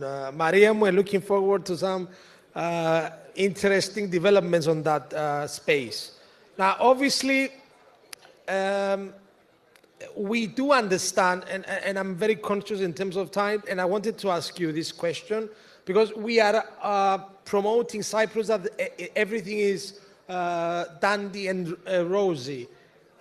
Every market has its friction. What do you think our biggest challenges and the things that we need to be working together in terms of providing solutions? Yes, definitely there is always room for improvement in any country, in any sector.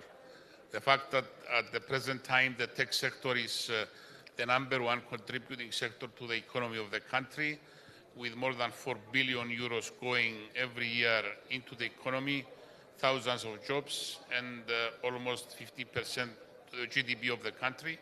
It's a big success already, but definitely we need to do more with red tape, bureaucracy, as exists in many countries. We need to streamline procedures more. We need to have the time to market being lessened, less time to market and licensing, especially when it comes to licensing. For Totally example, agree. EMIs, PIs, banks, whether it's under SAISEC or central bank or any other regulators, we need to make sure that this is streamlined. And generally, anything administrative needs to be polished so that we save time for the investors. And in this way, we also have more results and faster results for the companies, contributing also to the economy and more jobs created earlier. But just to highlight for those that may not be so much into it, Invest Cyprus works in parallel with the government and is not part of the government. Exactly. Invest Cyprus belongs to the government. Obviously, yes. It's the national investment organization for promoting and facilitating foreign investment. But we work closely with all the ministries. We don't have the ability to, let's say, have executive powers.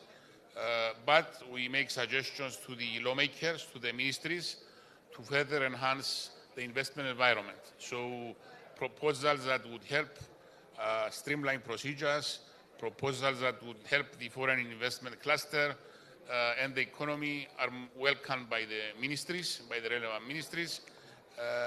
And this is what we do. It's part of our mandate. One part is the enhancement of the investment environment. And on that part, what would be a single policy change that, in your view, will help unlock the next wave of this investor flow in Cyprus? Well, a single policy change. One, or you can give me two. If we can change two or three at the same time, that would be great. But I mean, in terms of which one do you think will bring the biggest effect?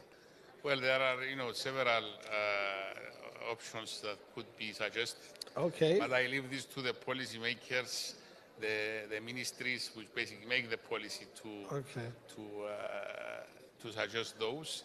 Definitely, from our side, we would like to see more connectivity in terms of the airline connections. So a policy that would further help the connectivity of Cyprus globally would be very helpful for the economy and for the investors. So I single this one as very important. I totally agree with you. I also single out the connectivity, the airline connectivity. We are a small island. We are at the crossroads of various continents. We should be able to reach destinations a lot faster and obviously make your life a lot easier. I see you traveling and it's taking a toll on you. I do see the benefits. And also, I need to highlight that it's refreshing that we see the government also doing a global journey in making sure that we attract foreign direct investment.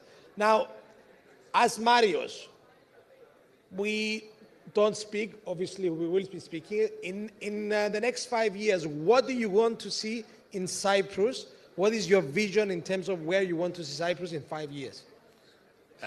Definitely, I would like to see Cyprus as a developed, modernized nation, which is on that way, by the way, where companies can be established, an enriched tech sector, but also other sectors could be enriched of the economy with foreign direct investment. A model nation where people, families, business people can enjoy. I think the lifestyle in Cyprus says a lot for those that are here. I would say enrichment and work on the right track, for the good of the country, for the good of Europe, for the good of the region, and for the good of the whole world. So Cyprus evolving as a regional hub, while at the same time maintaining this progress through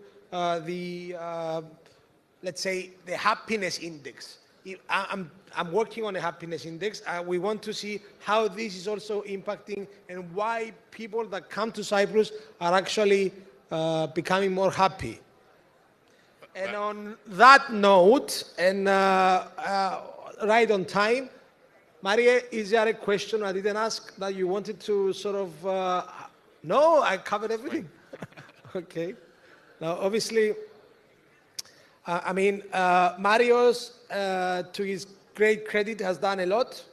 And it's not often that I praise people, but obviously hearing that, seeing posts that you are one of the most influential in terms of FDI globally and recognized, and you put us on the map, that's a great respect. Well done, Marios. Keep up the great work.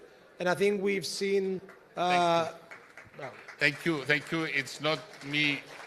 I know it's a team effort. It's a team effort. There are people behind you. I understand. It's a team at Invest Cyprus. It's different people from the ministries.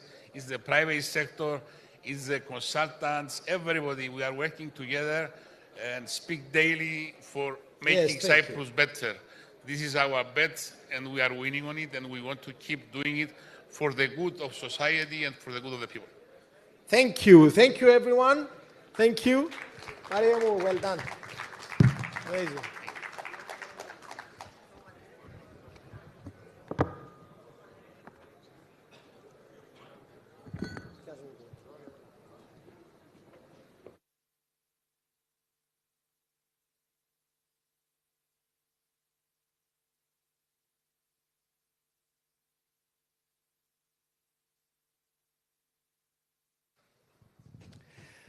Our next session tackles a vital topic: green bonds and climate funds. How can financial capital drive low carbon transformation?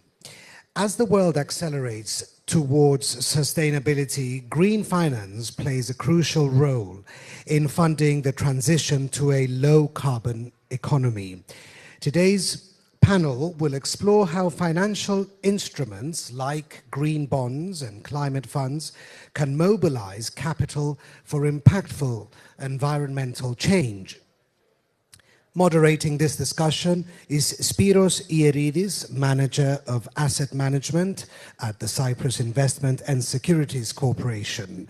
Joining him are four esteemed panelists: Cleopatra Gitti, INSEAD Certified Independent Director and Advisor to International Organizations and Governments; Stavriana Kofteros, Founder and Partner at W11 Ventures; Andreas Charidimou, COO of Mega Equity; and Ksenia Dimitrieva, International Business Developer at C-Bonds. Let's welcome Spiros and panelists to the stage.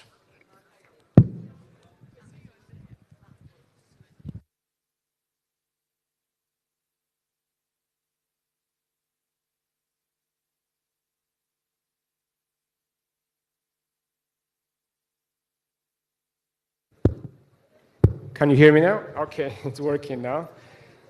So good afternoon, everyone, and thank you so much for joining us today. It's a pleasure to be here at Wiki Finance Expo. A very big thanks to the organizers for setting this up and inviting us to participate. I hope you all got to enjoy lunch today. How many of you had salad today, by the way? Can you please raise your hands? You know, it's that green thing on the buffet, yeah? A lot of people, yeah?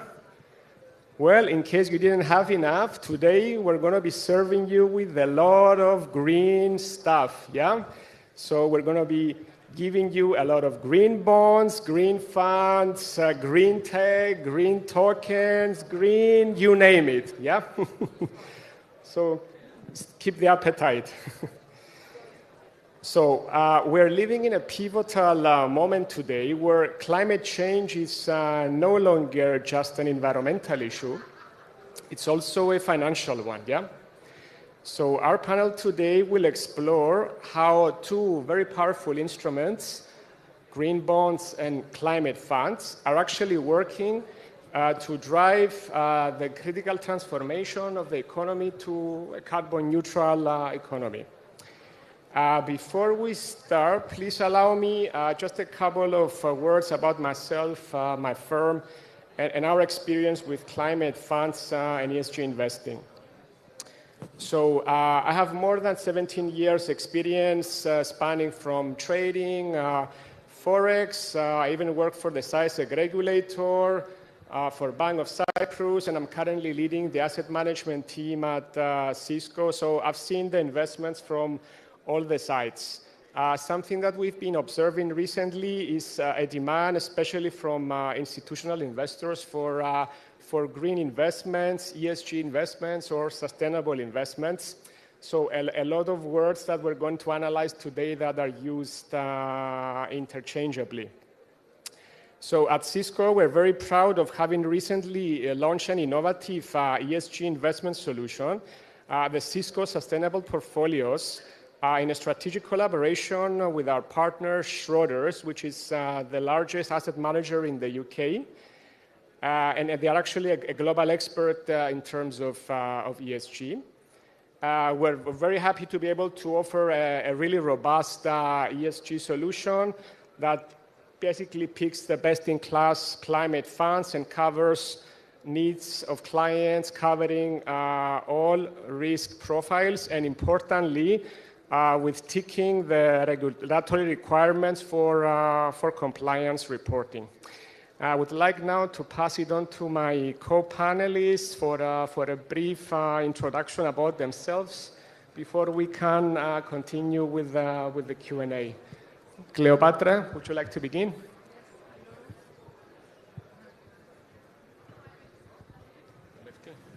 Hello. Well, welcome to all the people who flew from very far away to be here with us today. Thank you for joining us, and thank you, Spiros, for leading this panel. About myself, 15 years of governance experience, sort of board governance that looks at the stress assets on climate and why these are relevant to governing our businesses in a sustainable way, and what are the metrics that determine sustainable business. And 30 years experience in the advisory world across Europe, Middle East, Africa. It's a lot of experience. For governments and multinationals. So thank you for having me today. And now, Stavriana Gofteros for a brief introduction. Hi, not good morning anymore. Hi, everybody. Good afternoon. Pleasure to be with you. I'm looking forward to a very interesting discussion. I'm Stavriana Gofteros, founding partner of W11 Ventures as a growth and innovation advisory and venture friend. So we're in deep tech, and what we love doing is scaling deep tech companies, international deep tech companies, hopefully from Cyprus as well. Thank you so much, Stavriana. Andreas, would you like to give a brief intro? Yeah. Hi, everyone. First of all, I would like to thank the organizers for the invitation. I'm Andreas. I'm the Chief Operating Officer at Mega Equity. And we have recently been involved in the issuance of a green bond that has been listed in the Cypriot Stock Exchange. So we're ready to jump in the discussion as well. Thank you, Andreas. And now from Zenia Dimitreva, a short intro, please. Yeah, sure. Good afternoon, everyone. It's a great pleasure today to be here. My name is Ksenia Dmitrieva. I'm the international business developer at C-Bonds, and we operate as a data vendor. So that's why today I will show you some visualizations which are very helpful for those who are interested in green bonds, in the ESG sector in generally. So keep it up. Thank you so much and welcome to the panel. Cleopatra, if I could begin with you the Q&A. So earlier on I mentioned like a lot of terminology which maybe some of the audience are not very familiar with. Can you help us with providing some definitions, let's say with the basics of the title of the panel, let's say the green bonds and the climate fund. So basically, what are these and what is the combination, let's say, with the transition to a carbon neutral economy? Yes, thank you, Spiro. So green bonds are more than a financial instrument. It's another financial instrument, but with a promise to finance transition or transformation to climate-sensitive projects or missions. Structurally, they're like traditional bonds, but they with one key difference. Proceeds are earmarked for green projects. And this distinction has created what we call the greenium, which is it creates a strong demand for issuers to borrow at slightly lower rates, while investors make a significant measurable impact. And they benefit from the impact the green bonds create. But green bonds are not the only tool. Climate funds, whether mutual funds, ETFs, or private vehicles, pool capital into diversified green portfolios. So they complement green bonds by scaling participation from governments, institutional investors, and retail investors. So together, they are the twin engine of climate finance. So I'll stop here. But hello. Thank you so much for that. If I may ask a follow-up question on that. So you have a tremendous experience from working with boards and advising businesses on various aspects, strategy, and so on, including sustainability. Can you please mention so that the audience can understand why should actually some profit-making company care about sustainability And this transformation, the so-called, I mean, apart from being obviously a good citizen, which is nice to show, is there another actual tangible benefit for companies to go through this process? Well, there is no other way than do sustainable business because the planet is so stressed and we feel climate change. Everyone feels climate change. And we feel that resources are getting scarcer, whether it's water or supply chains get. So unless we learn how to create or generate our business in a different way, more climate-friendly way, it will not be profitable business. So there is only one way forward, which is using capital to transform our business. I wanted to talk a little bit about governance and why green bonds and climate funds enhance the creditworthiness of an organization or a business that decides to deploy it. I know Xenia will talk about data, which is a very important part of transparency. Important indeed, yeah. So I look forward to her presentation. But for markets, and especially for the audience that we have here today, governance, the transparency of the information, where the money will be raised, how it will be used, and for what return it will be used. Governance creates liquidity and transparency. For investors, it creates confidence, which is a very important part of the market.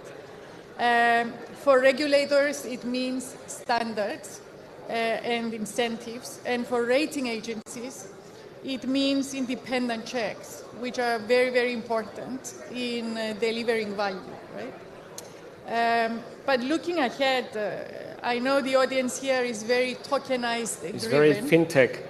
Very, very tokenized. Actually, hold that thought about the future. We're going to talk about it in a while. Okay. I'd like to go to Stavriana now, please, and ask Stavriana from your role as an advisor to deep tech venture capital funds, and also from your participation in various committees, for example, the Investment Jury Committee of the European Innovation Council for European Deep Tech Startups. Can you give us some insights from your experience to what extent such entities are actually directly implementing ESG projects or are undergoing a transformation towards sustainability? Obviously, my approach is going to be very biased and skewed, so I do have the venture capital It's okay. type of approach when we talk about that. Well, we have some facts. Facts being, or consider them conditions at least for Europe, right? It's the Green Deal as net zero, as zero carbon, etc. That creates costs for European businesses and anybody who wants to do business with the European Union, right? So we need to become competitive, though. In order to become competitive, we need to be able to invest in technologies or in funds that invest in technologies that create such competitiveness. So if we're talking about not just climate funds, but climate tech, energy tech, green tech, whatever you call it in the realm of tech, that equalizes that. And as a fund or an instrument, whether that's a green bond, is able to finance green projects in green tech that brings at least at par returns with conventional, then we're onto something, because it is what it is, right? There is net zero, we have the terms that we need to meet, and if we have companies that are stationed in Europe, then we still need to be competitive internationally, or if we hear what the politicians at European level are saying, we need to become a very competitive continent. To be able to achieve that, first of all, we need to make sure that we invest in tech and create sustainable companies, but not sustainable just in the terms of green or not green, because it's not about goody-goody, but sustainable in the terms of returns to shareholders with a long-term approach and not just a quarterly approach, hopefully. So that's the big bet for me. That's very interesting. Thank you. So basically, you're saying that sustainability can tick two boxes. In a sense, profitability for the company and make it more sustainable, and also competitiveness over the long term, yes? Absolutely, because everybody's human, right? And greed is always a subject of humans, and markets rarely regulate themselves. So you always have different incentives. So we need to make sure that these things align and they go hand in hand. So we'll make good while we're also creating wealth, because sustainability without creating wealth, not just for the funds, but for society, trickling down, then is not going to be sustainable in all the big essence of the word. Okay, thank you for that. Going now to Andreas. Andreas, I understand that you already mentioned it, that you were active in green bond insurance, and so I'm guessing you're quite experienced in this respect. So since you have this experience, can you share with us what are the most let's say important regulatory requirements when somebody is issuing or listing a new green bond onto the market?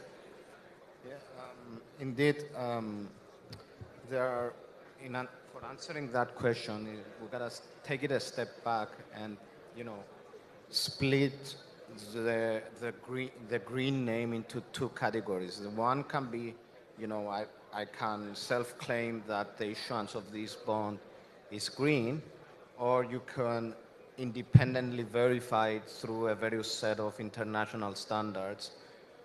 One very important being the Climate Bond Initiative, which is a non-profit organization that does that. It provides a set of standards to certify that your issuance follows, the Paris Agreement standards with regards to, being green and renewables. And there are some other standards within the initiative being, you need to third-party verify that, the issuance of that bond and that the proceeds that are being raised are directed to that project, and that project is indeed used for, green scope, being, renewables and you name it.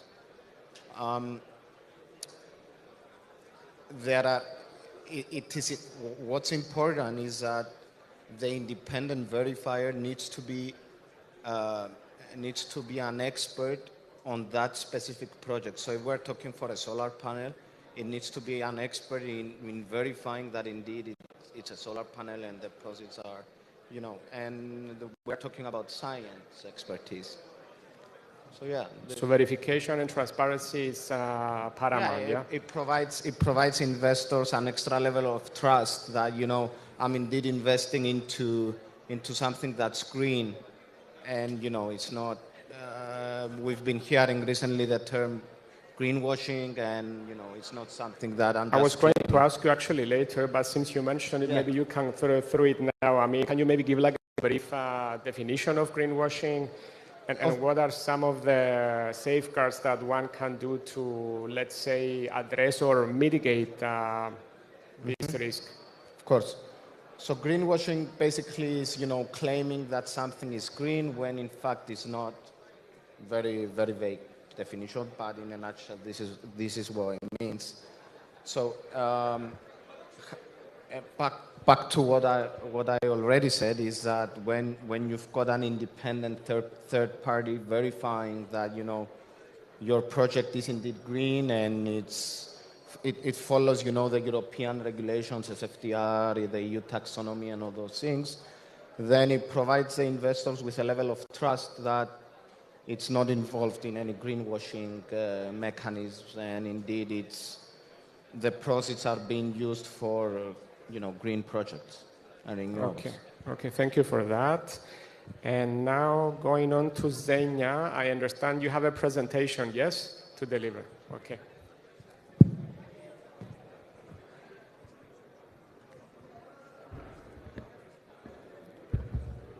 One, two, three. Yes, actually, Spiros, I have something to show to our audience today. So thank you so much, first of all, for your introduction. And good afternoon, everyone who are the fans of salads. Actually, me too. So, as the concluding speaker, I'd like to take a practical approach, let's say, and to summarize the key insights we've heard today. So, and to connect them also with the data that we provide, because C-Bonds is a global data vendor focused on bonds. So, today, together, these perspectives help us see not only where the green bond market is growing or facing challenges, but also how reliable data can guide smarter decision in financing the low carbon transition. So I will start from, let's say, a small analysis that was performed by my colleagues, actually. So green bonds have moved beyond being a novelty, right? So this year marks a historic peak in green bond issuance, as you can see. So with the primary sovereign placements leading in the surge, as again shown by C-bonds, as you can see here. So governments are increasingly adopting these assets as a mainstream borrowing tool, not, let's say, as an experiment. So, and this scaling up matters because sovereign and corporate issuers alike aligning their funding with climate goals, as you can see right now on the screen. So there are different regional trends. If we take, for example, Western and Eastern Europe, especially sovereign sector, then we will see that the most issuances fall in the 2-4% range, as shown on these videos, which we took actually from our bond screener tool, which you can see right now. So this we can see also that the Eastern Europe exhibits a wider spread, let's say, starting from around 2% and extending higher. So these patterns reveal not only where financial capital is driving the low carbon transition, but also the differences in investor opportunities and risk-return profiles across regions. So, as we also know, Eastern Europe in particular stands out as a hotspot where proceeds are tied directly to low carbon projects. So it's also interesting to know this, but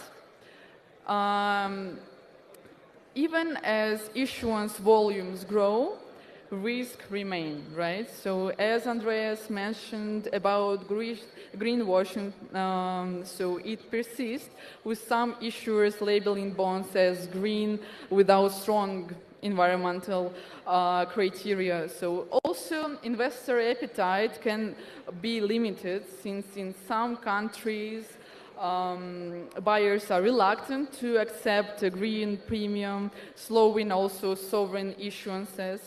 And overall, these developments show that while green bonds are increasingly mainstream, their success depends on credibility, transparency, and investor trust. So, for your information, here at C-Bonds, we also provide prospectuses, final terms, and covenants. So we analyze these prospectuses, post the covenants from them. So it also helps you to make the right decision when investing in ESG or green bonds. So, just as a conclusion, financial capital can speed up the low-carbon transition, but only when it is used carefully, transparently, and at scale. So, if we speak about green bonds separately, they are now an important part of climate finance, yet their impact depends on investor trust and clear. So, and actually, here is the great moment when platforms like C-Bonds make this possible by showing issuance trends, regional dynamics, yields, historical data, and so on, so that you as an investor, for example, could separate real impact from greenwashing. And in this landscape, when uncertainty is like a desert, we also perform as a green oasis, I would say. I like this comparison to salads, spirits. So right now you can see on the screen the latest research that our team prepared. It is only about ESG bonds, also like mentioning green bonds. I have it with me, so in case you'll be interested in seeing it, you can just come to me and we will have a look at it. And also, you can just scan the QR code to connect with me in LinkedIn via WhatsApp in case you'd like to try these tools on your own. We also have API solutions. You can see it on the banner on the right. So for those who are dealing with risk assessment here, it also could be very helpful for you to try. So thanks a lot. Thank you very much, Xenia, for a great presentation. Thank you. I note you mentioned two keywords, transparency and credibility as very important determinants of value. And since you mentioned this, can you maybe comment from your experience with working with various institutional clients? How can investors balance the so-called financial returns with the goals they have in investing in green bonds and sustainable investments in general within their investment portfolios? Yeah, actually, according to my experience, we have a lot of institutional clients, and it is very complicated to, let's say, meet these, like sustainability and financial goals. That's right. So, again, as from our perspective as a data vendor, here you can look for, let's say, bonds that both meet ESG criteria, like ESG ratings, for example, and the yields. So I would suggest using C-bonds, actually, the bond screener as well, where you can point it out. So that's it. Okay, thank you for that. Andreas, going back to you again, you also had a lot of experience with managing people's monies in private banking roles and in general. I would like to ask you, do you see a genuine appetite from within Cyprus or maybe from elsewhere? Maybe you have clients for investors actually asking for ESG instruments such as green bonds and climate funds? And if so, is it mostly institutional or is it the retail part as well? I want to start by saying, like a phrase, like trends change, especially investing trends change. There is demand for green bonds, and there was demand, especially before the recent elections in the US. Hold that thought about Trump. I'm going to ask about it later. Yeah. So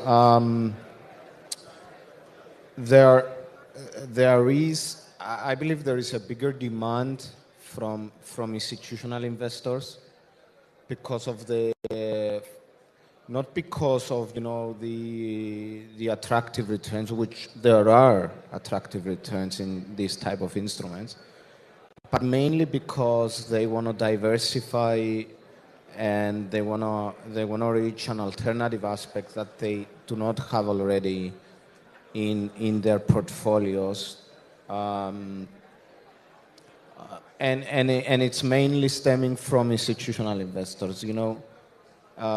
Retail investors need more literacy into this stuff we have been discussing at the panel. I agree with you, and if I can add also my 50 cents into this from my experience, you're right that we see the most drive from institutional clients, and I would say that most of them feel the sort of regulatory pressure that they need to actually deal with this, and so when they request a mandate, they make sure to include sustainability. But as time goes by, like you said, and they also see that it kind of makes sense from a returns perspective. It can catch up. Stavriana, turning to you again, I know you touched on this previously, but if I can ask, environmental, social, and governance factors, do you see this being considered from the companies that you're involved with as an actual value-adding component, or do they also feel like a pressure to tick the box, like we discussed now with Andreas, that it's something that they need to take into account, or is it a combination of both, or which one do you think is more important, commercial considerations, or let's say regulatory plus something which they feel is value-adding? I don't think that our pool of companies that we work with is very representative of the larger population of companies, in the sense that we do work actually with a renewable company, a vertical company, Green Energy Group here in Cyprus, and they're also developing a green accelerator that they're launching very soon, and they have a green fund. So they're very particular, they're very driven. Very specific, very driven. It's the core business, They right? believe in this. Yeah, they do believe in Okay. it. They live and breathe. It's the way they become sustainable by doing it. But it's changing, and we haven't caught up with it entirely, but there's green taxation coming, and that's going to affect every company, whether it's an SME, it's tech, non-tech, or whatever they're doing, because you're going to have higher interest rates to pay if you're not green enough, whatever green enough would mean, right? Nobody likes taxes. So it depends. But let's just say that at least in the deep tech world that we particularly work, there's a lot of, shall we say, true interest in green. That's very encouraging. But if you allow me to say, I mean, we talk about tech and we talk about AI, all right? It's kind of like the elephant in the room, because AI is horizontal and it's everywhere. And there's a lot of functionalities and a lot of savings to be gained by introducing AI, meeting climate tech, energy tech, etc. But to train the big models, the superscalers, you need massive amounts of power, and that means energy. And energy needs to be sustainable. So if it's not powered by solar or actually nuclear, which is clean, then we're not going to be able to power those data centers that are powering the big LLM. So everything kind of interconnects. Absolutely, great points. Thank you for that. Cleopatra, going back to you again, you discussed before the trust component created with sustainability and the governance. Can you tell us from your experience any challenges you have encountered with when you advise such firms during this transformation, and how maybe these have been resolved in practice? So a couple of points. The first has to do with companies understanding how green bonds or raising capital for green transformation fits into their capital structure. And I think that's a job for you and probably Andreas, right? For the investing part. Yes. I think consistency in how you collect data that are aligned to your project, that are aligned to your financial return on the investment is a big part, so consistency. And then it's all the due reporting. So how does the green reporting fit into the overall financial reporting, which is very important. It's not a standalone language. It needs to fit into the financial return to the investor, raising capital through green bonds or climate funds. So I think it's transparency. It's being clear of what is the delivery, what's the return to the investor, how you monitor it, and how it aligns. You need data, yeah?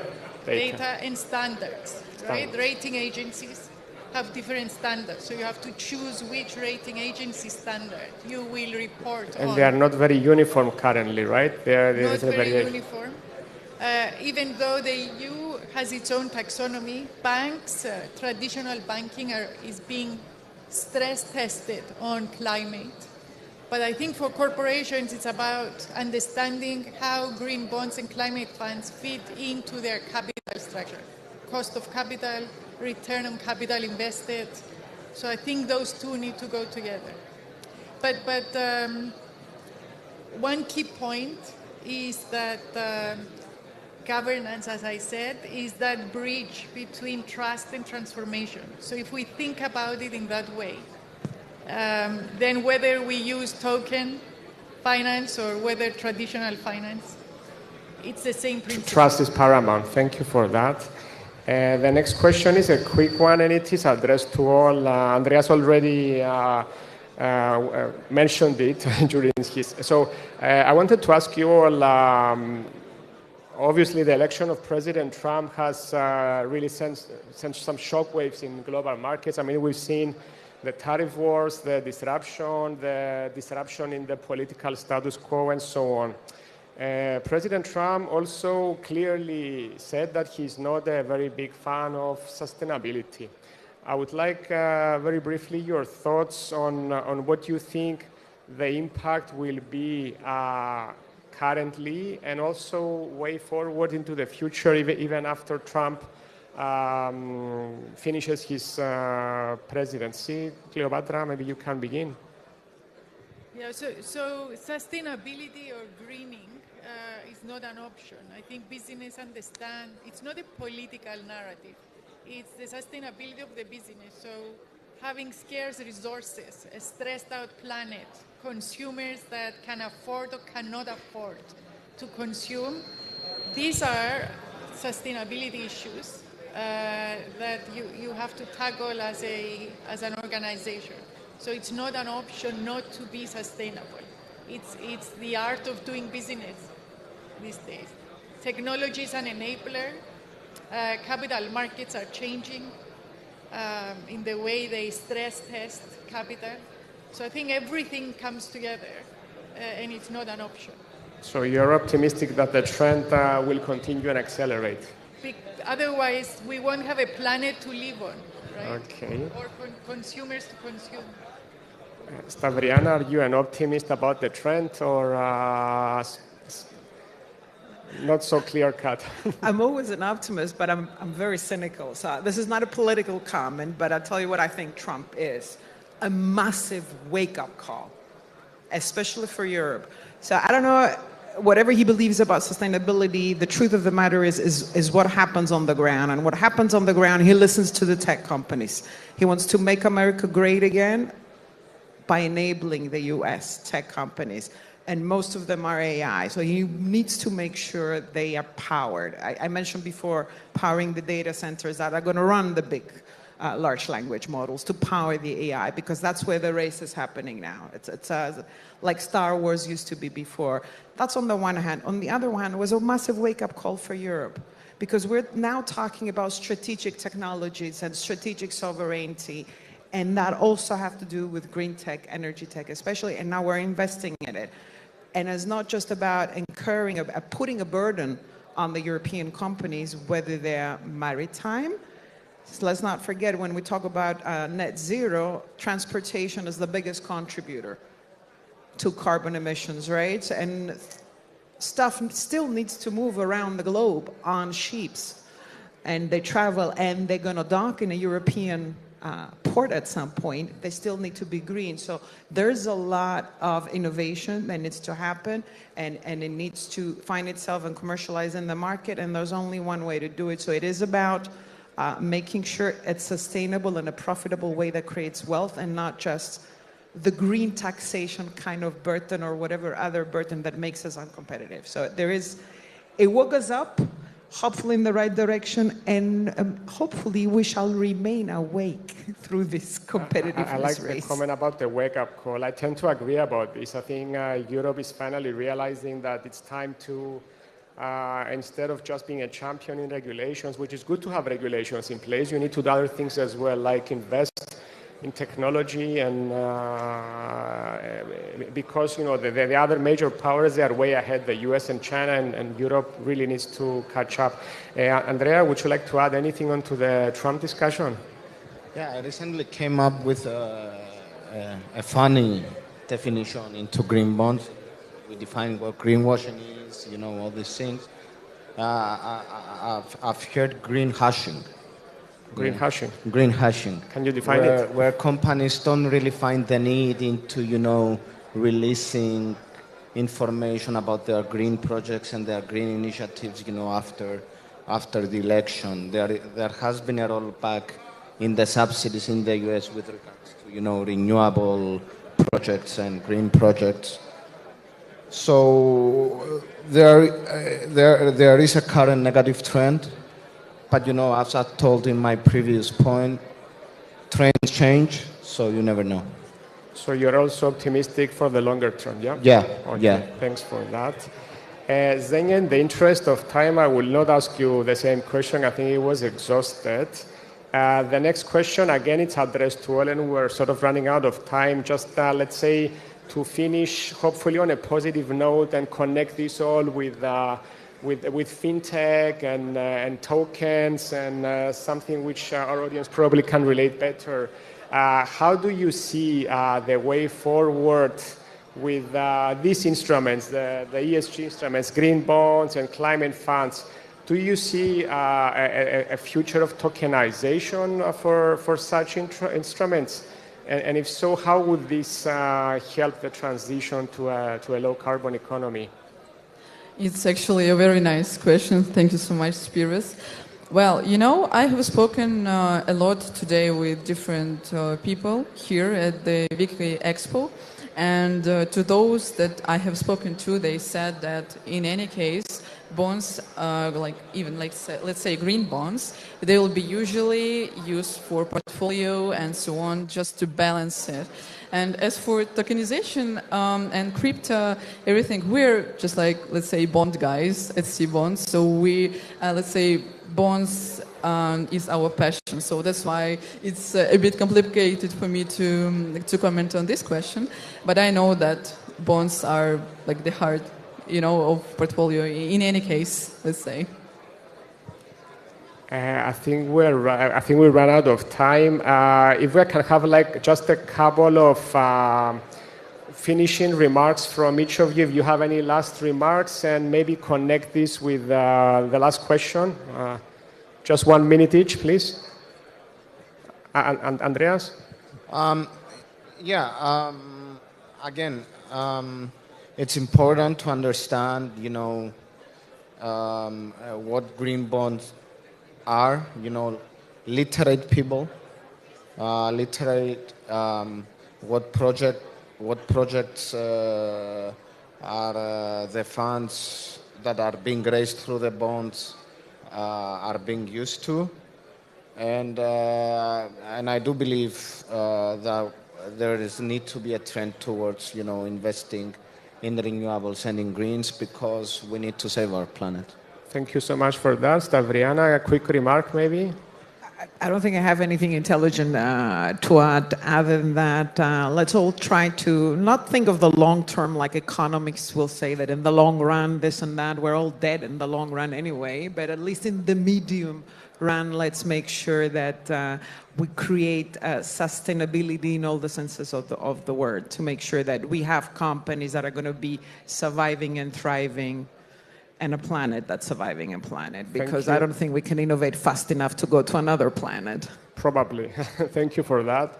Cleopatra, last words? Yeah, just that politics is changing, trade is changing, finance is changing. We see the traditional finance about to converge with digital finance, especially for this conference here.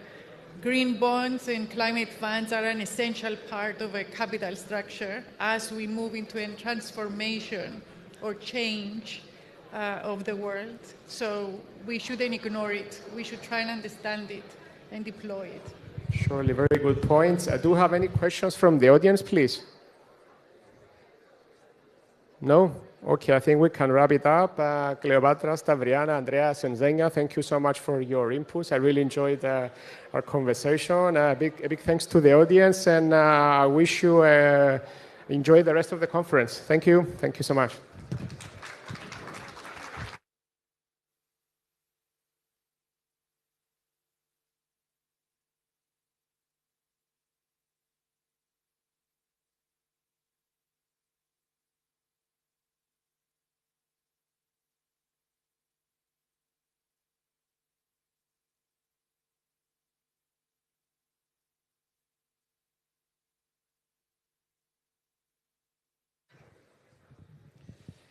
Thank you very much. Our next session explores one of the most transformative forces in finance today. How is artificial intelligence shaping the Cyprus fintech landscape? From predictive analytics and risk management to personalized financial services, AI is rapidly redefining how fintech operates, and Cyprus is becoming an active player in this evolution. Moderating this exciting discussion is Andreas Livadiotis, CEO of X-Valley Technologies Limited. Joining him on stage are our esteemed panelists, Andreas Spiridis, CFA, Head of Risk Advisory, Quantitative Risk at Grant Thornton, Cyprus, Nicolas Marcou, Head of AI Eclectic Consulting, and Volodymyr Zhukov, co-founder of IngestAI.io and venture partner at Network VC. Please join me in welcoming the panel to the stage. Thank you.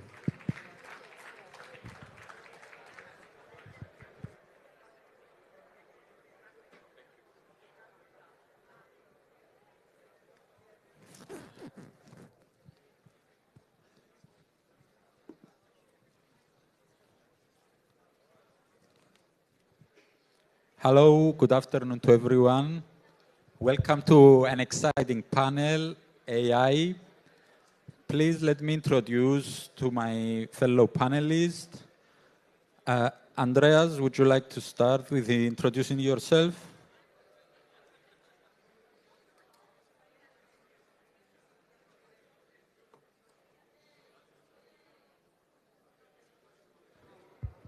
Hello. Hi.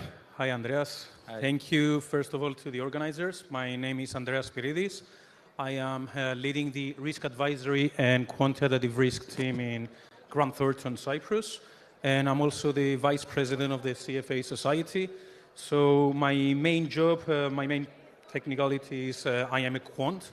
I help financial service providers measure their risk and mitigate it. Thank you. Instead of Mr. Dimitris Kouroudis, today we have Nicolas Marcou. Nicolas, would you like to introduce yourself, please? Yes, thank you. Hello, everyone. My name is Nicolas Marcou.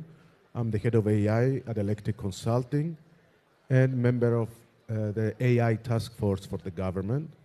My job is to help companies create their AI strategies and their implementation plan. Thank you, Nicolas. And the last one, Vladimir Zhukov. Would you like, please, to give us an introduction?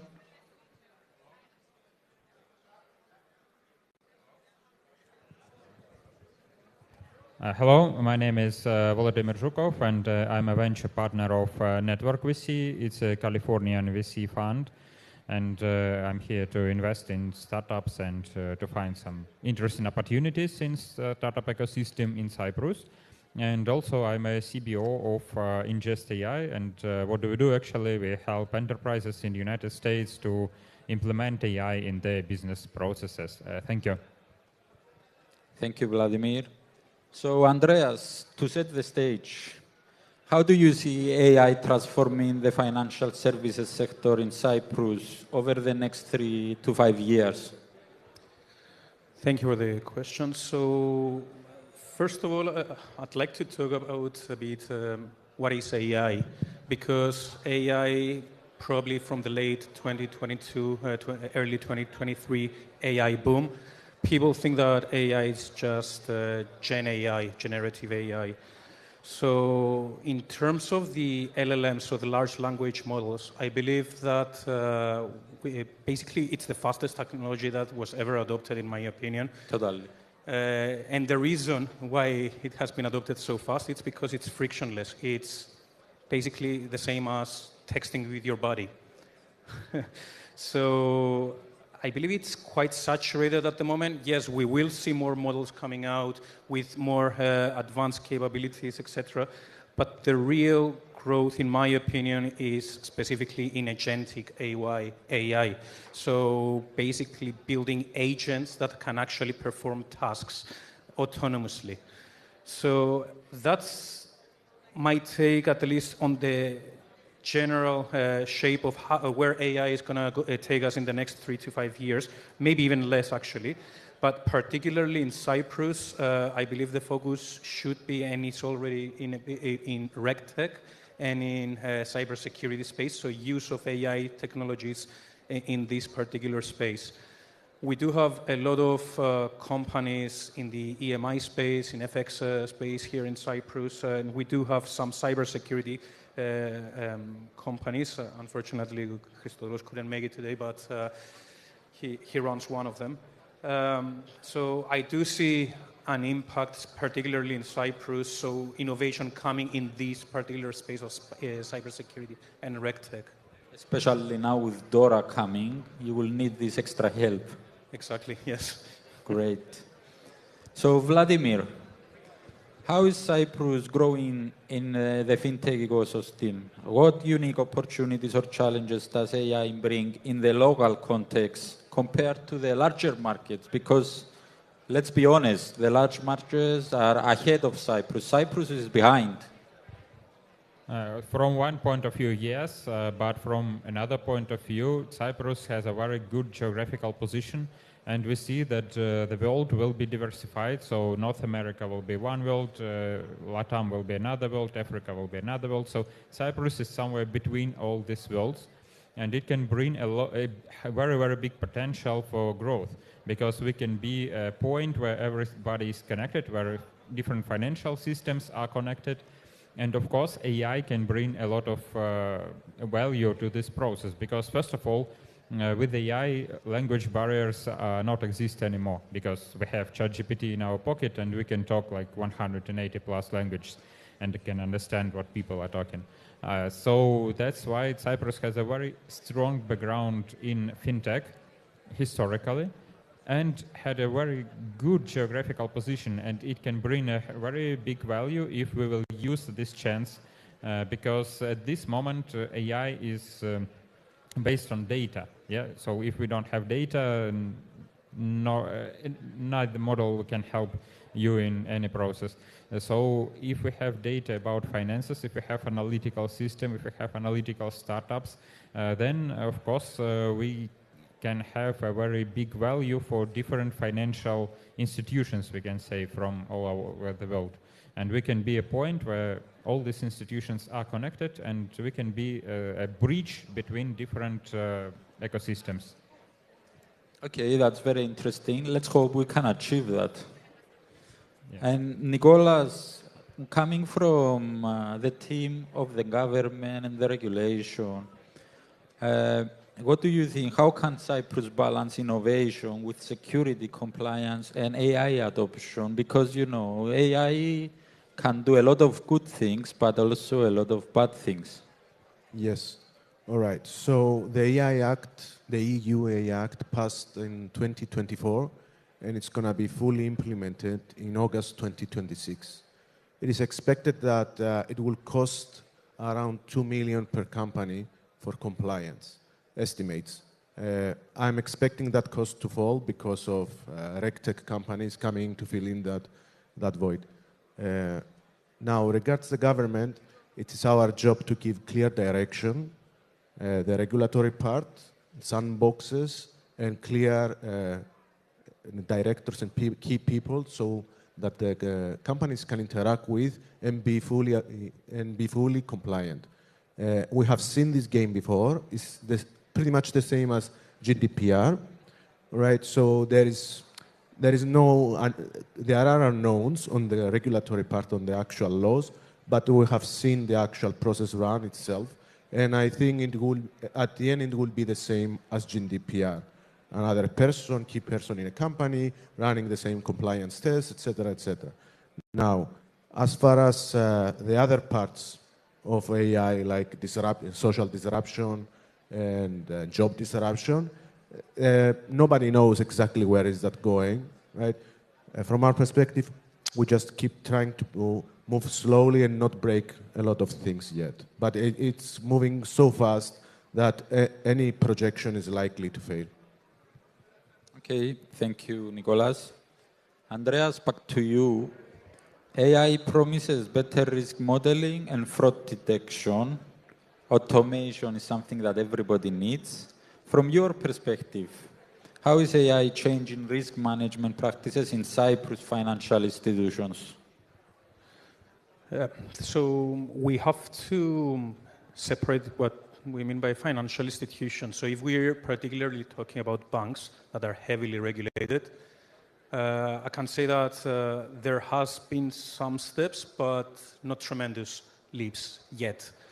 So at the moment, if I focus on the banks, so they are using traditional machine learning techniques, but in order to take the full advantage of advanced AI techniques, that's still not so progressed.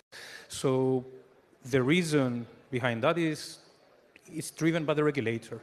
So we are seeing some changes in the appetite of the regulator. For example, the ECB has released an update in July of their internal model guidelines, and they included a very extensive section, particularly on ML, on machine learning. So this is something completely new in the space, and it looks like the regulators are more willing to accept more artificial intelligence, so let's call them the black box models. So a lot of innovation currently in the financial institution space happens mainly in preparing on how to validate these models and how to start and test them. So because, as Nicolas said, it's probably going to be very, very quick, the adoption.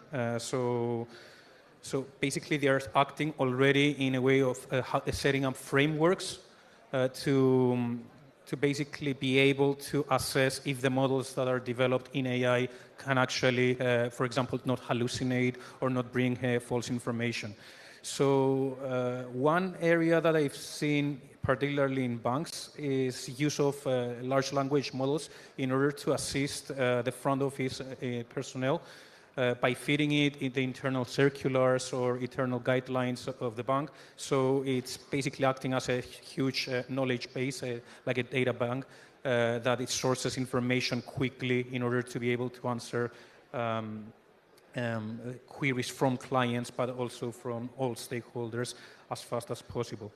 So where I am seeing it going, however, especially in the fraud detection, I did mention earlier cybersecurity, for example. That's something that we are seeing already a lot of innovation, so outside regulatory space of the banks, for example. So in terms of regulatory compliance and cybersecurity, we can build tools in AI that do dynamic log activity, so they're looking at the log activity all the time and try to match it to the particular regulators, and that will assist in identifying breaches early, even before audits come in or before having to submit something to the regulators. So this is an area that it has been developing even before the boom of 2023, but now it's even growing faster. Okay, so essentially we need AI to fight AI because the bad guys are using AI in KYC, in cyber attacks everywhere. Exactly. So I do see a great application of AI, not only in financial institutions, but especially in AML space or KYC. So I know that that's something that has driven a lot of investments actually from Cyprus in the past. I'm not saying that compliance shouldn't be there. Definitely it should be there, but it's a burden on both parties now, and definitely with the use of AI we can make this as seamless as possible.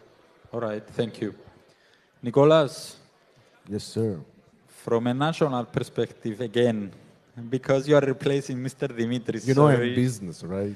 How is Cyprus positioning itself in the AI-driven financial innovation race? All right. So our main task here is not to become irrelevant in the coming years. You see other countries in the Baltics Lithuania, you see Ireland, you see Malta. Everybody's investing in AI. So we already have the financial institutions here. We have good regulatory overhead. However, now with AI, a lot of these things will happen very fast, all right? So our task here is to enable everybody to use AI while bringing at the same time investment in Cyprus. So we are not an outsider. So we don't have everything outside, right? So we take profits and margins from all the stack, right? So we are fully vertically integrated into the profit machine of AI. This, however, comes with several issues like electricity, water supply, etc., etc. The good thing on that end is like we have a lot of progress and models are becoming smaller and much more agile, and it seems that we will be able to fit it in without having to resort to nuclear energy. Okay, thank you. Do you think data centers should be hosted in Cyprus for testing? Data centers, from my regard, are a strategic element of a country. It's not an economic center. If we can have it as a dual use, yes.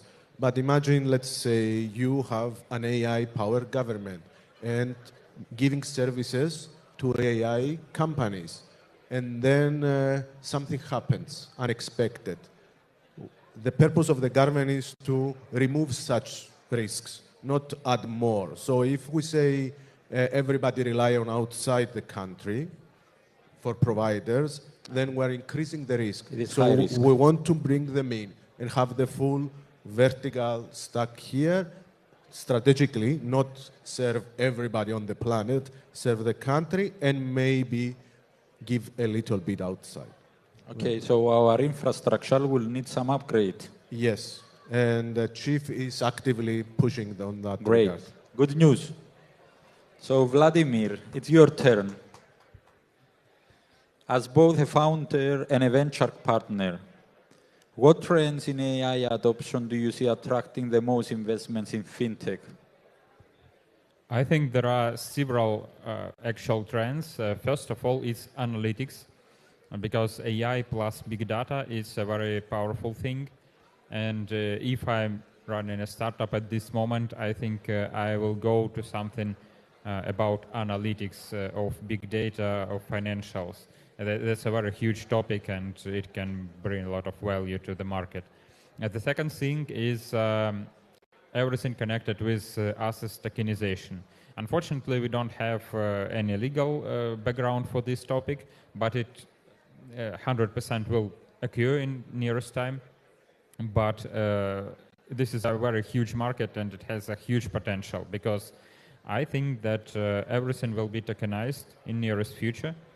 And if we start doing some projects that can help us to tokenize everything, I think every person in this venue will become an investor. Like, I can have 1,000 tokens of real estate worldwide. I can have 100 tokens of some operational business worldwide. I can have 300 tokens of commodities, everything. So tokenization plus AI that can help to analyze the tokens, that can help to build my own strategy, etc. It will be the very huge topic that can bring a lot of potential and can get a lot of investments from the market. And I think the third topic, it's super actual at this moment, it's cybersecurity, because artificial intelligence help to fake a lot of documents, and other stuff. And cybersecurity will be actual, and as time goes, it will be more and more actual, because as AI technology raises, the scam technology raises too. We should understand it. Interesting. So you say analytics will be a major player in the AI race. So can you give us an example, something that AI can help financial institutions through analytics? For example, we can take, data from different markets and local markets especially, because there are a lot of local markets worldwide, and we don't have analytics at all. They are not digitalized yet. But if we digitalize them, and if we'll have this information, AI can deal with this information and can build prognosis systems. So we can build actually models that will be based on data that existed for tens of years. And in this case, we'll have something like prognosis system for different markets. And I think it has a big potential. All right, thank you very much. Would you like to add something? Please. So yes, in financial analysis, okay, whatever an analyst does as the preliminary analysis, that can already be automated through workflows. However, how we can leverage AI to do something over and above is actually analyze unstructured data. So that would mean social media posts or clinical client transcripts, phone transcripts, for example, and all this information that a clever analyst would have already been picking that up, but not probably not as efficiently or not as not automatic. Or automatically. So one way of enhancing your financial analysis would be with AI would be this. So adding on top of it with unstructured data processing. Okay, yeah, that's very interesting. So Andreas, back to you. What do you consider the primary limitations or ethical considerations associated with applying AI in the risk advisory services? Okay, I'm gonna take out of the discussion the bad data because, okay, that's definitely something that, okay, if you have bad data, it's the famous quote, garbage in, garbage out. And our current AI technologies, they're based on data. So taking that out, I think the main limitations and ethical concerns from my side are across 3 dimensions. First of all is explainability, transparency and explainability, they go together. So that's basically the reason why, for example, banking regulators have not been allowing great use of machine learning or other AI technologies so far. However, there have been leaps in producing methodologies in explaining AI techniques. So I do see that as a limitation at the moment, but it's getting much, much better. Another area, and probably my main concern, would be what's called algorithmic bias. So having in mind that these models are built on data, if there is a bias directly in our data, that will be picked up, propagated, and even amplified by an AI machine. So having a look, especially in the risk advisory in the fintech, we don't want our models to discriminate populations, for example. And if we do have inherently that bias directly in the data, our model will definitely discriminate. So we have to be very careful assessing the outputs at the validation stage, for example, or at the testing stage. We have to be very, very careful in slicing and dicing it, the data in many, many different ways in order to try and identify if there's any algorithmic bias. Usually we were only doing this across sectors or across geographies. That's not enough nowadays. We can definitely see. Just to give an example, if in general, historically banks were giving out larger loans to people of 40 plus in terms of age, for example, that definitely will be picked up by an AI technique and will only allow to give out loans to people that have a greater age, irrespective of other characteristics. Of course, you do have to weigh the different characteristics and drivers, but that's definitely a risk. Last, one of the concerns that I have is around accountability. So, and that's where our legal framework needs to be enhanced, I believe, because, okay, in terms of accountability, if something goes wrong with an AI model, whose fault is it? Is it the developers, the vendors, or the users, the actual user of the model? So accountability in terms of the use of AI, I think it's something that needs to be covered a lot by the legal. Yeah, that's very critical, actually. A good point. Nicolas, back to you. So how are the government-backed initiatives to support AI adoption in the financial sector? In the finance sector, what the government, I'm not talking from the government side, right? I'm just in the task force. What they did is they released a lot of funds to support new ideas and startups that include AI solutions, that use and implement AI solutions. I think the first block is like 7 million, but the total will be like 33. And they will go for finance and public sector activities. And the goal is to automate as much as possible from our old infrastructure. Now, what was the other question? How can public and private collaborations accelerate AI-driven innovation? Nice question.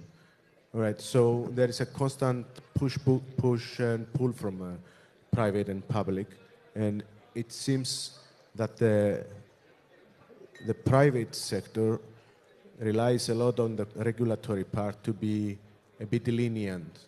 Now, if the public sector makes everything transparent as part of the regulatory part, like everything is an agentic form of AI, that will make it so much easier for companies to be fully compliant.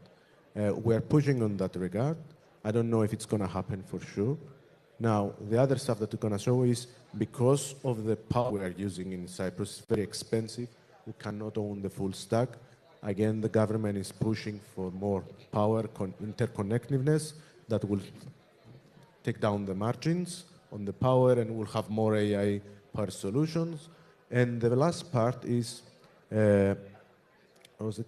Right, is to be self-reliant again, so that if you build AI solution in Cyprus, you will know your actual cost and you will not be living on VC la-la land of the current environment where the token price you pay is subsidized like by 95%.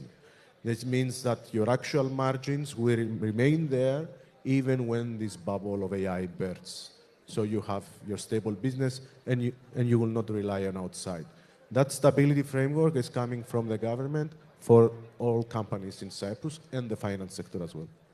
That's very good. Let's hope they can achieve that. So Vladimir, I have a difficult question for you. Cyprus is an island. It's both good and bad. So you see a lot of local companies, Cypriot companies, foreign owners companies, but we all face the border issue. We are not close to Europe. We are in the middle of everything, but how do we close the gap? Because we are close, but we are far at the same time. How do you close the gaps with startups, with established companies to go international, to go to Europe? I think that one of the answers is, for example, IP box, or taxation that is very, very good in Cyprus. The other thing that is very good in Cyprus, I personally believe that you have the best legal system that is transparent, that is English speaking, we can say, and everybody from United States, from Canada can understand transparently how they can open an entity or how they can acquire an entity in Cyprus. And that's a very good point, and I think that Cyprus is really the best country in Europe according to legal things. And that's really true, because personally, when we invested in European startups, it's a big pain. And we try to ask in startups to register entity in the United States because it's much easier. But if there will be a startup from Cyprus, it would be quite easy to acquire them. So I think that Cyprus is an island, it's true, but it's super comfortable island for startups, because I think Cyprus may be one of the best places in the world where you can start Cyprus. It's very easy to open legal entity here. It's government helps a lot to get permanent residency or to deal with all the legal stuff. and you can bring a small team and create a startup here on a pre-seed stage, on a seed stage, and it will be very cost effective because it can take you thousands, hundreds, thousands of dollars to do it in United States, for example, and you don't need to be represented in United States because you don't have traction actually, and you need to develop a startup. And Cyprus is a super good region where you can develop it. There are a lot of tech-savvy people here. There are a lot of tech specialists here.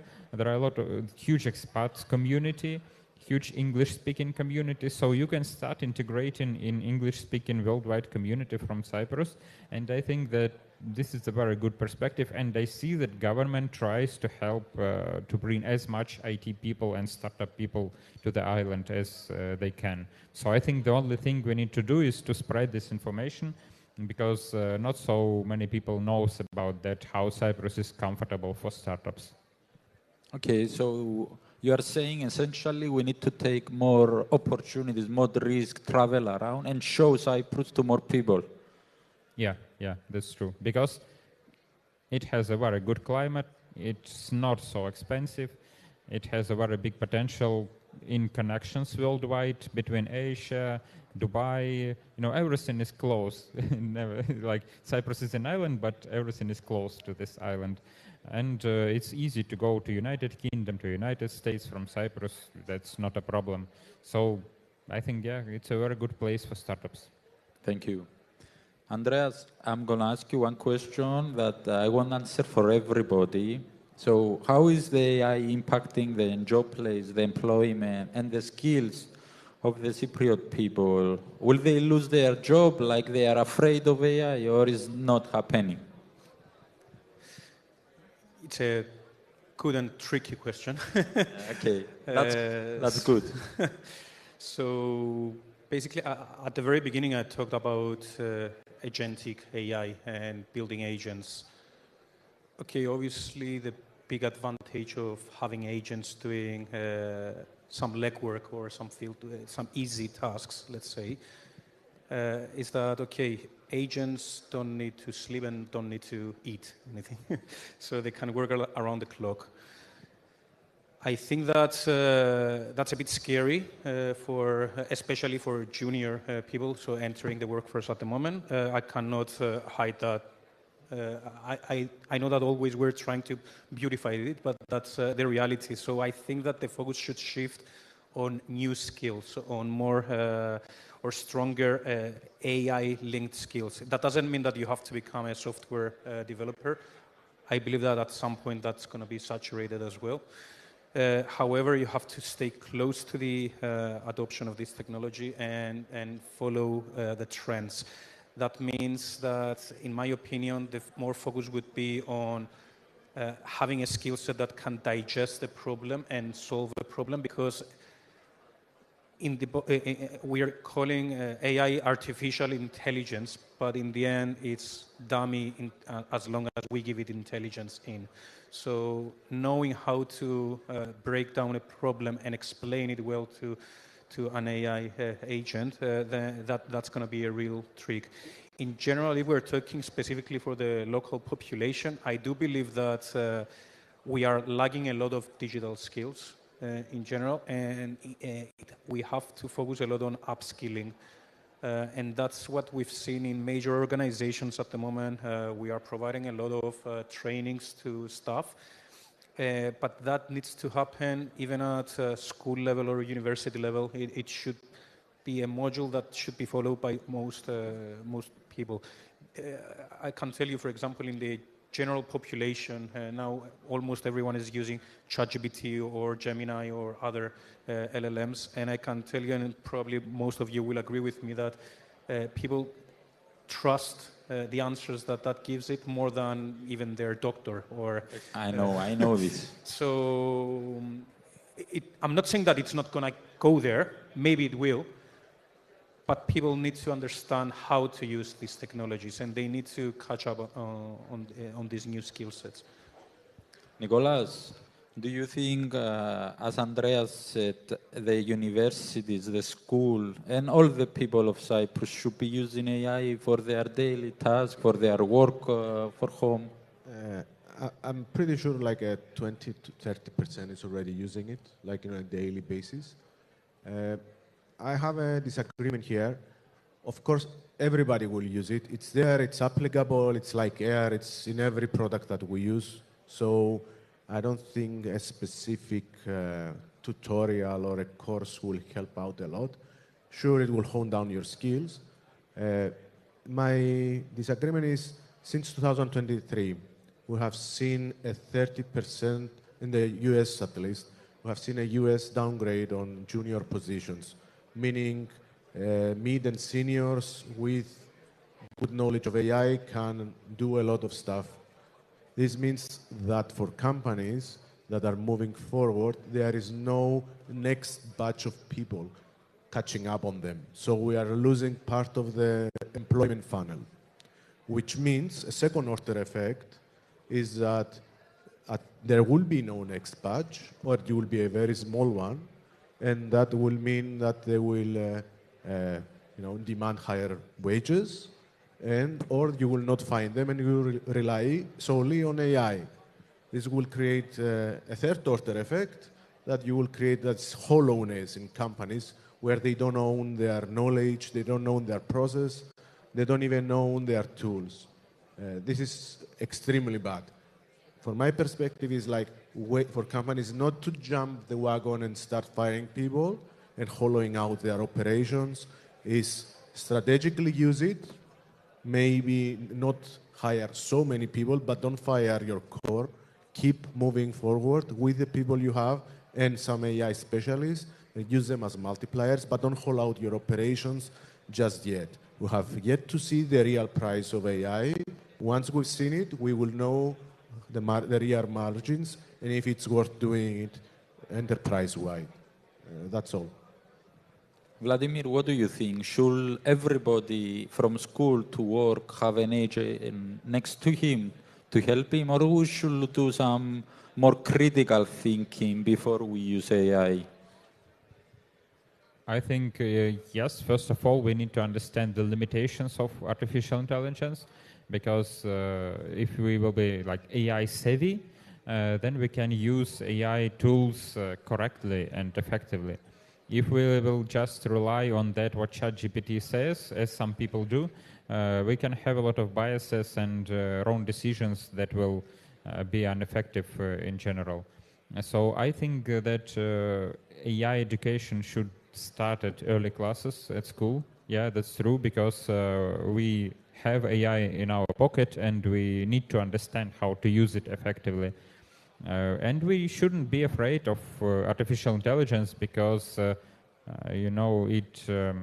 it can be a companion. Yeah, it can be your helper, personal helper, if you know how to use it, and it can make you much more effective, and you can have free time for all other stuff in your life.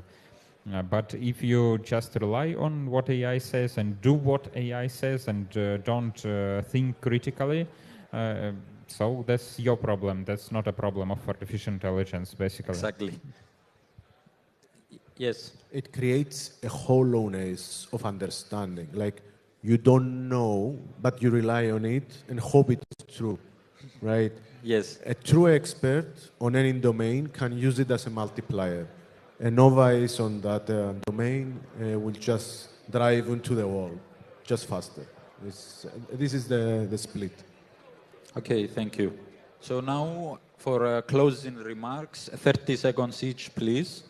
So please tell us, how can the government and other organizations protect their data from AI hackers? Because we have seen the people tricking AI to give out databases, critical keys, information, and also how the government can apply the policies to protect the data that is going to be shared through AI. So, I'm not a cybersecurity expert myself, but if I can mention something on that, I already mentioned, for example, we can leverage AI in order to be safeguarded from AI, if that makes sense. So we can build right solutions. So even the policymakers can build right solutions in order to try and identify anything malicious happening, so in order to not lose information. So for example, something that is quite big at the moment is API monitoring activity, so or identifying patterns in order to pick things up early before you end up losing information. So something that I wanted to mention, maybe it goes into this discussion, maybe not, but since we're talking specifically for the fintech landscape, AI use in the fintech, we do have some great examples. For example, SciSex, Sandbox, and even the Innovation Hub by the CBC, where we can actually test a lot of these solutions before we go live. That's something that is very advantageous for companies in Cyprus, because they can come here, test their products, make sure that they are in line with MiFID regulations, MiCA regulations, and all that before they expand it to Europe. Okay, thank you. Nicolas, closing remarks? Closing remark. All right. Be careful. This technology is very powerful. It shouldn't be used anywhere, everywhere, all the time, especially in fintech where you handle money, and especially in government where you handle people, Exactly. right? So just go slow. When everybody goes fast, just slow down and breathe, right? There is no hurry. Use it internally, use it automation, but validate what you get. Yeah. Vladimir, final remarks? Yeah, I have a small final remarks here. First of all, don't put in public that what you want to be private, and that's one of the things. The second thing is, understand what AI says and try to explore more details if you don't have a clue like what the topic, what AI is talking about, because it has biases, and technologically it's almost impossible to make these biases, the level of these biases lower. So you should understand it, and you should understand that AI won't replace you. You can be replaced by the people who are using AI actively. So just explore these technologies and become an AI savvy person. Thank you all. Guys, we don't have time to take questions, but if you want to ask us any questions, please join us later after the panel. Thank you very much.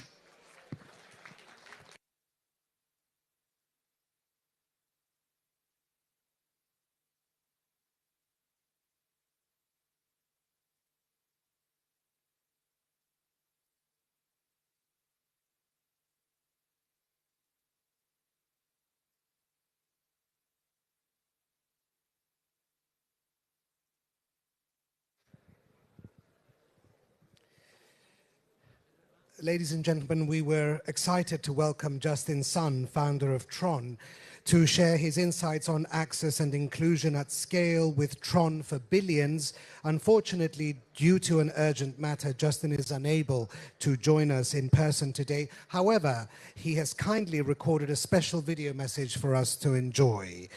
Let's watch Justin's video. Hi everyone, I'm Justin Sun, founder of Tron. Thank you for inviting me to speak here at the Wiki Finance Expo Cyprus. It's always great to work with the WikiEXPO team. Cyprus has become an important meeting point for innovation, finance, and technology. I'm excited to be here with some of the brightest minds and most passionate builders. First, I want to share some exciting news about Tron's growing mainstream adoption. Tron Inc., formerly known as SRM, has launched the Tron strategy, which reached an impressive $1.8 billion in trading volume on its first day on NASDAQ. This shows that more US institutional investors are beginning to see Tron as a strong entry point into the crypto ecosystem. And I believe it will open the door for many more people to step into crypto. In addition, the US Department of Commerce has selected the Tron blockchain as one of the primary networks for posting official economic data, beginning with the second quarter GDP release. Publishing the GDP data hash on Tron highlights the role of decentralized networks in preserving data integrity, strengthening accountability, and ensuring open access for citizens, researchers, and policymakers worldwide. Tron was founded with a mission to decentralize the internet and empower people by creating a secure, scalable blockchain network for borderless transactions. Tron hosts more than 330 million user accounts on the blockchain, with $28 billion in total value locked across the ecosystem. On average, the Tron processes around 9 million transactions daily with over 2.83 million daily active accounts. And in the past 365 days, Tron has generated more than $3.5 billion in protocol revenue. That number highlights the real economic activity happening on Tron, from stablecoin transfers to DeFi and payments. It proves Tron is not just about speculation. People are relying on it every day. Tron has become one of the most widely used blockchain ecosystems. But more importantly, it empowers individuals worldwide with access to fast, affordable, and scalable solutions. Early this month, to ensure the Tron networks stays accessible to every demographic, the super representative community has voted to reduce the average gas fees by 60%. Additionally, the Tron super representative community will implement quarterly reviews of network fees, considering factors such as TRX price movements, network activity, and growth metrics to maintain a competitive positioning. There has been a lot of momentum and growth across the Tron ecosystem. First, as of this month, USDD is now natively deployed on Ethereum. USDD is a fully decentralized stablecoin pegged to the US dollar through crypto reserves. The total supply of USDD on Tron exceeds $500 million with over $550 million in TVL. In the near future, the protocol will launch as USDD, and token version of USDD, to enable users to earn interest on USDD through a decentralized and transparent savings system. It is an interest-bearing version of USDD, designed for users who want to passively grow their stablecoin holdings while maintaining full control on-chain. Additionally, USD1 is now live natively on Tron. The strategic decision to mint USD1 on Tron signals a growing trust in the network's robust infrastructure and demonstrates increasing institutional confidence in Tron's ability to deliver secure, scalable blockchain solutions for global markets. The Trump meme coin has also officially deployed on the Tron blockchain, and I will stay committed to driving ecosystem growth by supporting diverse projects across the industry and by strengthening the connections between traditional markets and the crypto economy.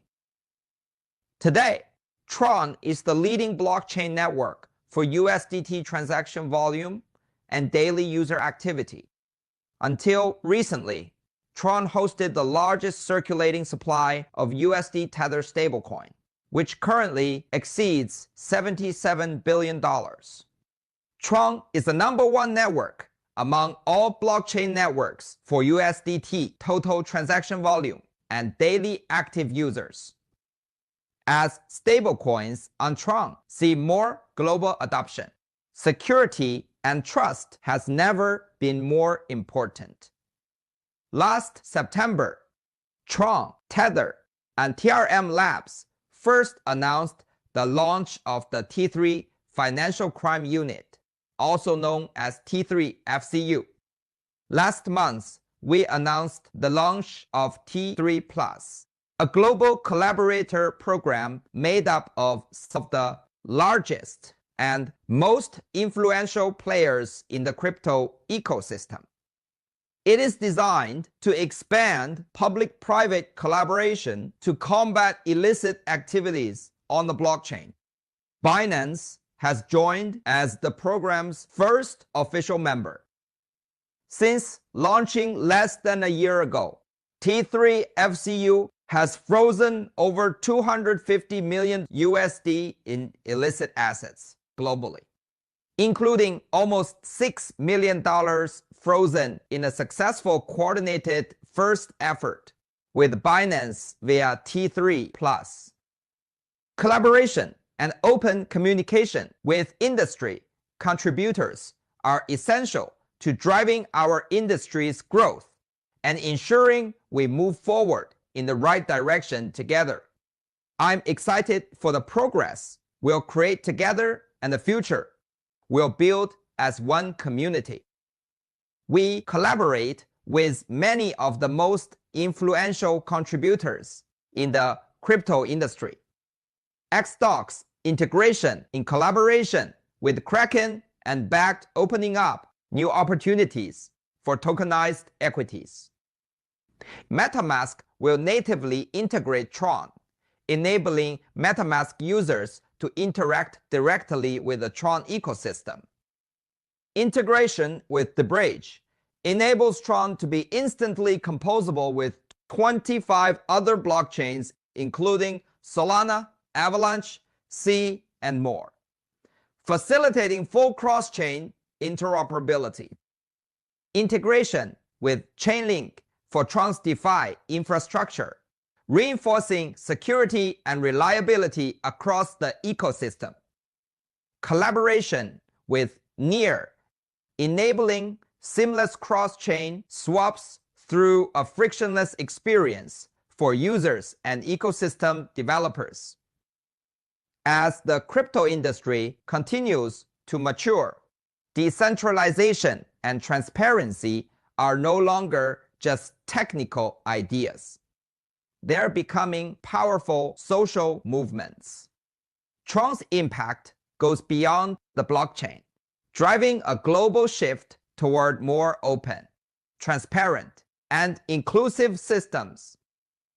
Super representatives on Tron play an important role in maintaining the network's decentralization and ensuring its long-term security and governance.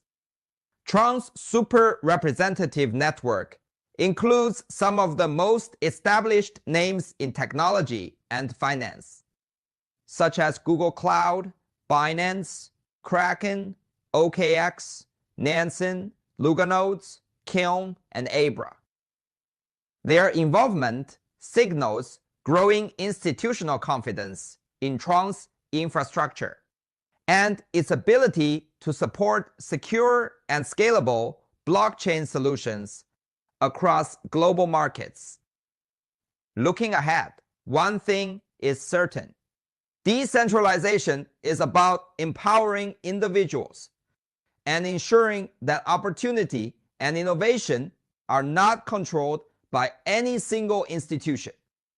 Blockchain gives people everywhere the ability to own their value, their data, and their voice. Together, we are shaping a more open and inclusive world where billions of people can participate in the global economy on equal terms. While we have made great progress, there is still much work to be done. I want to encourage everyone to keep building, to keep pushing boundaries, and to keep driving this movement forward. Thank you.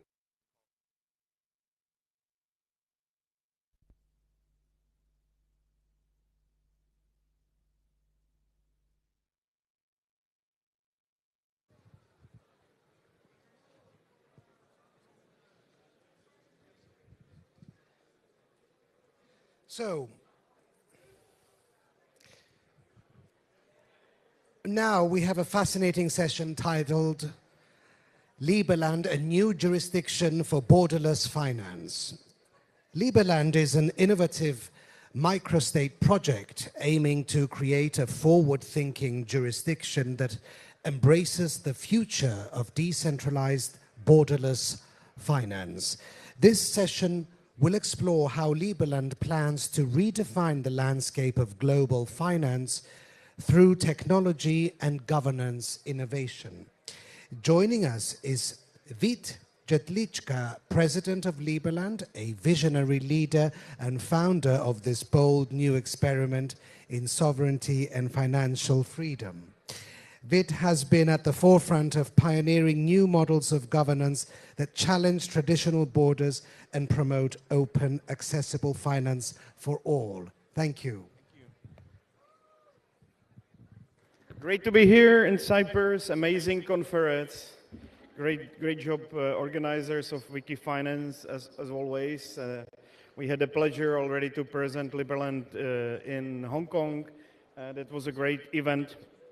And I'm actually just heading to Network State Conference in Singapore, which will be another great opportunity to present Liberland to a wider audience of people that are open-minded about building new jurisdictions, especially the ones built on blockchain. Liberland is not just a blockchain country or network state or virtual country. We're actually a sovereign project that is 10 years old, and I hope that some of the things, okay. So I'll just show you the pictures because the video is not taking off. Liberland was founded 10 years ago on 13th of April during the birthday of Thomas Jefferson. It was a great opportunity to remind people that there are too high taxes and too much regulations in many of the states that we are living. Especially here in Europe, we do have a major problem with overtaxation and over-regulation in general. It was founded on the territory between Croatia and Serbia. Wait a second, okay. On the territory between Croatia and Serbia, amazing, beautiful 7 square kilometers of land that were unclaimed by neither of these countries for more than 10 years. And I came from a background where I studied political science and I studied also economy. I actually majored from monetary economy. I was writing about the fact that central banks don't have enough gold in their sheets, and then my second thesis was on global governance. That's where I came to conclusion that there is a great danger of the globe becoming actually a place for global government. I believe that, I'm sorry, can we lower the echo because I hear myself too much? Is there any option to do that? I'm listening to myself way too much. And it's giving me a little bit of problem to speak because I'm getting my own voice.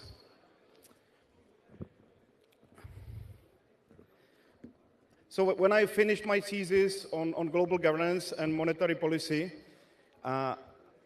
I decided that it's time to educate people. I started a big channel on YouTube, more than 20 million views.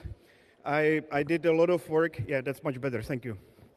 And I did a lot of work on educating people. We started a political party, which was very important also step. By the way, that political party is making it into parliament in Czech Republic finally 10 years after. But at some point I realized that there is no chance to really change the systems that we are living in, and that the best option is to actually start a new country. So we did it. We started a beautiful country between Croatia and Serbia on territory that was not claimed by neither Croatia nor Serbia. Right now we have almost 800,000 people that applied for citizenship of our country. There is more than 1,300 citizens. The country, just that you know, is 7 square kilometers long, and we have now representation in almost 90 countries around the world. Which also tells you something. Normal countries in Europe have representation in only around 70, 60 countries, and Liberland already has representation almost everywhere. We are, by the way, missing a representative in Cyprus. I hope that the part of our presence here on this conference will be a result that we do have some nice representative office here in Cyprus. What is very cool about Liberland is that we have everything on blockchain. We were able to basically put the whole state administration on blockchain platform. It's running more than a year right now. All the finances, all the shares of companies, all the land registries, everything is one single blockchain platform, which I think we're a little bit ahead of any other country, at least 5, maybe to 10 years ahead of any other nation state. Of course, this seamless transactions in society, together with voluntary tax system that we have, will create enormous prosperity. And we have combined the best elements of different governance systems that we could find in previous constitution and put everything on blockchain. So Liberland is a meritocracy. The more taxes you pay or the more contributions you make to the country, the bigger is your vote. I think it's also another important upgrade in the way we are running our society. Liberland is a republic. We made sure that the state doesn't do anything apart of securing the country, taking care of justice and diplomacy. So it is in line with what the founding fathers of the United States wanted to see. Liberland is also democracy. We have built a system with majority of citizens can veto any law. Majority cannot vote about new laws, but they can veto any law that they don't like. We have a little bit of monarchical element as well. We have kind of House of Lords of Liberland that also reserves the right to veto the laws. But this was also kind of the result of my 9 years of studying politics and trying to really come up with better system for governance of human society. One really that learns from all the mistakes from all the previous constitutions. We do have, by the way, a constitutional convention in December. If you are in Prague, you are very welcome to join us. December 19th, we're finalizing our constitution. Everything already works on blockchain. The main principles are already laid out. We do have an election every 3 months. By the way, the gentleman that was speaking before me actually was elected to be the Prime Minister of Liberland. We are kind of honored to have the wealthiest Prime Minister ever on planet Earth with his presence in Liberland. We have another great gentleman, Evan Lutra, Michael Ptáčník, Tariq Abbasi. Those are the top people that our system generated. And those elections are every 3 months. So if we don't like how these gentlemen are performing, we can exchange them quite quickly. I think it's another good feature of Liberland ecosystem. I cannot show you the pictures from Liberland because the video is apparently not working. But I'm more than excited to invite you to become part of Liberland because I believe there is hardly any better country that you can join that easily, do it online.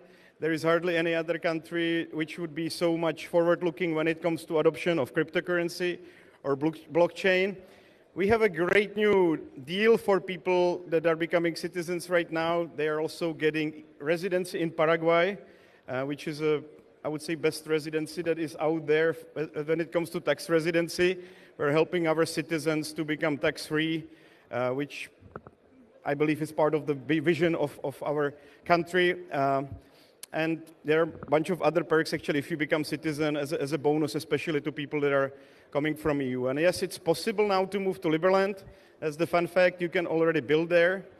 Even we still have some issues with Croatia when it comes to moving over the borders between Liberland and Croatia. We need to solve them. If you have any good contacts in Croatia, please let me know because we need them. But after 10 years of going back and forth with Croatia and after 8 years of complete blockade of our borders, we finally managed to get over them. And we're in dialogue with them, which is also great at this stage that we were able to finally open dialogue. And they started to see us as extremely positive project for the whole region. With Serbia, we have not had any problem from beginning. They actually stated 11 days after Liberland was established that they don't mind creation of Liberland on this territory. That is not their land, despite historically this particular piece of land used to belong to Serbia. So again, great opportunity to be here. Great opportunity to establish new embassy. I already opened up, I think, 3 major partnerships for Liberland We are going to, with one of the companies that is presenting here at this summit, we are going to start licensing gaming companies in Liberland. They are one of the top legal companies for organizing licenses. And there are so many other things that can be done. We are at this process of becoming EVM compatible as a blockchain, which allows us now to onboard all the DAO factories that are major players in the ecosystem. So the incorporation of companies will also become much easier from next week on. Incorporation or putting other blockchain projects like Uniswap and launching it on Liberland ecosystem will be also much easier. So we're also looking for more developers. I will be presenting actually tomorrow already on Ethereum Sophia and finding more partners for this. So thank you very much. Apologies for small technical difficulties, and I'm here for you. If you want to visit Liberland, you're always welcome.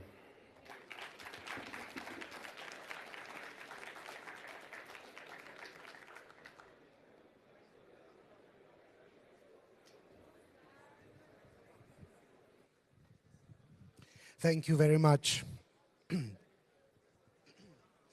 Our next session will explore an exciting and futuristic topic: Cyprus and the new space economy, building a $1 trillion future with C-Spark. Cyprus is positioning itself as a key player in the rapidly growing space sector, and today we will learn how the Cyprus Space Exploration Organization, CSEO, is driving this ambitious vision. To lead the discussion, please join me in welcoming George Danos, President of CSEO, to the stage.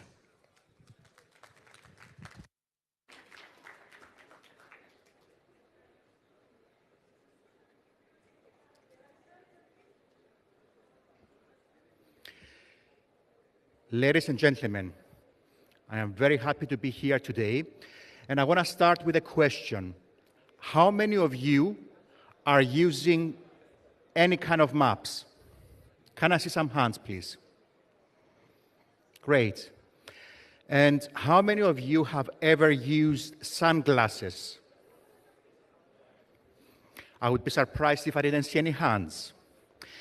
And let me ask the next question. How many of you had an MRI? I'm sorry. This is GDPR. I couldn't be asking that question. In that case, let me ask a different question. How many of you have ever used the stock market? So, what I'm trying to point out here is that all these technologies, including those of us that are watching the Olympics, Eurovision, having teleconferencing over our mobile phones, all these are technologies that are coming from space, including the stock market, because the GPS, the exact timing of a transaction, is being recorded via GPS. Let me see how this works. I suppose I press the green button for the next slide. Oh, my presentation doesn't seem to be on display. So therefore, I cannot present. I suppose this will be fixed in a moment.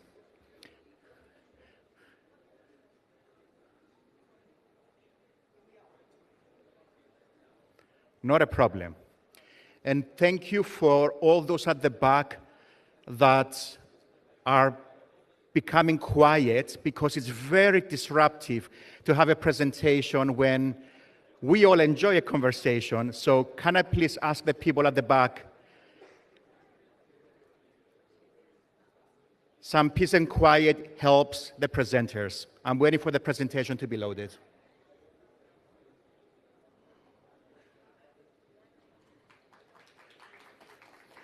Excellent, thank you. So, that was my point. GPS, telecommunications, everything is space related. So space exploration isn't just about exploring the space around us, whether we're babies or whether we send probes out there in the solar system. In fact, space exploration is also about our own planet, prosperity, viability, and protecting our environment, which in the previous panels, you saw all the discussions about how do we protect our future. We are ruining this planet. The numbers of revenue of space exploration, as you can see, were in 2019, 366 billion per annum. And in 2022, they rose to 546. Can I ask you, what do you think the number was for 2024? The annual revenues globally for space? Anyone? Any hands? Yes. It's getting close to $1 trillion, indeed. 613 billion, and it's getting close to $1 trillion, and it may exceed $1 trillion by the end of this decade. As you may have heard, everybody is running to go back to the moon. And you see the image there of the 1960s. It was the Soviet Union and the United States. But now, no. It's not just about countries. It's about companies, and you see some names there. But also, there are new countries running to get to the moon. And the technologies that have to be utilized in order to get to the moon are all benefiting our planet. And yes, there are tremendous investment opportunities. For all those that are here, I had visited Cyprus, I'm sure that this is the image that you understand when you hear Cyprus. Swimming, beautiful beaches.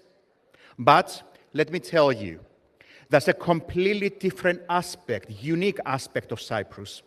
And that is technologies, investment opportunities, and the fact that Cyprus is getting very much involved in space exploration.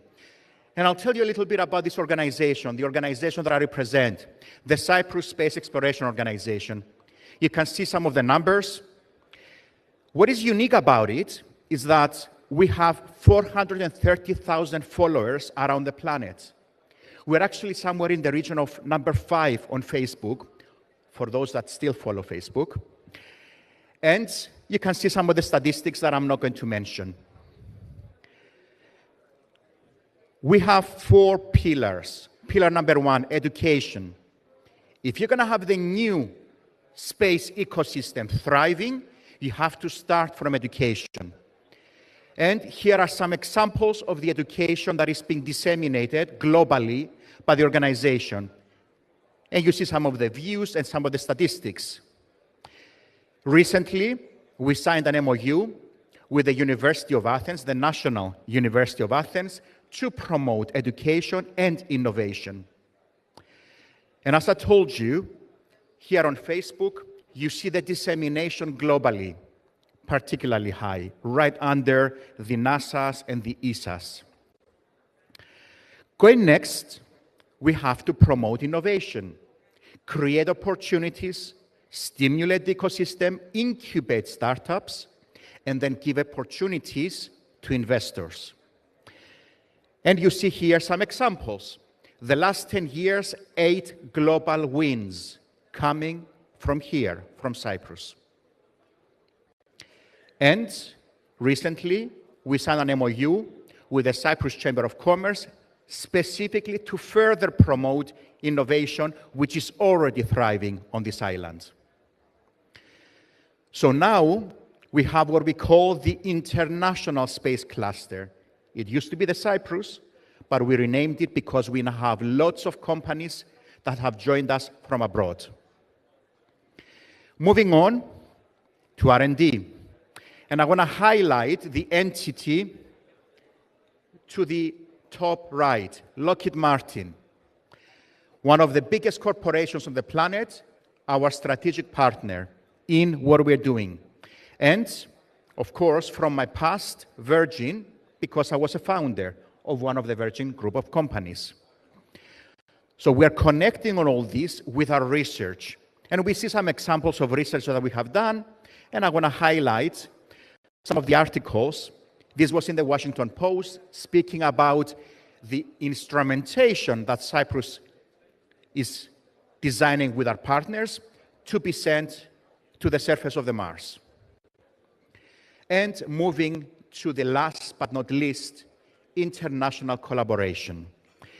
You see here Mr. Skouridis, who was, I understand, speaker this morning, and we're at the headquarters of NASA there.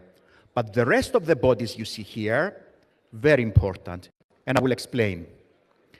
Loads of MOUs, loads of cooperation around the planet with some of the leaders of space exploration at the level of the United Nations and space agencies. But at the United Nations, that's where some of the miracles have happened. Specifically, we brought together those countries that don't normally work with each other because of regulations, their own national regulations. Specifically, there's a law that prohibits cooperation between the United States and China. So, how are we going to go back to the moon without seeing conflicts? So we had to bring to the table the big players. And that's why this body, with the support of Cyprus and our organization, CSEO, became the founding member of this body that, at the level of the United Nations, brought certain principles for cooperation between the players that will go back to the moon. And we saw, just last autumn, about a year ago, Cyprus becoming a member of the Artemis Accords. And that's the moment where the Deputy Secretary of State of the United States signed the agreement at the Presidential Palace here in Cyprus. And what did all of this bring to the table for the planet?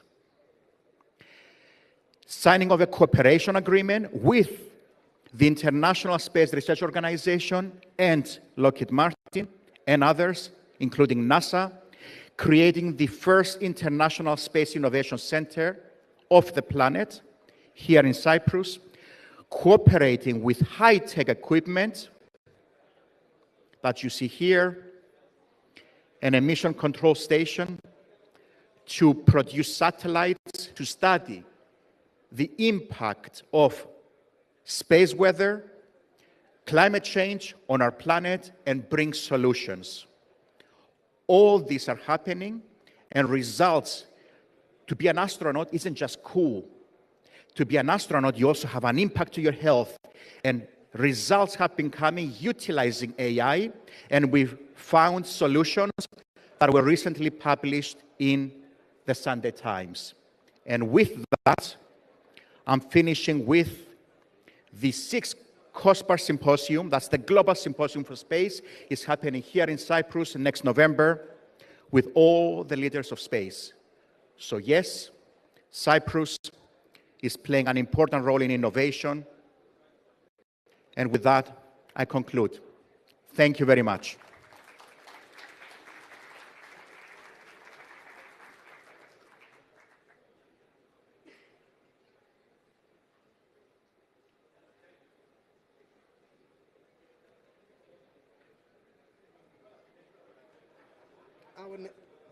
Our next session is titled Cyprus as a Global Innovation Hub, from water security to Web3, AI, and cultural tech. This talk explores how Cyprus is emerging as a leader in cutting-edge solutions across diverse sectors, from sustainable infrastructure to frontier technologies. Delivering this visionary perspective is Barry Perkins, founder and CEO of the Hived Music and Tesseract Group, and the strategic lead of Pixlet Holdings, with deep experience in global innovation and impact-driven ventures. Please join me in welcoming Barry to the stage.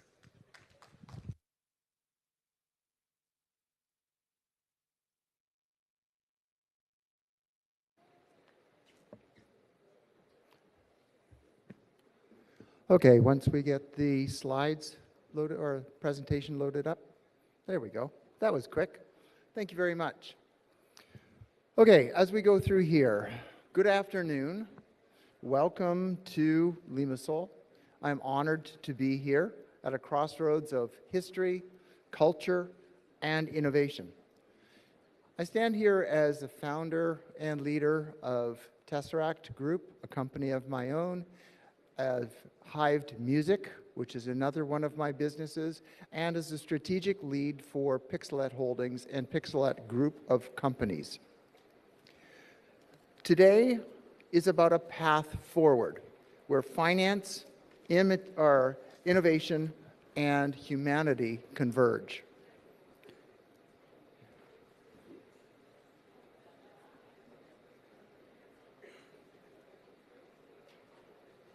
There we go. Imagine today a child born. This child will grow up in a time of astonishing breakthroughs and extraordinary challenges. Their future will be shaped by forces far bigger than borders and by hopes that we all share. Water, clean water, a chance to learn, and a voice that is heard. These are not abstract ideals. They are the threads of a life with dignity.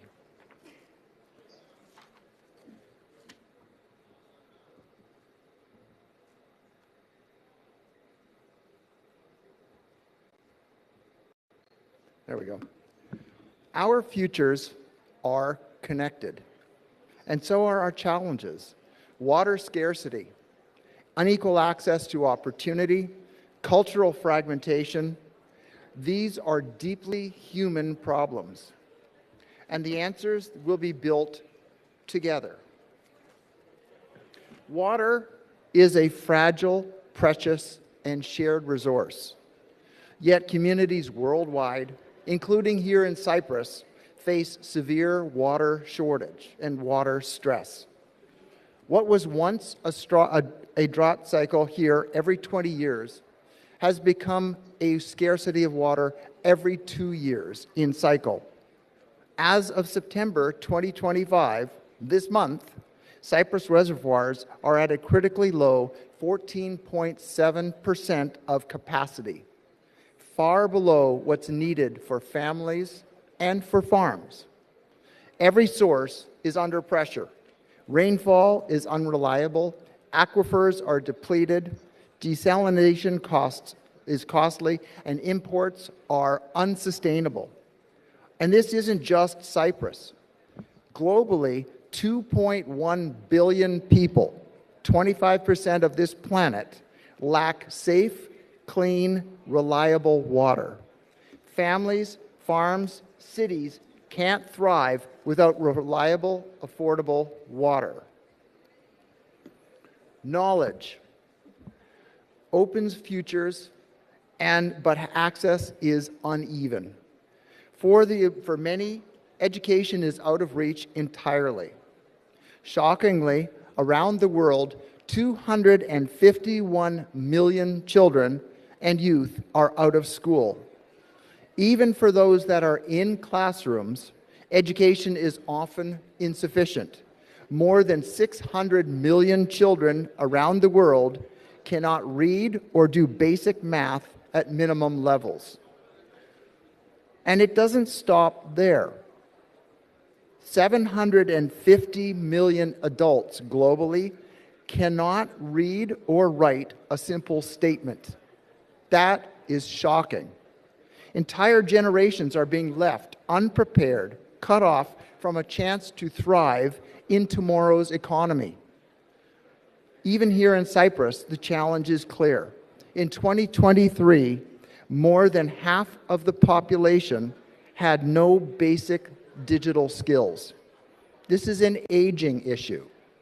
While most young people are digitally literate, the gap widens as people grow older, leaving large parts of society outside of the digital world. And we know that the movement forward is a digital world, even though we are analog. Without access to knowledge and digital literacy, entire generations are going to miss out of a future. Music reminds us of who we are. It carries our history, our joy, our struggles, and our dreams. It transcends audiences. It transcends borders, politics, and language. It connects us in a way that nothing else can. But today, the music economy is weighed down by layers of middlemen: streaming, media, marketing, ticketing, advertising. It's a long list, each extracting value before the artist receives their money. The result, most creators earn small fractions while the vast majority of the money flows elsewhere. True cultural prosperity comes when wealth flows back to the creators and the communities, not away from them. These are questions that no single person, no single company, no single nation can answer alone. Here in Cyprus, at the crossroads of continents, cultures, and ideas, we have the opportunity to do something remarkable, to create an ecosystem where sustainability, innovation, and culture can converge. An amazing journey in collaboration with the government of Cyprus, under the president himself, Invest Cyprus, and key partners aligning purpose and private capability. We are moving forward. This isn't tech for tech's sake. I've been in tech my whole life. I've 40 years in the tech industry. I'm not here to talk about technology for the sake of technology.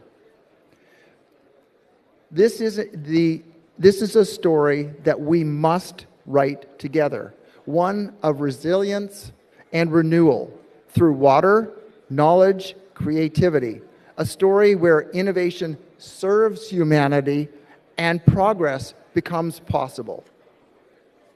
At the intersection of creative finance, innovative technology, and human potential, Cyprus can be a trusted hub for the region, safely channeling capital to outcomes people can feel.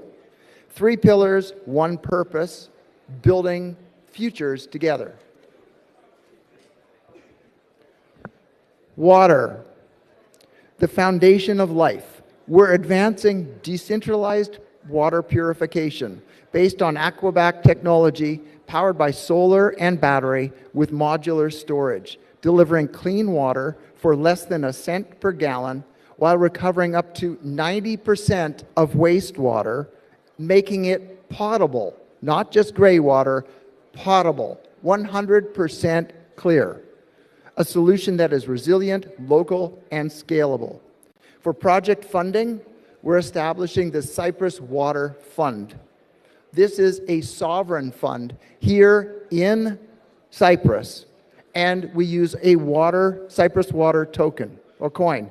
It creates a stable coin backed by real-world water assets, ensuring sovereign stewardship for Cyprus with compliant investor access and liquidity. The future economy will look nothing like today's, with Web3, AI, blockchain, and cybersecurity rewriting the rules of finance and governance.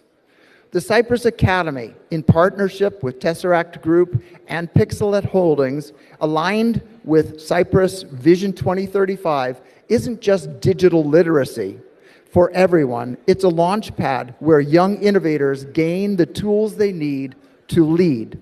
Together, we can make Cyprus a magnet for global collaboration where ideas are born, skills are forged, and opportunities ripple outward to communities everywhere.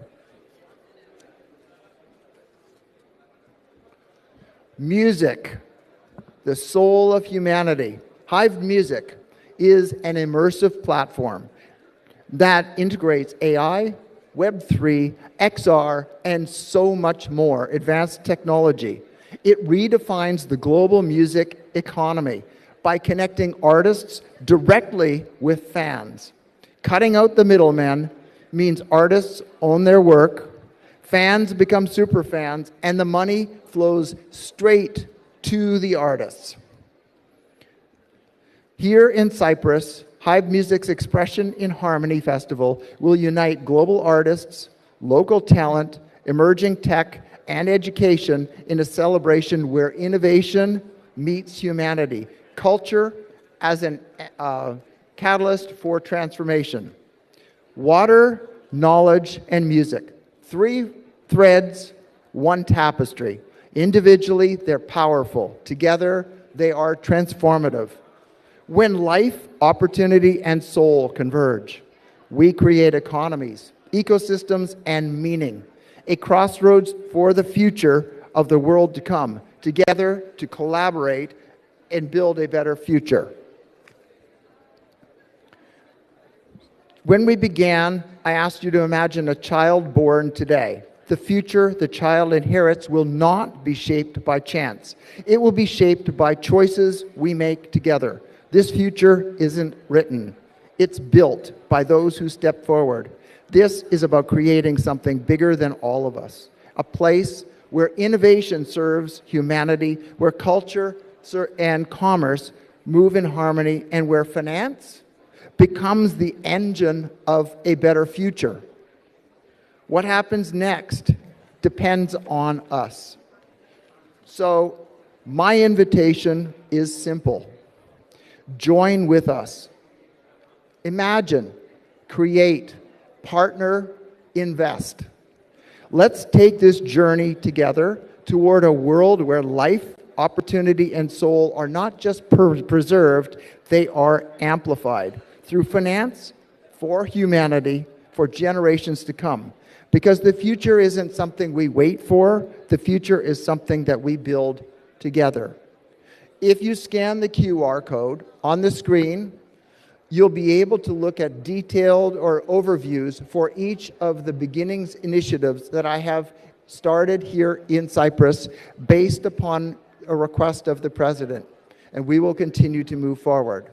If you want more information, talk to me. I will be here till the end of the event, and I will be around in the hotel till 9 p.m. tonight. I would be happy to talk to you. Thank you very much for your time, your interest, and coming here. Have a good day.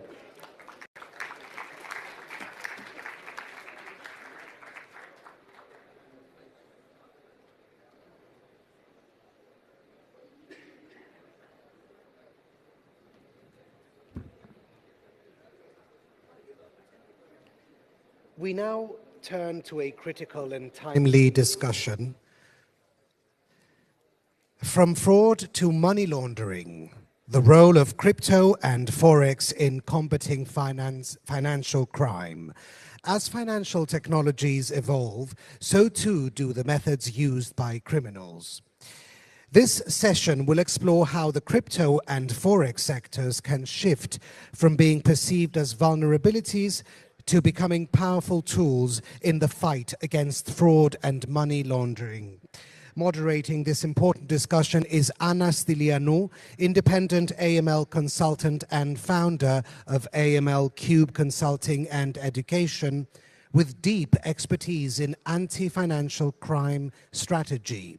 Joining Anna are esteemed panelists, Norshad Kadon, AML CFT subject matter expert at ITX Compliance and former regulator at the Financial Services Commission of Mauritius, Michalis Zivanaris, partner at Economou & Co. LLC with a strong background in financial regulation and enforcement, and Nassos Katsiamidis, CEO and co-founder of Klidi.io, a pioneer in digital identity and secure transactions. Please join me in welcoming Anna and the panelists to the stage.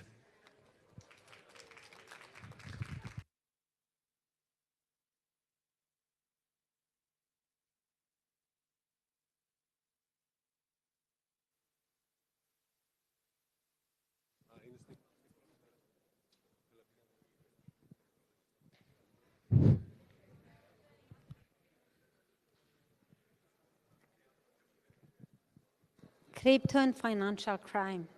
This is what we are going to discuss today. An interesting topic. Why? Because crypto is slowly becoming part of our everyday life.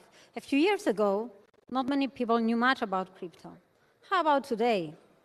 More and more people are adopting crypto. They're using it for payments, investments, creating innovative products or services. And something else that impressed me is that regulators are having a positive approach towards crypto and recognize that crypto is here to stay. But you know it very well, like me, that like any other financial tool, crypto can be misused for scams, fraud, and money laundering. These are real risks. But is it a preferable tool for financial crime? So this is what we are going to discuss in this panel. We'll look to what extent crypto is enabling financial crime and its role. What tools and approaches are there to identify and mitigate the risks related to crypto and the challenges that legitimate crypto businesses face as part of their licensing processes. Let's introduce our panelists. My name is Anna Stylianou. I am an anti-financial crime consultant. I have a mission to increase awareness to the extent possible, if globally, and help fintechs and other financial institutions to prevent and detect money laundering and other types of financial crime. Now, Shad, would you like to introduce yourself and then? Thank you. Thank you very much, Anna. Naushad Kidden from Mauritius, former regulator. It's on, I think, yeah. Thank you. So Naushad Kidden, former regulator. I'm from Mauritius. I have 12 years serving the regulator in the legal, regulatory enforcement, inspections, investigations departments. I'm also now at the moment a consultant with the Financial Intelligence Unit in Mauritius. So helping now also the private sector and also the public sector. And I think today we have a very fitting topic, Anna, to bring on the discussion. Thank you. Great. Michalis?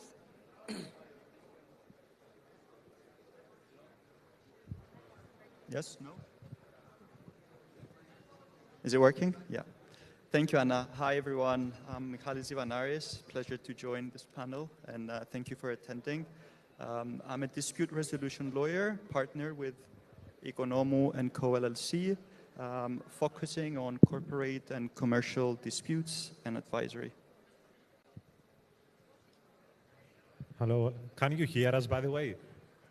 Yeah, because I cannot hear anything the previous guys said. My name is Nasos. I'm the CEO and co-founder of Glidi.io.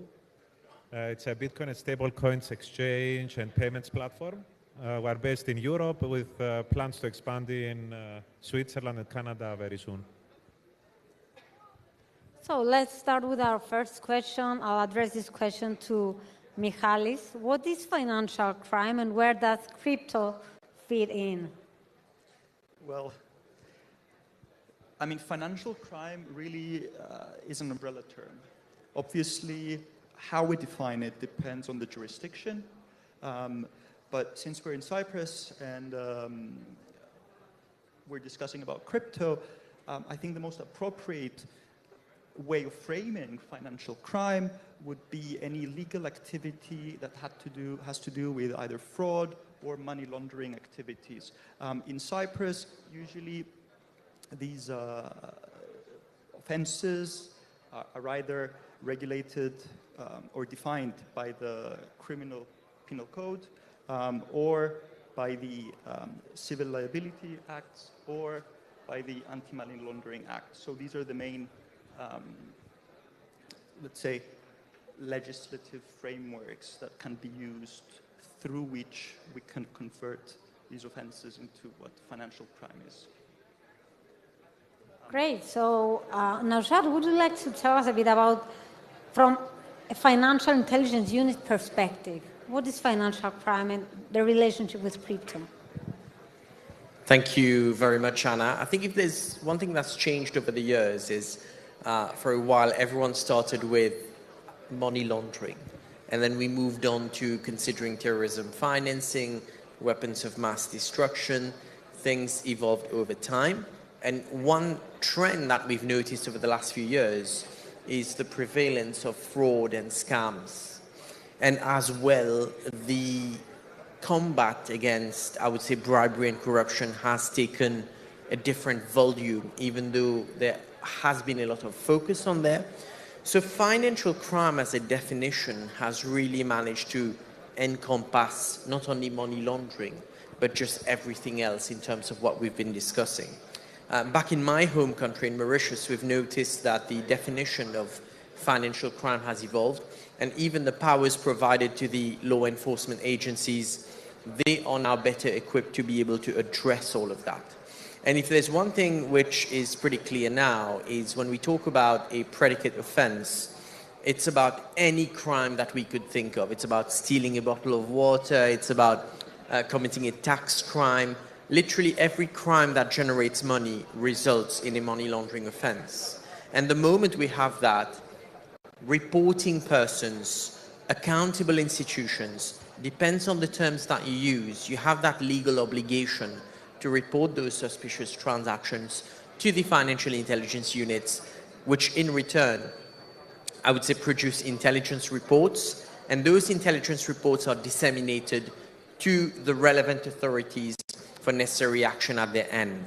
And if I'm allowed to just close on one topic, is every country's ability to share information between the authorities are assessed by the Financial Action Task Force during mutual evaluation exercises. Yes, exactly. And crypto is just another channel, let's say, that enables money laundering, but overall financial crime existed long before crypto. So from a financial intelligence unit's perspective, do you think that crypto is a preferable tool for money laundering compared to other types of money laundering techniques, let's say? I think with the recent scams that we've noticed, and even general crimes and people really tagging cryptocurrencies to when it comes to money laundering and any type of financial crime, has been to some extent unfair, because even fiat currencies happen to be used for that.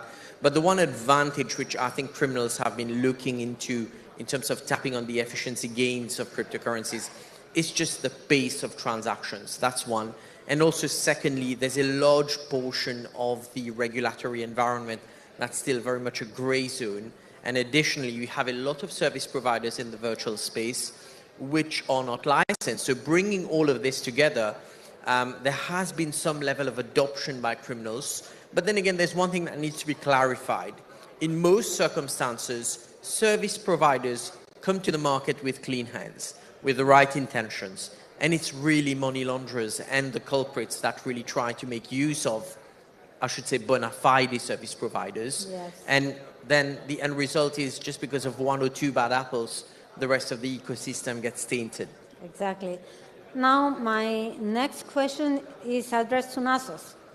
What misconceptions do you encounter most often about crypto and financial crime? For example, there is a myth that crypto is anonymous. Do you agree on that? On the base of it, it is anonymous, but it's not really. Pseudonymous, maybe. Maybe the word pseudonymous is more appropriate. Exactly, that was my point. The word we should use is pseudonymous. It's but in my opinion, we first need to start from a decentralized kind of environment with a centralized kind of environment, and how we connect the two legally wise, but also AML wise. You cannot really regulate the decentralized environment. You can set, yes, some rules, but you cannot really regulate it. I always say that you cannot regulate innovative technology with traditional regulations. Bravo, exactly. I agree completely with that. The point that, especially us as a centralized exchange, we need to focus on is what comes in and what goes out. Okay, we have certain rules today, the MICA regulation or the travel rule, that forces us to follow certain regulation. The only problem I see with that is the global landscape. What if US regulates crypto in a different way than the EU? What if Australia regulates it differently? So that's where I believe we'll find some hurdles. But all in all, even if crypto is pseudonymous and the transactions are decentralized, I have some figures for you, by the way. I think it's easier to speak with figures and Yes. facts, especially on Bitcoin, because I split Bitcoin and the rest of the crypto market. On Bitcoin, 0.11 to 0.14% is basically of the transactions is used for illegal activity. Very Now, small percentage. very small compared to euro, because we always need to say if it's low compared to what. Let's say euro, it's over 1%, yeah, especially cash. So still, and I believe always, anti-money launderers and people who want to commit fraud will use physical assets always, not online assets. Because they need to bring the money into the real world so they can benefit from that. So another question is, blockchain is often said to make tracing of funds easier. So what are some advantages and limitations that blockchain forensic tools really offer? Question for me? Yeah. So there Anyone. are tools, yes, like Chainalysis, AML. I mean, there are plenty, TRM Labs. 6 or 7 in the market. Medical science. Exactly. The only problem with that is that I call them doctors. Yeah. What we need more is preventive measures. So how these tools work is that if they think you commit a crime, and when I say you commit a crime, we're talking about pseudonymous addresses. Yeah. If we think that this address is weird or it committed a crime, then we flag it. And then we all have access to those flagged addresses. So when, let's say, a wallet sends crypto to our platform, it's immediately flagged as high risk, and we disable the account immediately. Or assigning it as high risk. Yeah. But the problem here is that if somebody wants to commit a crime from an address that never committed a crime, you can never know about it. So I believe we need more measures with that. We are building some things for that as well, but I believe the market as a whole needs to understand that we need to be proactive. This is my opinion. Okay. Now, Shad, what's your opinion on this, on cross-border and jurisdiction challenges of blockchain forensics? What we've noticed is the pace with which mutual legal assistance works does take some amount of time. So if there's one thing that we've noticed is the way instruments that enable countries to collaborate with each other work, it requires, one, the preparation of a very complex document that's supported by evidence. So just that in itself will take a large amount of time. And then again, when the request is received by the recipient country, their authorities, they take some time to observe whether the legal conditions are met. And obviously there are levels of approval that run there. And at the same time, we're talking transactions that happen in seconds, if not milliseconds, where a lot of value is able to cross border. And with the hopping of value of cryptocurrencies, virtual assets that happens, and when you compare that with the pace with which countries have to run through their diplomatic process to be able to make investigations work, it makes it very difficult and next to impossible to be able to prevent, I would say, crimes happening. So I think the problem is more with the legislation and mechanisms in terms of having to cope with emerging technologies, as opposed to the technologies having to slow down to be able to cope with legal instruments. Yes, exactly. And now a question to Michalis, you're a lawyer. How are courts treating crypto assets in fraud and money laundering cases? And in the eyes of courts, are crypto assets property? Okay. Actually, I'll start with something that has been thrown around in the discussion. You said you cannot regulate new technologies with old regulations, something like that. Yeah, okay. You can't hear me, but I think that's more or less correct. It's interesting because in litigation, what we do is we reapply existing legal concepts to emerging technologies and we adjust them. And that is very interesting. And the courts have been called to do that. A small diversion, what I'm going to say draws a lot on the jurisdiction, on the case law of common law jurisdictions from England and Wales, but also from other common law jurisdictions such as the BVI, Australia, New Zealand. And the reason for this is because Cyprus, as a common law jurisdiction, can draw on these legal developments and apply them in our courts as well. So you asked me how courts deal with digital assets and cryptocurrencies, and specifically about property. And this is more of a, if I can use the term, gateway question, because the kind of property that the proprietariness that we attribute to crypto assets defines the kind of remedies, the kind of causes of action, and to an extent also the criminal liability of people who misuse these assets. So the short question is yes, they are treated as property.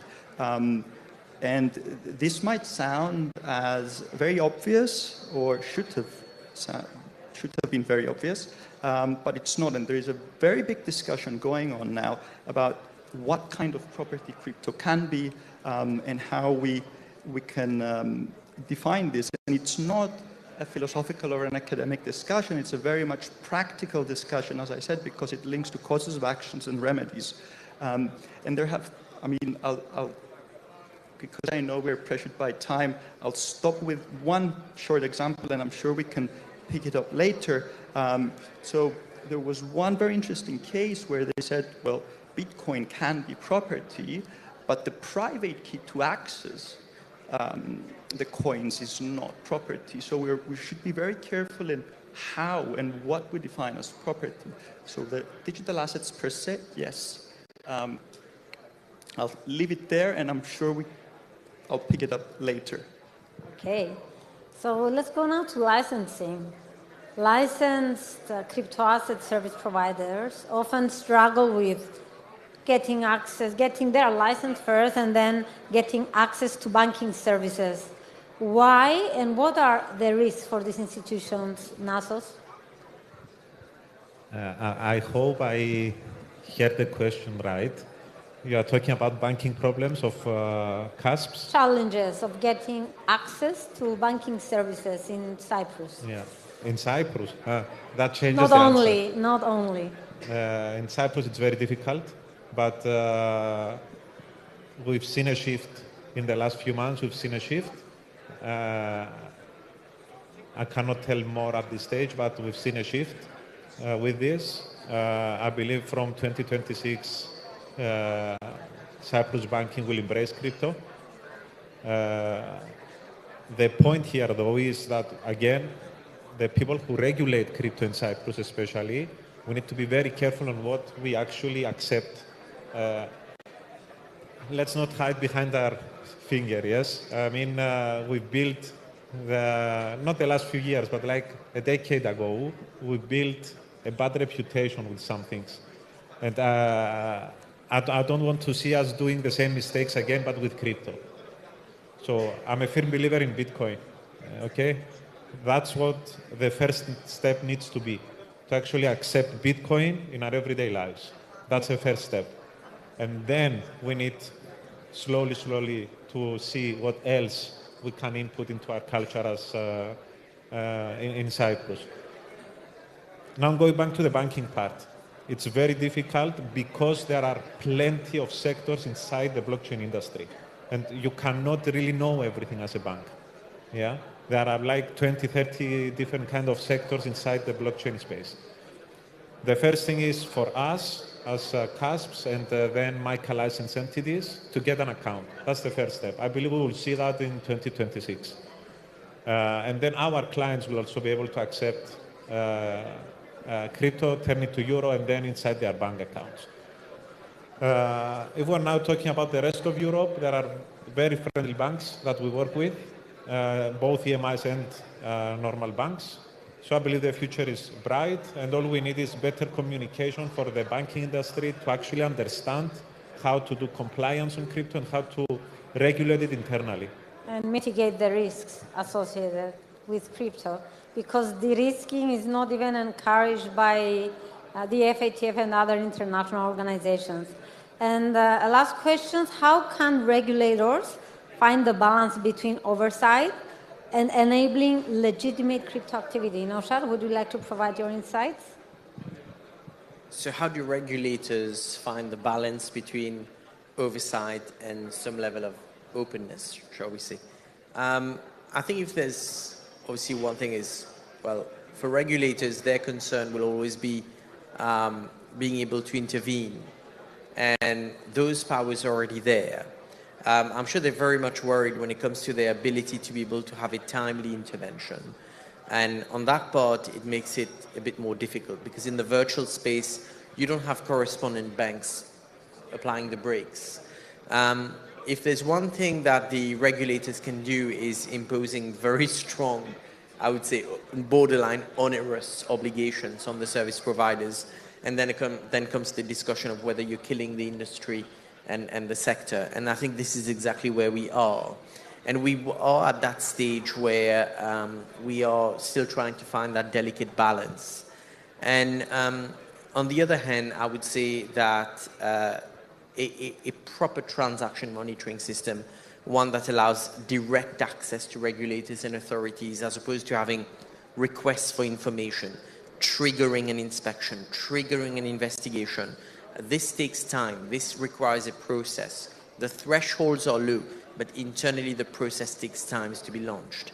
So having an ecosystem which may potentially plug visibility or for the regulators might be something that allows for, I would say, a healthy and progressive growth for any virtual asset of choice. Okay. So we have a few more minutes. I would like to ask, what do you see the future of crypto and regulation? What do you think about where are things heading to? The future of Bitcoin, and not the rest of the crypto space, but for Bitcoin, I believe we will see many financial products built around it.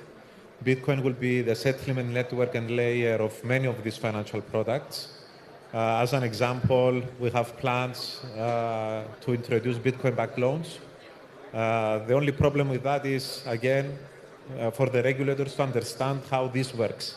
Awareness. I think there is a big room for improvement in terms of awareness on the part of the regulators and the banking industry. Yeah. I believe the regulators, though, if we have any regulators here, just an advice from a receiver of the regulations, not to regulate with the mentality of just the fintech space 10 years ago, 15 years ago. Let's actually regulate the actual crypto space, not just bring old regulations into a new world. That's an advice from me. But in any case, coming back to your question, very briefly, I believe Bitcoin will be the settlement network, again, for financial products, but also for cross-border payments. I believe we will live in a future where you won't see or use or know that you are using the Bitcoin blockchain. You'll just use it to exchange, let's say, euro to Indian rupee. That's what I believe. And let's hope regulation can catch on, but not over-regulate always, but be actually support innovation. So, Michalis, what are the legal obstacles or any other final comments that you would like to provide? Well, in terms of legal obstacles, there has been a part of the discussion that you were talking about essentially tracing or finding, being able to identify certain routes of the transaction. And one of the greatest legal obstacles we see in terms of litigations is following the asset through different wallets. And one of perhaps the most difficult hurdle to overcome is when an asset enters into a common pool and then it exits into 1,000 different wallets. I think that area can be considered in a different way in order to enhance the trust and the ability of this really amazing innovation to fulfill its purpose. Great. Naushad, also final thoughts? I mean, I was going to say, because when I was working with the regulator, we've tried a few applications freezing of assets, and not every single one of them has been successful.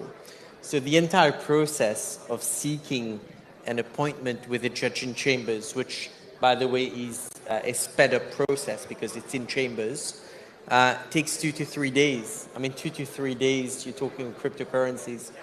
There's probably been 1,000 rounds during 2 to 3 days of movements. And then again, you're going to have to, of course, ensure you have judges and authorities that understand the complexity of what needs to be frozen.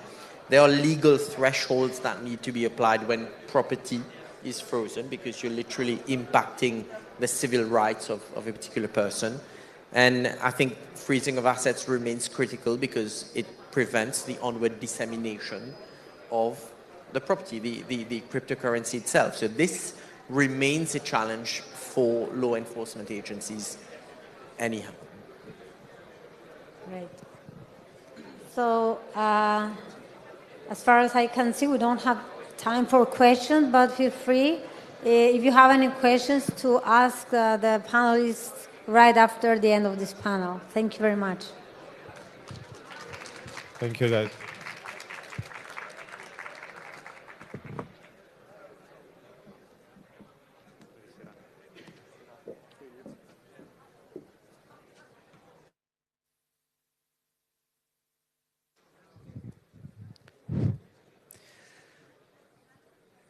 Our next session is titled Liquidity is King, Trading Opportunities and Illusions in the Derivatives Market.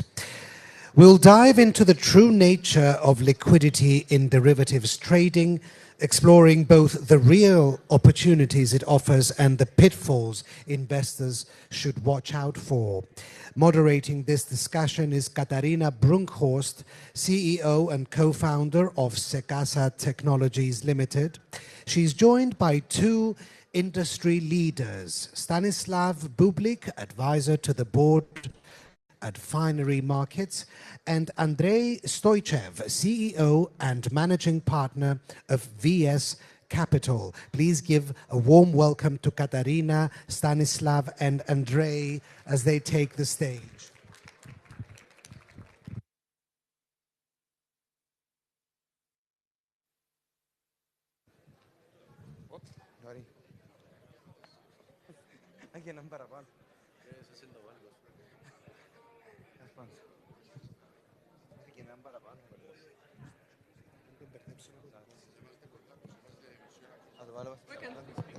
Okay, I think we can start even with the wrong headline of our panel. Oh, there it is.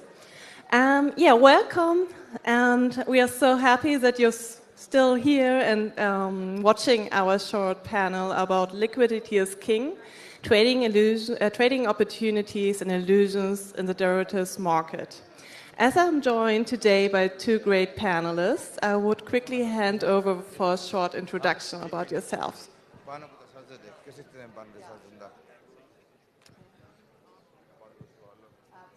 Hi everyone, nice to meet you. Great to see you here, and thanks for joining in. My name is Stan. I'm the CPO of FinYard. We're running a software development across trading in CFDs and trading cryptos for crypto exchanges and CFD brokers.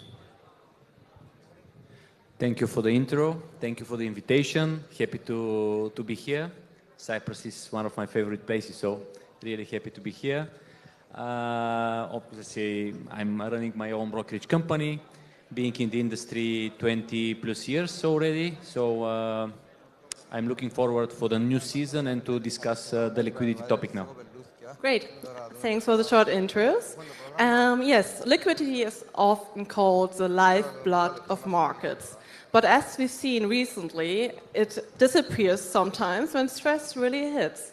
We saw it, for example, with the tariffs in April, when margin calls tripled within 1 week. So hedge funds had to post 1.5 billion more in collaterals.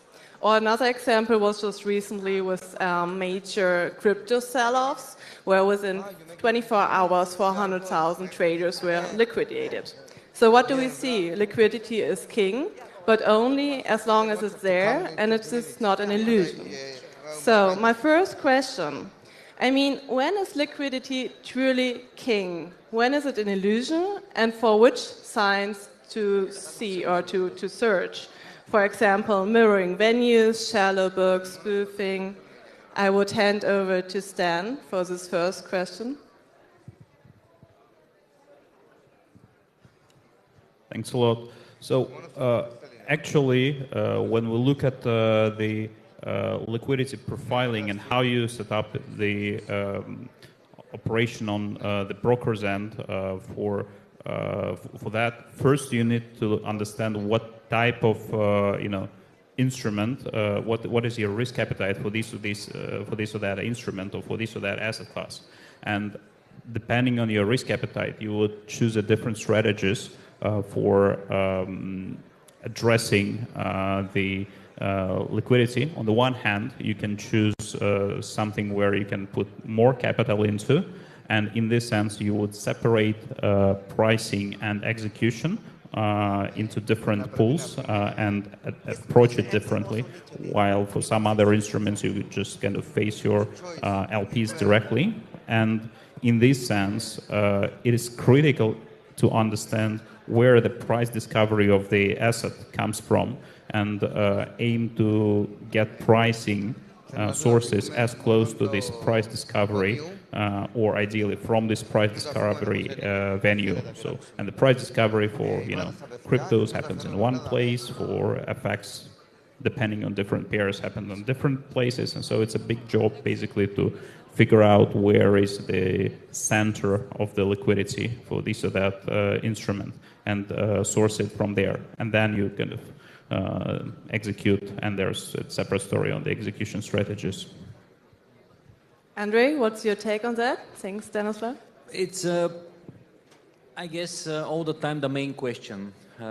Which instrument and which market, how perform when there is more liquidity or less liquidity. Obviously, that's why we can see really big movements of some of the markets when the liquidity is not so great. For example, some holidays or some, periods where, main traders, market makers are off, let's say. So it's always about taking care for your risk, as Stan mentioned, and checking what's going on the market and adjust based on the liquidity which you are having or creating, depends of what you're doing exactly. And another important thing is that liquidity in general is not like on average on the general instruments, because for FX, liquidity is one thing. For indexes, let's say, it's totally different thing. Stocks is another thing, and crypto is something new and again totally different. Of course, people from the industry, brokerage companies, they need to take care based on their risk approach for all these different asset classes to adjust their offer based on the liquidity and based on the markets which they are and time zone where they are operating. Yeah, you just spoke about different markets. Where would you see the biggest gap between apparent price discovery and real tradable liquidity?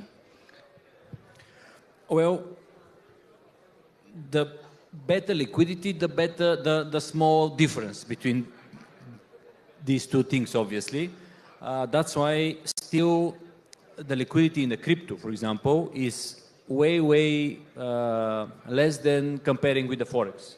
So that's why it's from time to time traders are receiving slippage when you trade a big size of crypto, let's say, or others are just, for them it's hard to trade because the conditions are not so great, but the conditions are based on the liquidity itself.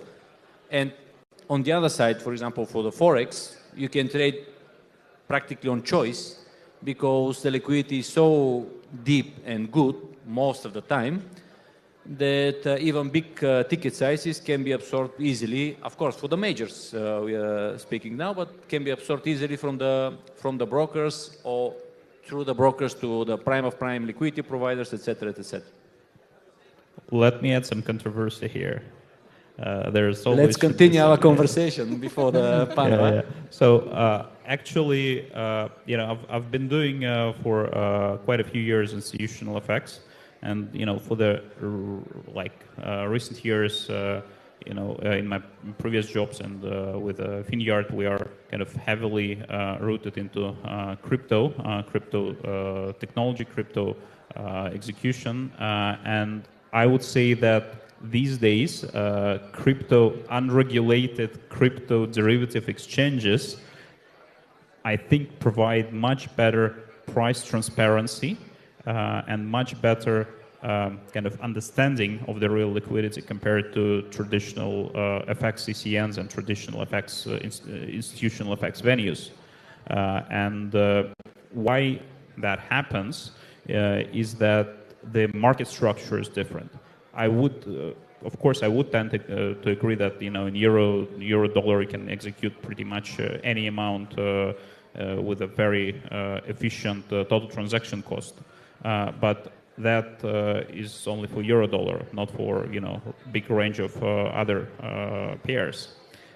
And if we look at the actually understanding where is the real liquidity, where is the real supply and demand, crypto exchanges these days provide a much better transparency, because pretty much all of them are based on central limit order books, and on FX we have basically LMAX, that is a central limit order book to some extent, and you see the transparency of the order book, you see the trades transparency, and based on that you can very effectively determine the fair market mid at any moment in time with crypto, while it's not exactly the case with FX, which is a quote-driven market. And I think it's actually a kind of fundamental difference between those two markets.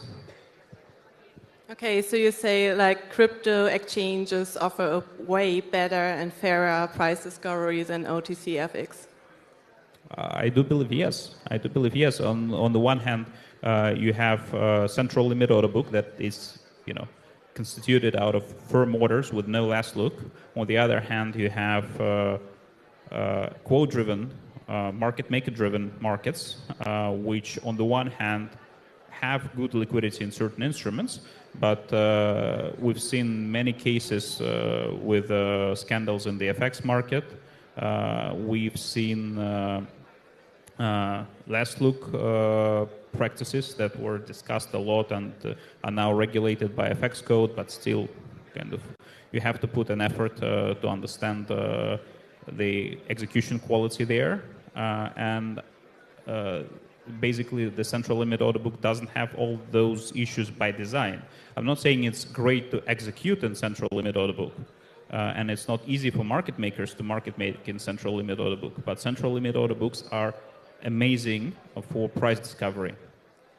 Perfect. As we have today many brokers around here, and some of them focus mainly on spreads and commission, what's of course totally understandable, but we always have to see if the trades can be really executed, if the quality is there behind. So Andre, for what should brokers look for when searching for a good liquidity provider to have real, genuine liquidity and not only false ones? Yes, this is the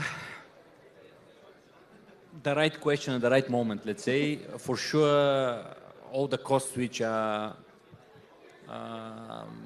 associated with it, a trade is obviously very important and super sensitive for the brokerage companies, because a lot of costs are around, technology, staff, offices, everything, sales, and on top of this, for liquidity also you're paying. So that's why any cent, any dollars make a big difference. But together with the cost you mentioned about the commission and spread, which is pretty much one thing, it's important to know the market depth of the liquidity which you're receiving, because if you have really tight spread, let's say, but you cannot execute even one Bitcoin on this spread, it's useless, let's say. So of course, you need to know also your flow, your clients, which can predict in a way, but not really, because you never know who will be your client tomorrow. But in general, negotiating the pricing, the spreads, the commission with your liquidity providers, it's important to negotiate also the top of book, to see the top of book, to discuss this, maybe to ask from your liquidity provider better top of book, or I don't know, maybe it's too much for you, maybe they can squeeze a little bit. It really depends of your case. So that's why a lot of liquidity providers, they have several pricing engines, let's say. Depends of the size of your company, depends of your flow, depends of your clients. They provide one way or another. So yeah, very important question, and the question which must be put from the very beginning of collaboration between you and your liquidity provider, because from time to time, after some time working together, you notice that things are not exactly what you were expecting, not because something is wrong in general with the execution with the liquidity provider, but just because of lack of communication. Yes, thanks for the insights on that part. Stanislav, do you want to add something quickly? Well, I would just echo to what was said, but I also want to add a couple of considerations that are not linked directly to the kind of actual liquidity profile of the LPs, but we shouldn't forget that most of the audience here we are kind of is trading non-fungible products like CFDs, and for such non-fungible products, you have to very carefully consider swap cost for the position rollover and the possibilities actually to kind of getting in and out of the position. So on the one hand, you have the kind of cost of total transaction cost, but a part of this transaction cost, you have quite significant cost of carry of the position, and that's kind of often omitted. Thanks for the addition. Now let's take the last minutes of our panels to talk as well more about opportunities and not only about pitfalls, illusions, what to look out for.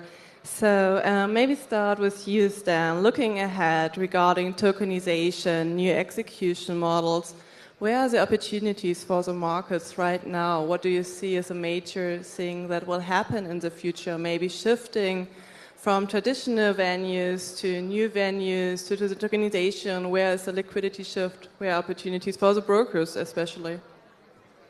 Yeah, thanks for this question. Actually, since we are kind of working with two worlds, on the one hand, we're working with a kind of more traditional world on CFD and on the TradFi asset classes. On the other hand, we are kind of very, very well integrated in crypto and with all the technology in the crypto space. And I would say that the technology for supporting all the traditional assets based on chain, based with the margin engines that are used in crypto exchanges, pretty much everything is already there. The only kind of limiting force for kind of launching the vast range of TradFi instruments on chain, launching perpetual contracts on them. The only stopping factor is regulation, because those assets are regulated under MiFID and other similar frameworks in other countries, and that requires effectively whitelisting of the holders' wallets, and that kind of defies the nature of the fungibility in crypto, how stable coins, for example, are acting, where you can freely transfer tokens within the system. So this is the main inability to freely transfer tokens on chain is the main limiting factor for tokenization. And as soon as either exchanges figure out a way to kind of pass on the needed information between themselves and tokenization providers, or regulation somehow adopts to the reality, I think we will have a massive shift of liquidity from the traditional exchanges like NASDAQ or whatever onto on-chain venues, because we already know, and it's already a known fact that crypto venues are huge retail hubs. More than out of the young population, more people hold crypto rather than holding stocks. And I think it would be just this one last step that is remaining to kind of fully move to 24/7 tokenized instruments, whether it's traditional financial assets or kind of non-financial assets. And it will be a very interesting world because it will be more fragmented, and it will be more opportunities for liquidity providers and more opportunities for traders. Yes, thanks, Dan. And you see clearly the shift. And I hand over to Andre. You have the last minute now. I know that we are running out of time, but question for opportunity is also a good question, a good final in a good conversation. So while regulation is coming for the crypto as well, and it's already happening, and already a lot of crypto providers already licensed. This is really good for putting more liquidity in the market. Never mind if we are discussing now crypto directly or maybe stocks as we are discussing now. All these participants who are one way or another participating in the forming the pricing, doing market making, or taking liquidity or providing liquidity, this will create more and more liquidity at the market, which will conceptually will improve the pricing, which will improve the execution, which will give better conditions to the retail clients, which will be happy and start trading more. Basically, this is the opportunity. We'll see how these things will develop, but this is the logic. I think that was a perfect last statement. Thanks so much for your time today, for this great panel discussion. I think we dive deep into the topic of liquidity, illusions, opportunities. So our time run out now, exactly. So yeah, thank you all so much for listening. Thank you.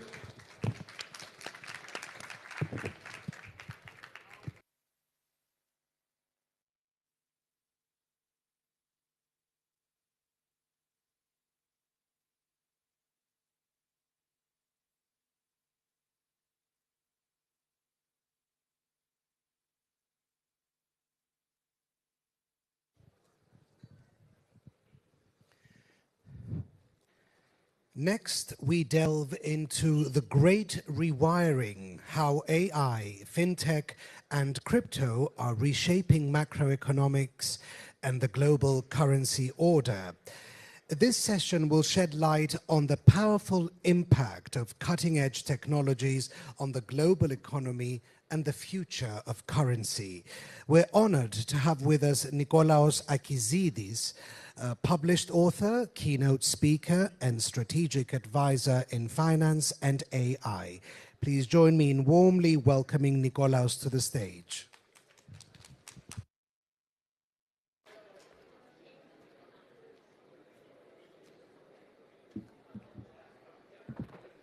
Hello to everyone.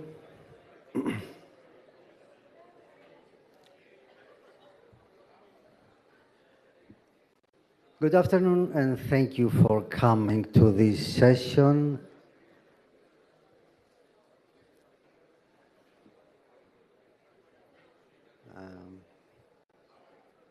Okay, let's start. Financial world is changing faster than any of us can trade, invest, regulate, or build. And this is not about new apps, faster platforms, or bigger data sets. This is about the very structure of global finance that is being transformed.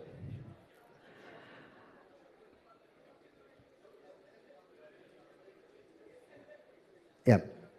I call this the great rewiring, because what we are witnessing isn't just a digital upgrade.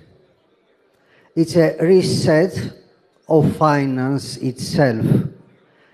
This rewiring is driven by three fundamental pillars: fintech, AI, crypto assets, which are not simply changing the game. They rewriting the game by redefining what an asset is, how capital moves, and who truly holds power. For traders, markets now move on liberate capital flows. For investors, new opportunities are emerging that didn't even exist 5 years ago. For regulators, risks evolve in real time, demanding constant adaptation. And for fintech professionals, they are writing the new rules of the financial system. For decades, the global economy itself rested on three pillars: predictable capital flows, currency stability, and institutional control. Historically, central banks and fiscal authorities have shaped economic cycles through adjustments in interest rates, monetary supply, and fiscal spending. Markets follow their lead. But today, this framework is breaking apart. For traders, markets no longer just respond, they front run. For investors, stable coins settle more daily transactions in some emerging markets than their domestic banking systems. For regulators, capital is moving while bypassing traditional intermediaries. And for fintech professionals, they are no longer just respond financial markets. They are rebuilding their foundation. Now, platforms decide how fast capital moves, how risks are absorbed, and how markets adapt in real time. These are not isolated disruptions. They signal a rewiring of the global economic operating system itself, shifting power from institutions to networks, and from predictable cycles to the real-time dynamics. Fintech is tearing down the old walls of finance, as capital is now allocated without going through traditional banks. For traders, this means new source of liquidity that don't come from exchanges or central banks. For investors, tokenized assets and decentralized platforms open direct access to opportunities once reserved for institutions. And for regulators, the challenge is to redefine supervision for a system that no longer follows national borders. For fintech professionals, they are not just disrupting the system, they are redesigning. So fintech is shifting financial economics itself from centralized capital formation and national banking systems to a global, decentralized, real-time financial ecosystem. Artificial intelligence has transformed economic forecasting into a real-time adaptive process. For traders, markets now move on AI-driven forecasts, not just official announcements. For investors, hedge funds run tens of thousands of AI scenarios, adjusting portfolios in real time. For regulators, AI enables institutions to stress test and model extreme scenarios with precision. And for fintech professionals, AI is the engine that translates forecasts, risks, and policy signals into real-time action. So, what is the result? With AI, markets and the economy are no longer simply descriptive. They have become predictive, dynamic, and more adaptable than ever before. Crypto assets, that's the elephant in the room. We will call them speculative assets, hedge against inflation, programmable money. However, their impact is undeniable. We're witnessing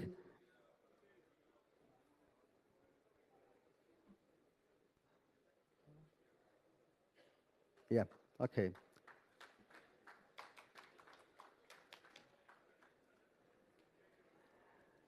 We're witnessing the rise of the parallel financial system.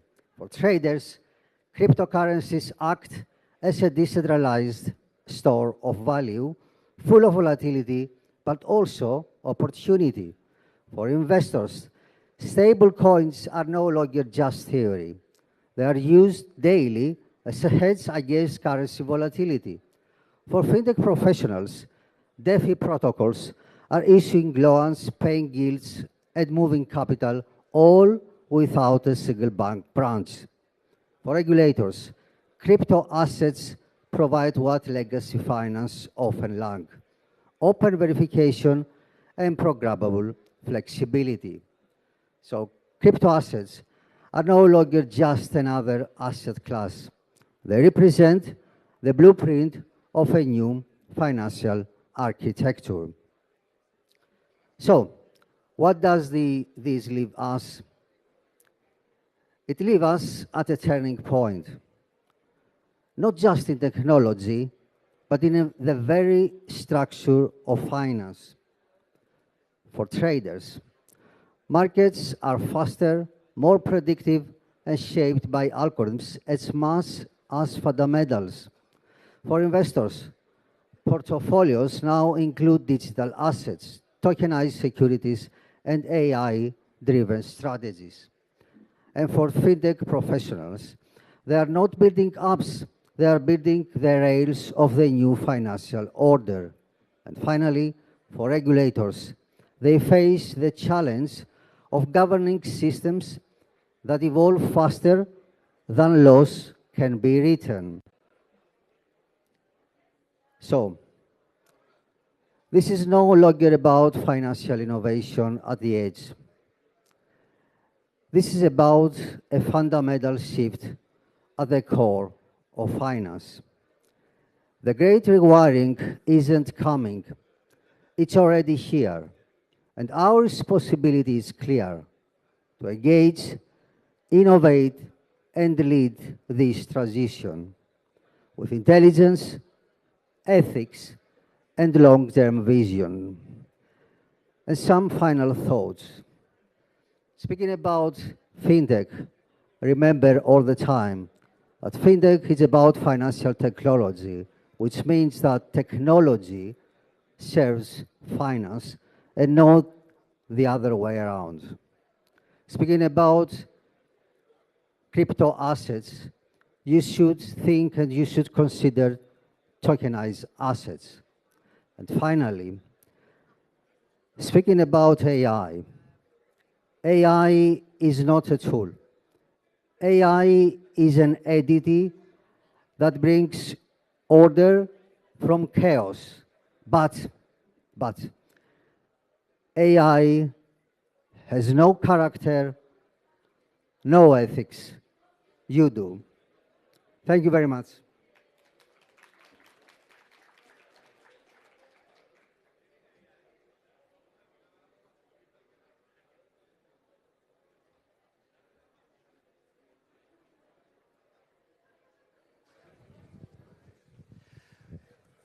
Our next session dives into investing in space, capital, risk, and long-term value.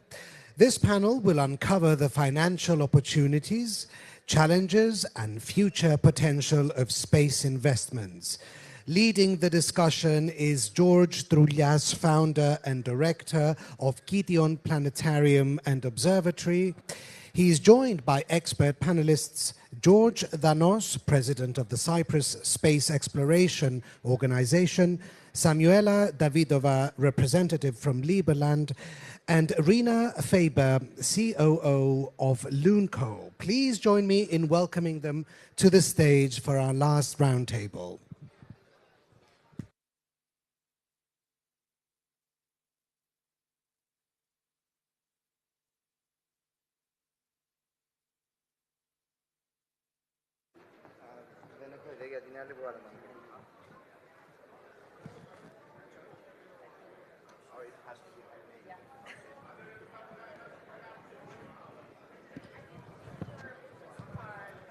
One, two.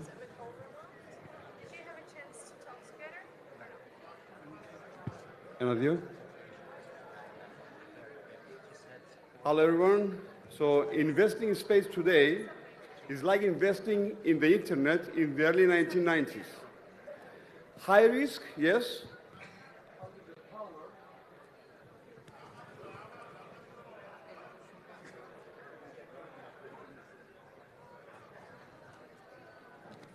Ένα, δύο. Okay, εδώ δάμε.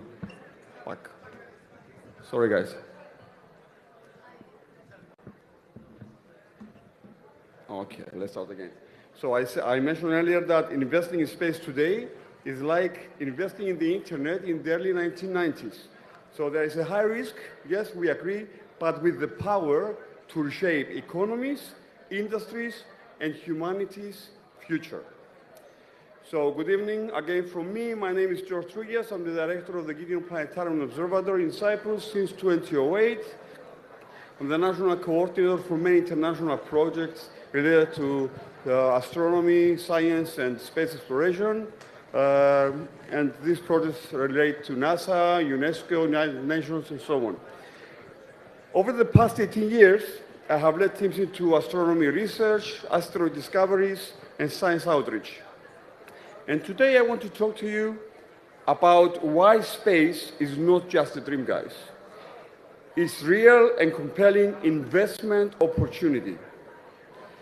In the corridors, they asked me if I'm related to crypto and so on earlier today, and I said, no, we're going to talk about investments in space. And they said, wow, how is this related to our subject? So our expert here, they will give you all the answers with me as well. So one of the main reasons is that the global space economy, guys, is projected to surpass $1 trillion by 2040.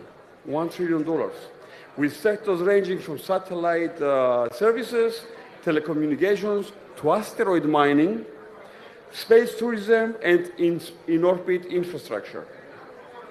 Many of the technologies we take for granted, like, let's say, GPS navigation, weather forecasting, climate monitoring, and global internet connectivity, but we use them every day.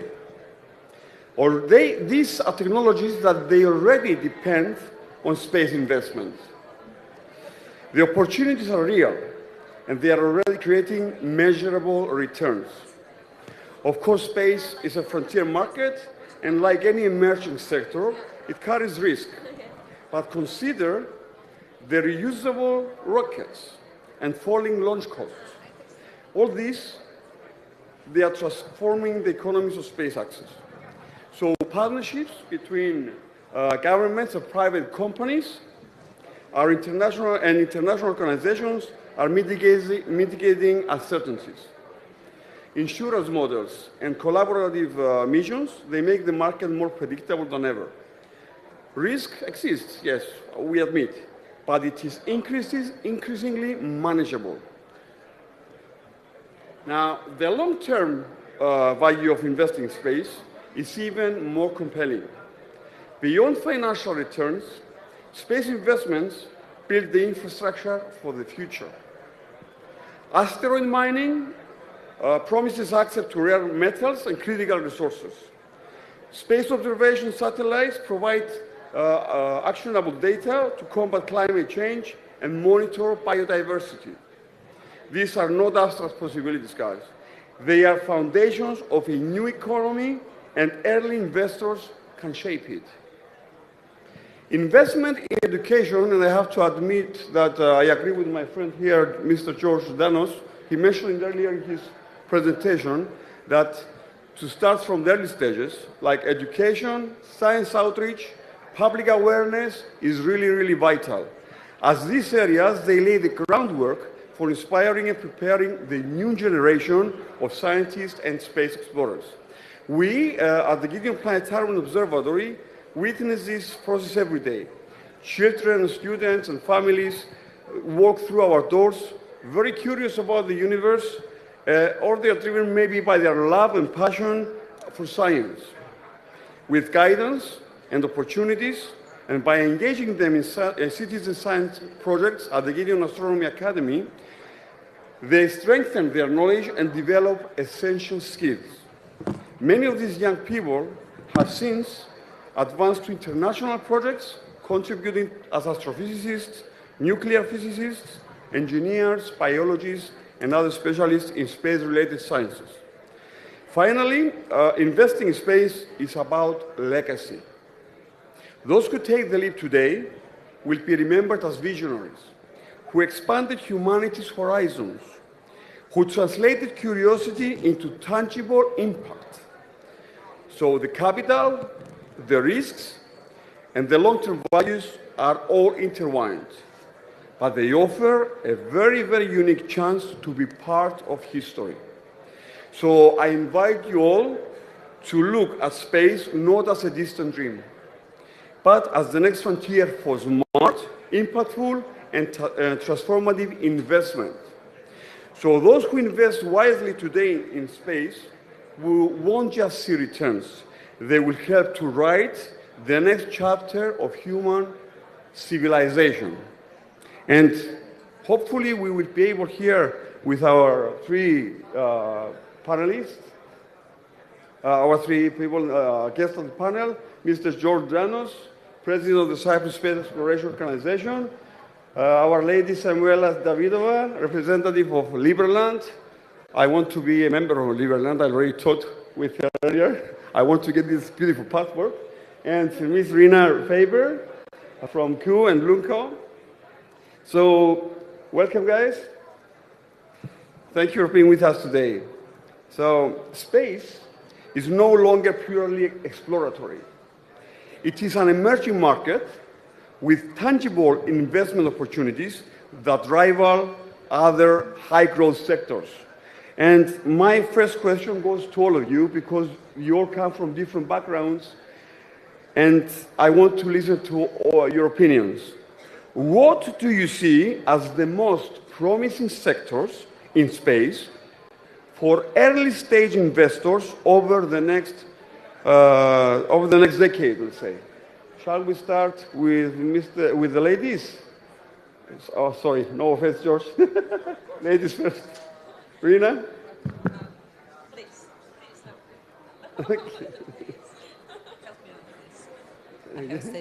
Do you want me to repeat the question? All right, thank you. Hello, everyone. You know, I don't have to be a Liberland representative because people love the idea so much that they represented themselves. Thank you, George, for the introduction. You're welcome. That's very warm. Happy to see you here. So I feel very proud. You know, maybe you ask why Liberland on the space panel in the first place. So we have our own space agency. We will be now delivering our flag to the first commercial mission on asteroid, which is quite cool. And I am glad that I am one of the people who initiated the space program, thanks to being entrusted by our president, who delivered you the keynote today, earlier. So yeah, we have a space program. The question related to the upcoming and most promising opportunities in the next decade. Well, I think that first of all, I would provide some context. So our perspective is that the market is currently moving from, before those were just the big governments, big countries having their own space program.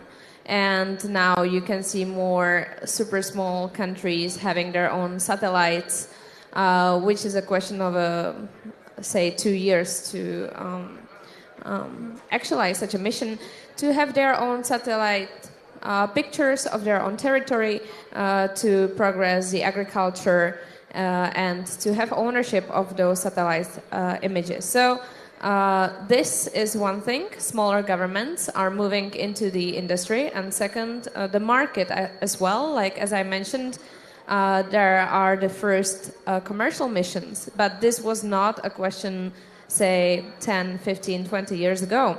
So this is what's happening now. I can imagine this only would accelerate.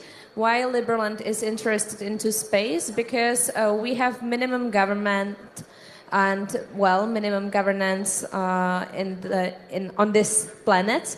And it would be great to also provide some regulatory framework related to the space industry, which is outside of this planet.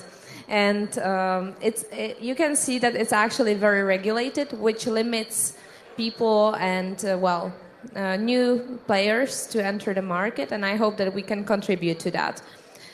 So I can imagine that there will be, more private projects. But in the first place, I believe that now, at this stage, it will be serving more smaller governments and, governments in the first place, because still the budget is required and it's not a cheap thing. Yeah, that's my perspective. Rina? Thank you. Rina? Tap. Change microphone, maybe? Yes. That one is for singing. Yeah. Oh, maybe I should just... yeah, thanks. There you go. I want to support Samuela in her opinion on that. And I want to start with a personal perspective that for years I've been wondering how I ever use my combined knowledge on astrophysics, remote sensing, planetary science, and space medicines combined. And it occurred to me yesterday when I was preparing for this panel. That's exactly the moment. That's when you solving that mystery where it can be applied. So I want to say that the rise of space agencies, new national space agencies in the last decade, for now it's like more than 80 agencies in the world. And for last decade, it was like plus 17 agencies. And this global demand for space services is accelerating and making access to space not only just, it's make more available, but it's also more attractive for investment. And answering the question, I just want to have some story that's some analogy that's space economy transformation that's we are witnessing today. I think we passed a bifurcation point when it was government demanded field and to right now it's commercial led. And this represents one of the most significant inflection point in modern history. And for analogy for this is U.S. railroad in the past century when it was the completion was in 1869. And it's opened American frontier for massive economic development like SpaceX Starship doing this today. And that was at the moment last spike moment that breaks through that creates really new industries. As you know, American Express or Wells Fargo or General Mills, they were from central line grain processing or freight businesses, and they are the leaders right now, still have more than the century later. And the point is, the main thing that I want to say that the most valuable investment may not be in the rockets themselves, not the railroads that are already built, but in the picks and shovels, the traffic management, the new platforms that are accelerating the whole industry. Thank you. George?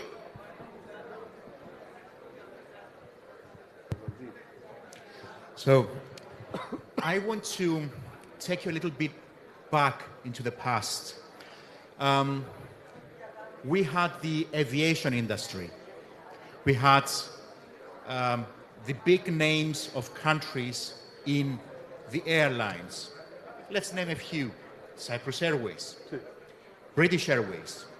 But all these now are slowly becoming private, or actually not slowly, very fast, becoming private, including the big names. Cyprus Airways is private. British Airways, I believe, is private. And we've seen the sector having gone from completely controlled by governments into completely run by the private sector. The same is happening now with the space industry. We have the agencies. Why? Because space is very high risk. Space is very expensive, very costly. And the success rate isn't particularly high. We've seen lots of rockets exploding. We've seen lots of failures before we had success stories. So all these risks had to be taken by the governments. But now, which one is the company that comes first to your mind when you think space and commercial? I'm not going to name them because I'm not going to advertise anyone, but we all know who I'm speaking about. So, as the same is happening now to the space sector, don't think necessarily that space exploration means that you have to invest in building rockets or that you have to go and start mining asteroids. Yes, this has to be done, but if you're an investor who wants lower risk, lower investment, not in the billions, then think about what is happening right now in this country. If I was to say to you 10 years ago, can you consider Cyprus as a thriving destination for investments in space? You would say to me, I see Cyprus as a destination for going to swim or having parties in the summer. But that has changed now. You have now the first International Space Innovation Center of COSPAR. COSPAR is the space research organization, the global space research organization. And they selected this country not because we have the highest results in absolute value, but because for our size, the results we have brought are much bigger per capita than many other countries, if not the majority of the countries. So we got 8 global awards at the level of NASA, just in the last 10 years. So with this innovation center now, we are running the international organization's innovation competition globally, and we are supporting the ecosystem to go through what we call support, incubation, so that we can give to the investors entities that are prime and lower risk to invest. Examples? How about health? The human population is aging faster and faster. So, is there something we can learn from space? Indeed. Astronauts are being bombarded on a daily basis by radiation and other parameters that is ruining their health.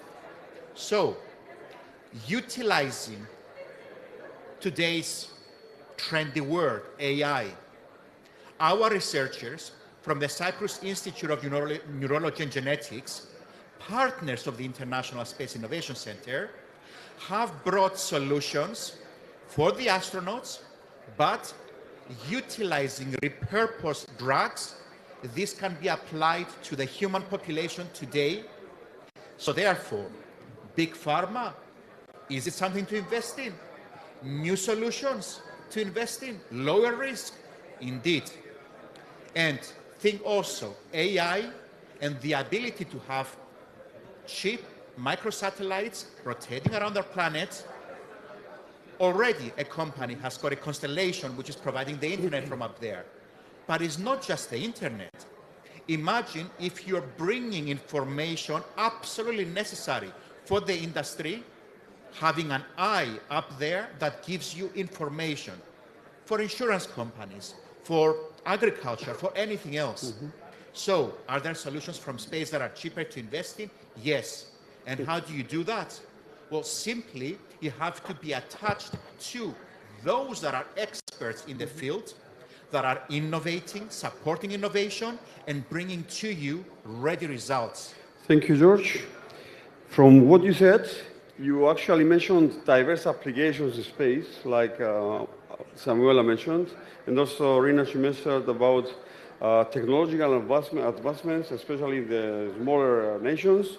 And George also talked about the benefits, not only the long term, but the short term, that someone can invest with low risk.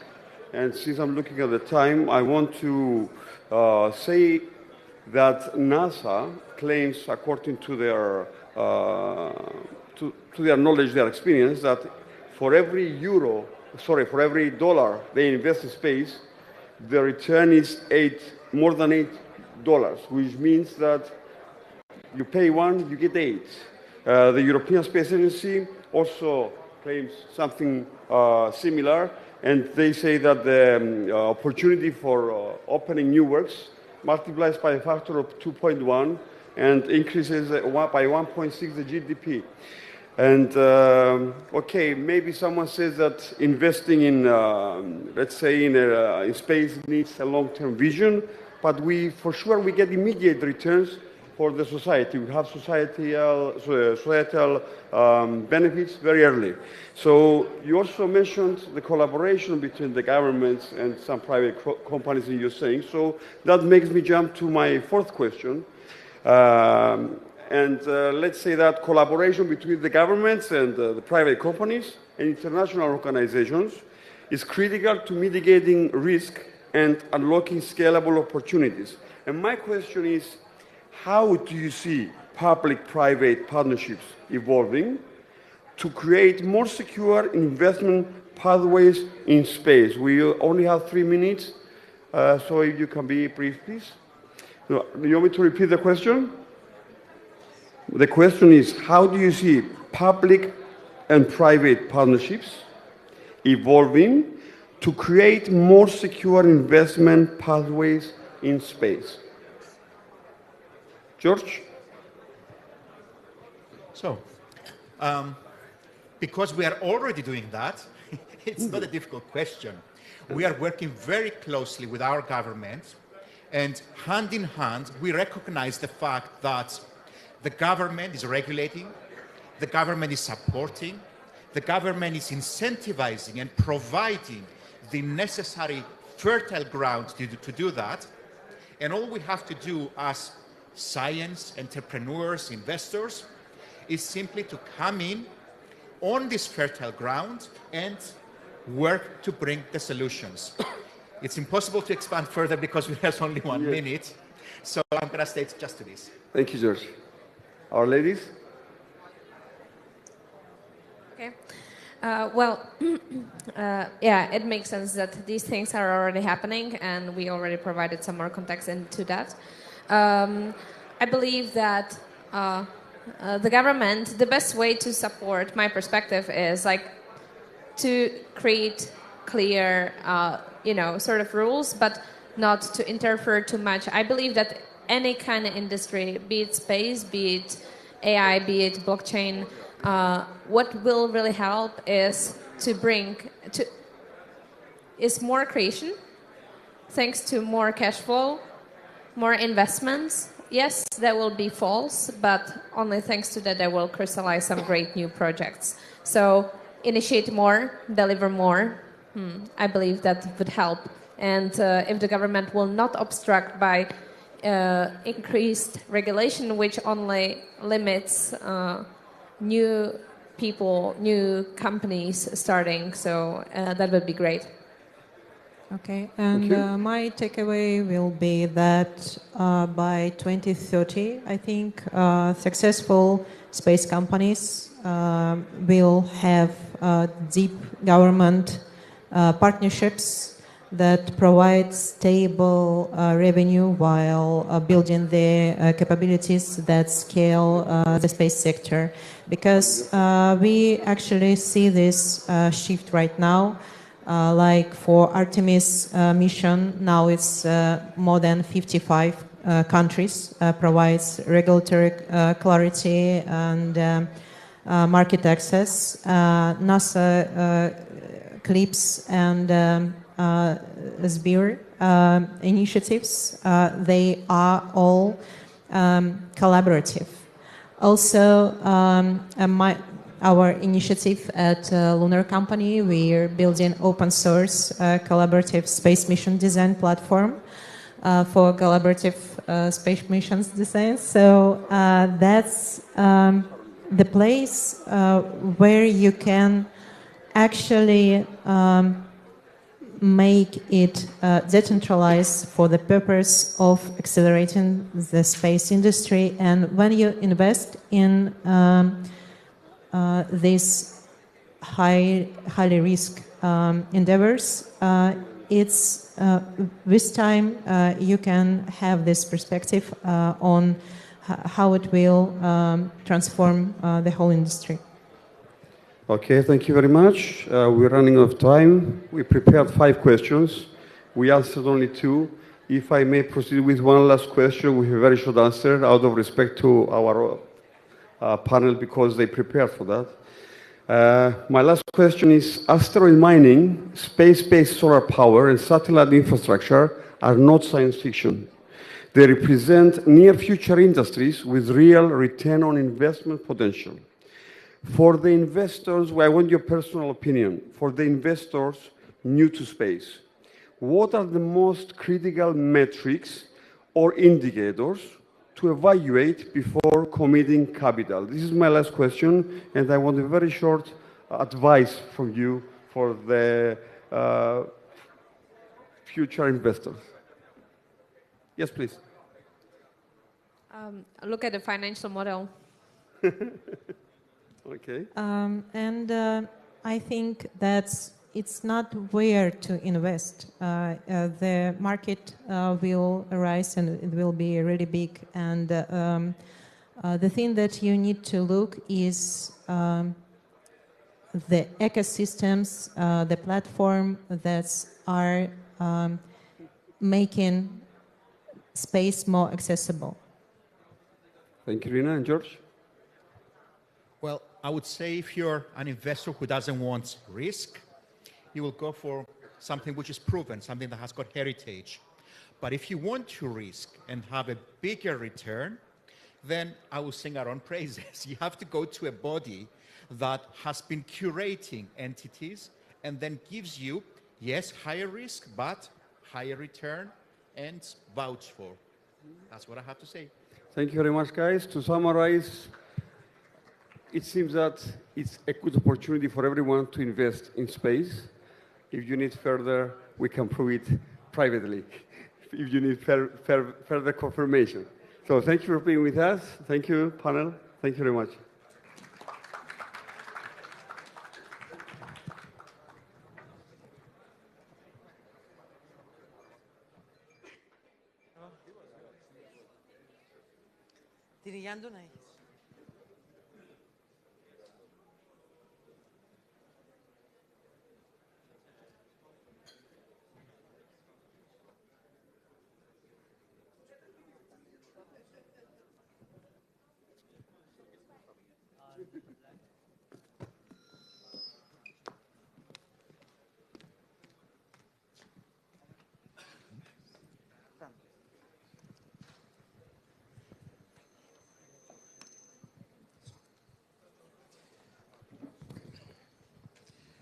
Ladies and gentlemen, as we bring ourselves to the end of the speeches and the discussions, we'd like to extend our sincere gratitude to everyone who contributed to this extraordinary day. Thank you to our moderators, panelists, speakers, and of course, all of you, our attendees, for the incredible energy, thoughtful engagement, and a meaningful discussion that made WikiFinance Expo Cyprus 2025 a resounding success. And while the knowledge shared here has been invaluable, we're not done yet, because now it is time to recognize excellence. We are proud to introduce the WikiFX Award Presentation Ceremony, a prestigious event dedicated to celebrating exceptional companies in the financial services, forex, fintech, and digital asset space. We celebrate companies that have stood out in a competitive, ever-evolving landscape. We celebrate leaders who have redefined what it means to lead with ethics, vision, and impact. To present these awards, we are honored to welcome Mr. Chris, the Chief Growth Officer of WikiFX, on stage to be our award presenter. Welcome. So let's get started. Our first award of the evening is for a company that has made a monumental impact with groundbreaking technology. And the award for Best Technology Provider goes to X-Valleys Technologies.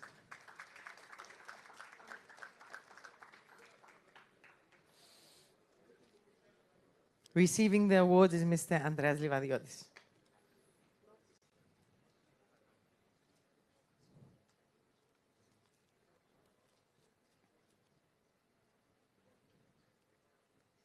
Big congratulations to X-Valley Technologies. Thank you very much. Thank you. Now, let's keep the momentum going. The next award celebrates a company that's making waves in the international trading scene. The best international financial market trading platform, Cyprus. And the winner is, just want to see it coming up, Goldfire Markets. A round of applause to help the representatives of Goldfire Markets to come up.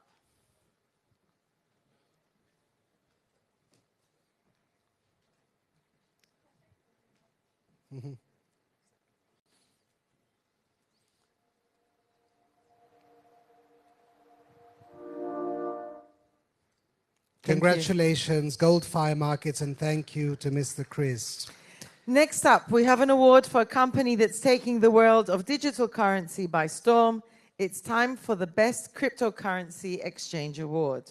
And the winner is the platform that has earned the trust of traders everywhere, InstaExchange. Let's give InstaExchange a big round of applause. Please come to the stage and accept your award.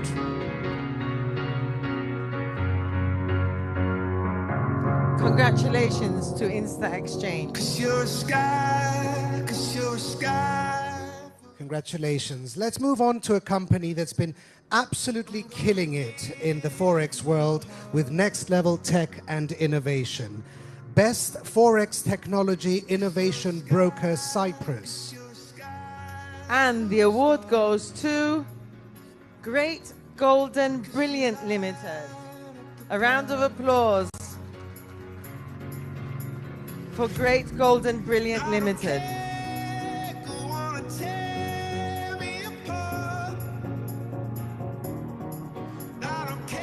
Congratulations. Congratulations. Now, let's switch gears a bit and recognize a company that has provided the best Forex trading platform in Cyprus. And the award goes to Power Trading. Let's bring Power Trading up to the stage to accept their award. We can't wait to see them shine tonight. Congratulations, Power Trading. Up next, we have an award for a company that has truly excelled in corporate and trust services. Best Corporate and Trust Service Provider. And the winner is Archipel Corporate Services Limited. I wanna die A huge congratulations. Please come forward and accept your award.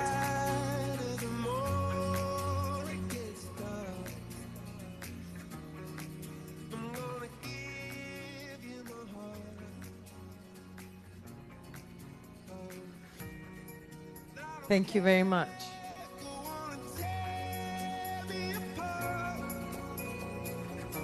Next up, we have a truly exciting category. We're recognizing the most recommended broker in Europe, the one that stands out for its outstanding reputation. And the winner is the company that has earned the highest level of trust and recommendation from their clients, WikiEXPO.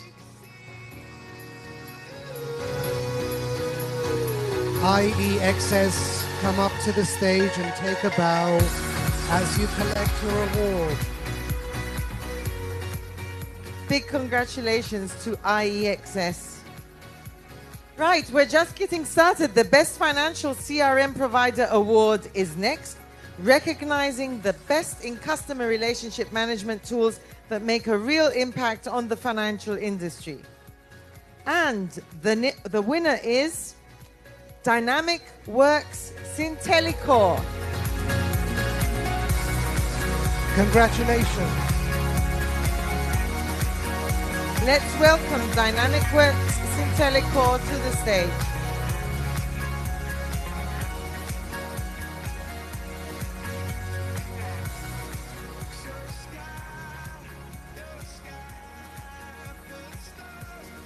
A huge round of applause. Congratulations again.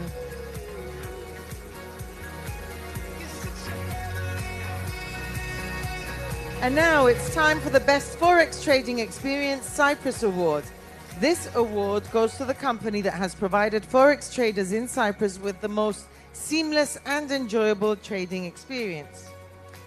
The winner of this award is Rio Market. Let's bring up Rio Market to the stage and give them a big round of applause, please. Congratulations. Congratulations.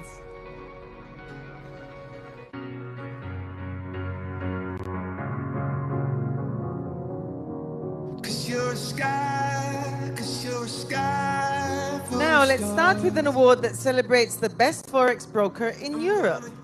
And the winner of this prestigious award is IC Markets. Please put your hands together for IC Markets. Congratulations. Big congratulations to IC Markets. You've earned this one. All right, the next award is for a company that has truly excelled in corporate services. It's time to recognize the best corporate service provider. And the award goes to Premier Financial Services.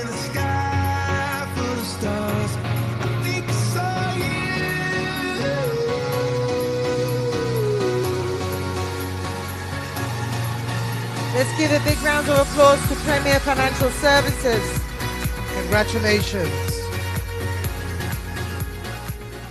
Next up, we have an award that recognizes a company excelling in the rapidly evolving world of fintech and the best fintech broker, Cyprus. And the winner is Peliron. Let's make some noise for Peliron. Please come to the stage. Congratulations. Accept your award.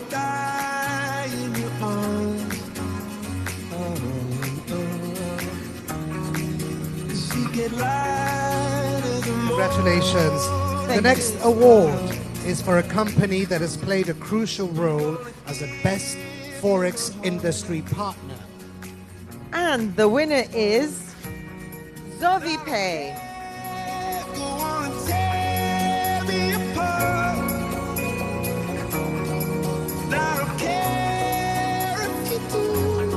Is there a representative of ZoviPay here to receive the award?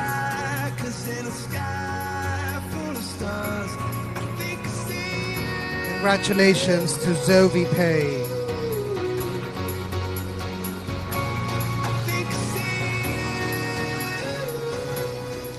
The next award goes to the most trusted Forex broker in Cyprus. This is a huge one. So trust is everything, because trust is everything in this industry. And the winner is LTG Gold Rock.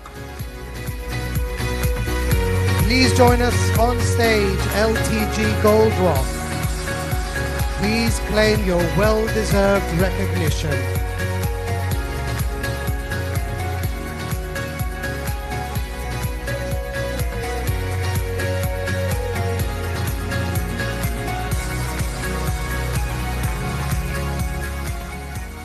Now, let's talk about a company that's making serious waves in the cross-border payment space. Get ready for the Global Cross-Border Payment Innovation Pioneer Award 2025. And the winner is the Kingdom Bank Corporation.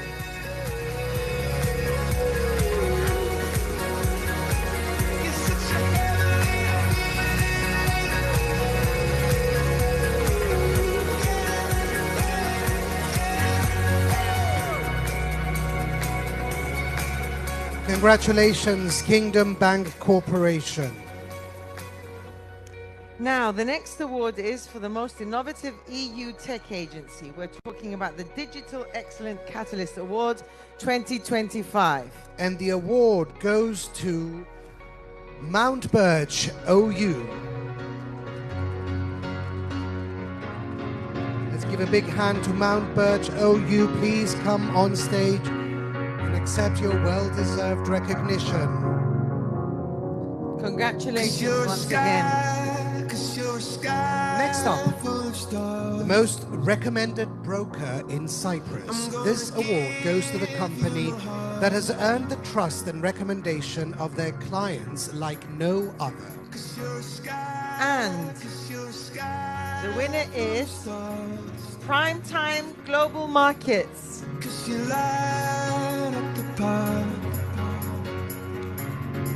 Massive congratulations to PGM.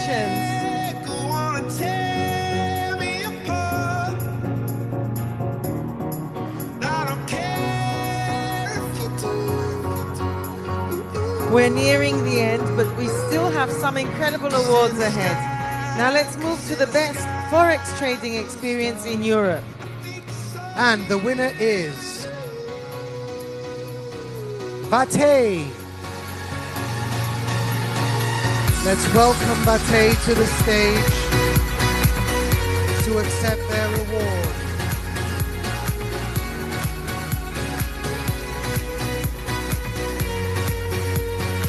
Congratulations to Bate.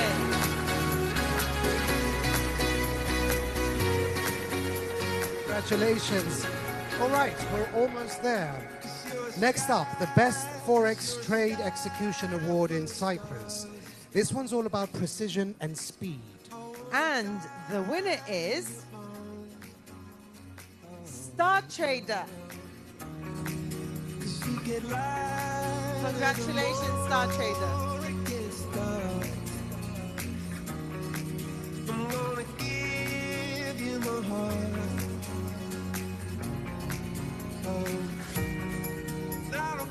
Congrats. All right, ladies and gentlemen, don't go anywhere just yet. Because we've saved something special for the grand finale. That's right. The final award of today's incredible celebration goes to a true innovator. A company that's blending tech and finance with style, precision, and impact. The title? Best FinTech and Solutions Provider. And the winner is FT Limited. FT Limited, the spotlight is yours. Come on up and collect your well-deserved award. Congratulations to FT Limited.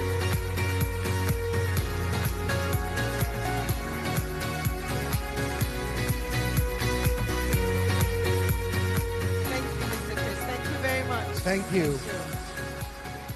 Wow, what a spectacular way to end such an impactful day. Let us begin by saying congratulations to all of today's award winners. You're the visionaries, the trailblazers, the standard setters of the global finance community. Your excellence inspires all of us. Each award presented tonight is a reflection of integrity, innovation, and commitment to pushing the boundaries of what finance can achieve in a rapidly changing world. We'll also like to extend a special thank you to Chris, the Chief Growth Officer of WikiFX, for leading the ceremony and for his dedication to recognizing excellence in our community. To our sponsors, exhibitors, and partners, we are deeply grateful. Without your generous support and commitment, this event would not have been possible. You helped create the stage where ideas were born, where deals were made, and where futures were envisioned. And to our attendees, thank you for your presence, your passion, and your active participation, especially to those of you who stayed right to the very end. Thank you. Whether you flew in from across the world or joined us from the local community, your engagement made this event truly global and truly meaningful. And this is just the beginning. The relationships formed here, the insights gained, will ripple through our industries in the months and years to come. But don't forget, WikiEXPO is just getting started. We are proud to announce the next grand event, Wiki Finance Expo Dubai 2025, taking place on 11th November 2025 at one of the world's most dynamic financial capitals. It will be another unforgettable gathering of leaders, regulators, investors, and innovators. So mark your calendars, pack your visions, and we'll see you under the Dubai skyline. Until then, stay curious, stay bold, and stay connected with WikiFX and WikiEXPO, your trusted platform for global financial. Thank you and a very good night. Thank you. I'll see you in Dubai, Andrea, next year. See you in Dubai.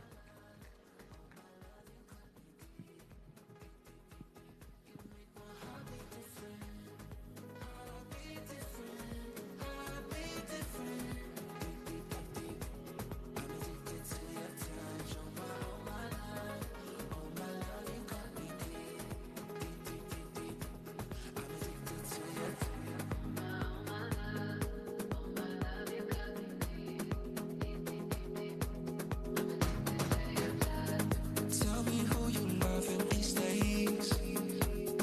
No, we cannot love you the way I do. I know I have prices to pay. Every night I pray you're coming back to me. Lonely, I'm at the club slowly, killing my buzz, no sleep. You keep me up, you make my heart beat different.